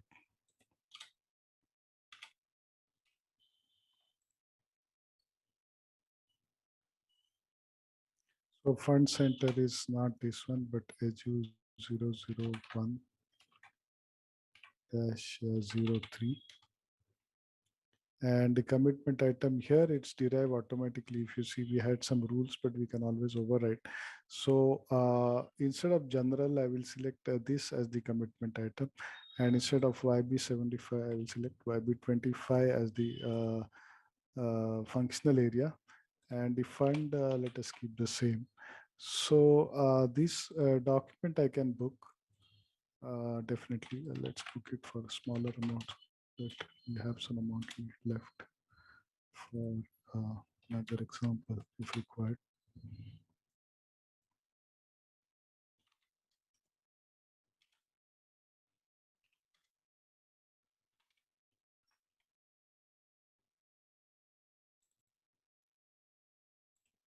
So let us check once again. I'm using the same fund center but different account assignments here.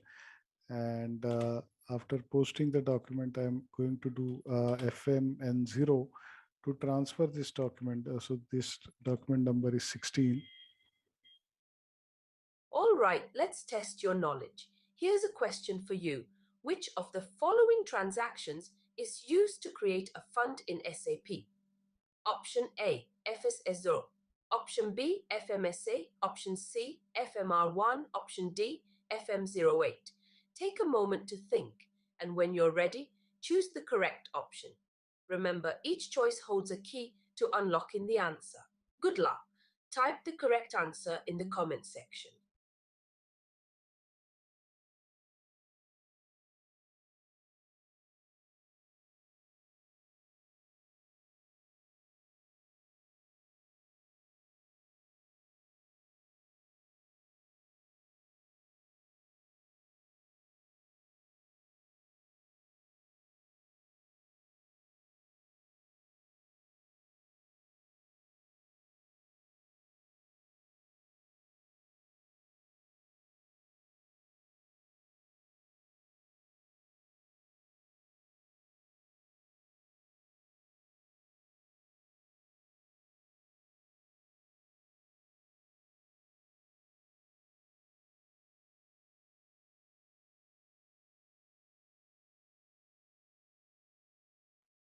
So you should remove these display errors only because otherwise it will show only the errors. But we are generally interested in looking at all the messages. So, okay. Yeah. So now if you see here, it says amount exceeded by 1,500, although the budget is available up to 10,000. But the budget is not available under that particular budget address or posting address. And that is why you cannot post with that account assignment. So that is why, the whole structure, as we can see now, or we can appreciate that how it becomes important linkage between GL accounts and the commitment items, or between fund centers, cost centers, or between functional areas. So here in this case, is the functional area is different. Uh, it will not allow you to functional area and your I think what is different, commitment item is different. So it doesn't allow you to post.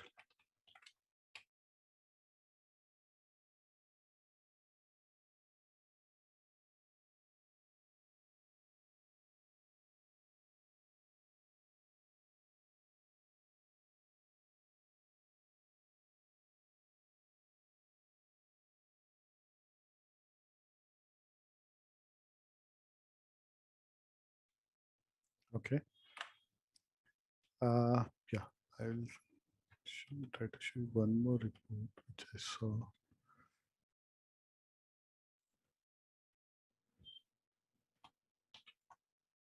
Yeah, so here you will see that corresponding to your two ledgers, there are two special ledgers here. So this is the posting payment, and this is the commitment thing. And you select that, and let's select the fund center 03.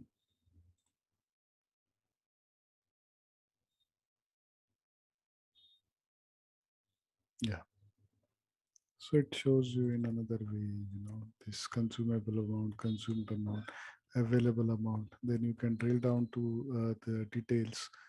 So this segment, if you know, this is the style of writing the particular posting address, and grant and funded programs are blank. No, why is grant blank? Government grant. Oh, grant means, yeah, okay. A grant refers to the grant of the as an account assignment object. So let's try one last thing. We'll create a budget for with a grant, because we have already created the posting address for that.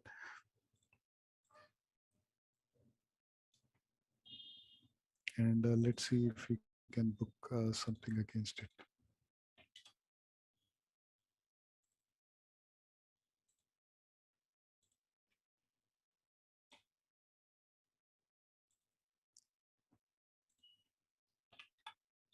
So I'm creating a budget with the same thing. Where is the grant here?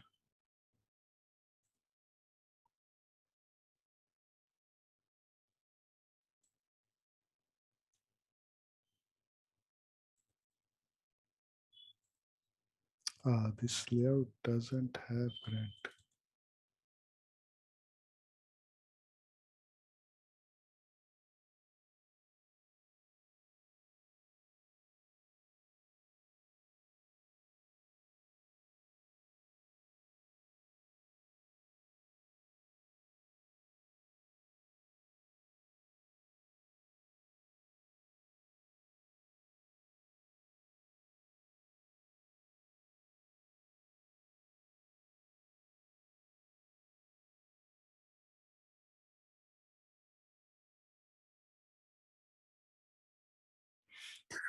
No, we don't have that. Fortunately, I will create one layout with a grant so that we can.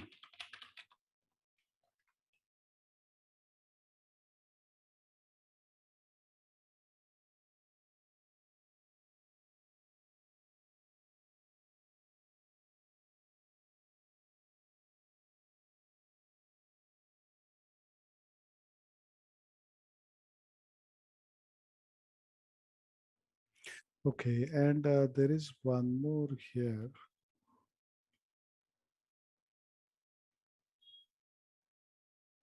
Okay, budgeting workbench.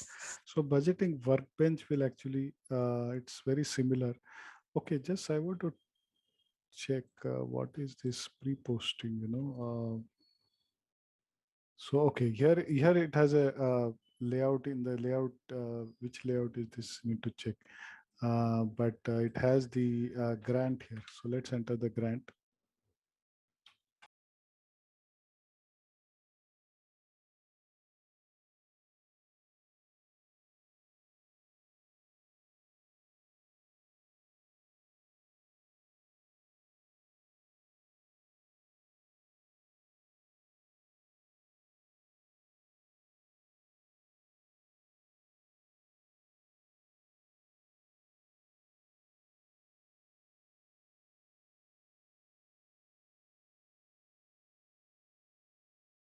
Hmm. This budget address is not created, I guess. You're trying to create an entry budget documents using a grant. Only the grant with a value of space, a grant with whatever is. Okay, it's not relevant. Change the line. Okay, I need to check this. I think there's somewhere we are not allowing grants as account assignment objects, or budgeting under grants is not allowed. So that's fine. So possibility to enter a grant. Yeah.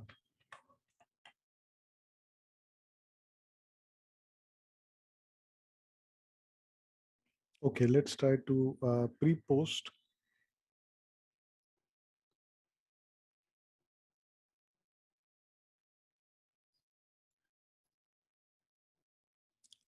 Since this is pre-posted, does it appear in the reports? We have a budget overview report.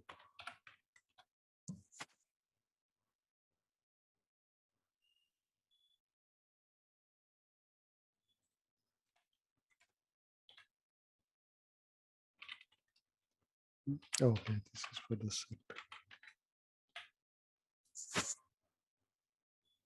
Yes, pre-posted also appears. What is the difference?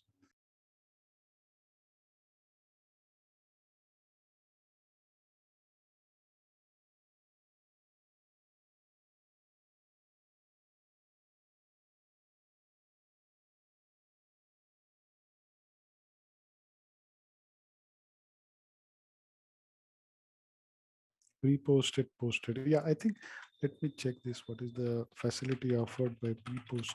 So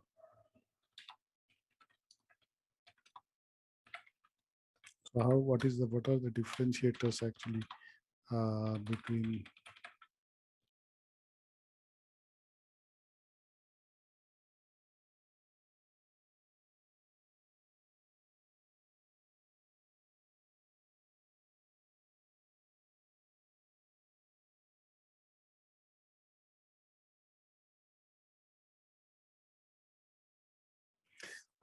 So hope, Kenny, the whole cycle is now clear. So we'll keep on adding to this. Now there are some topics that we'll take up, like, earmark funds. So this is a special facility where you can pre-earmark funds, and, you can put them in separate buckets. So there are different types of earmark funds. So those we'll see. Hi there. Are you ready to take your organization's financial management to new heights with SAP Funds Management? Our self-paced online course is here to empower you with the skills you need. In this comprehensive training, you'll dive deep into the intricacies of SAP Funds Management. Discover how to streamline budgeting processes, allocate funds efficiently, and ensure seamless compliance with regulatory requirements. Our course curriculum is meticulously designed by industry experts, covering everything from creating commitment items and assigning budget periods to generating insightful reports for data-driven decision-making. Meet your instructors, seasoned professionals with years of hands-on experience in SAP Funds Management. They'll guide you every step of the way, sharing real-world insights and best practices to help you master this powerful tool. Don't just take our word for it. Hear from our satisfied students who have transformed their financial operations using the knowledge gained from our course. Best of all, this invaluable training is accessible at an affordable price, making it a smart investment for your career, growth, and organizational success. Visit ZaranTech's website below for full details on the training and enroll now to unlock the true potential of SAP Funds Management.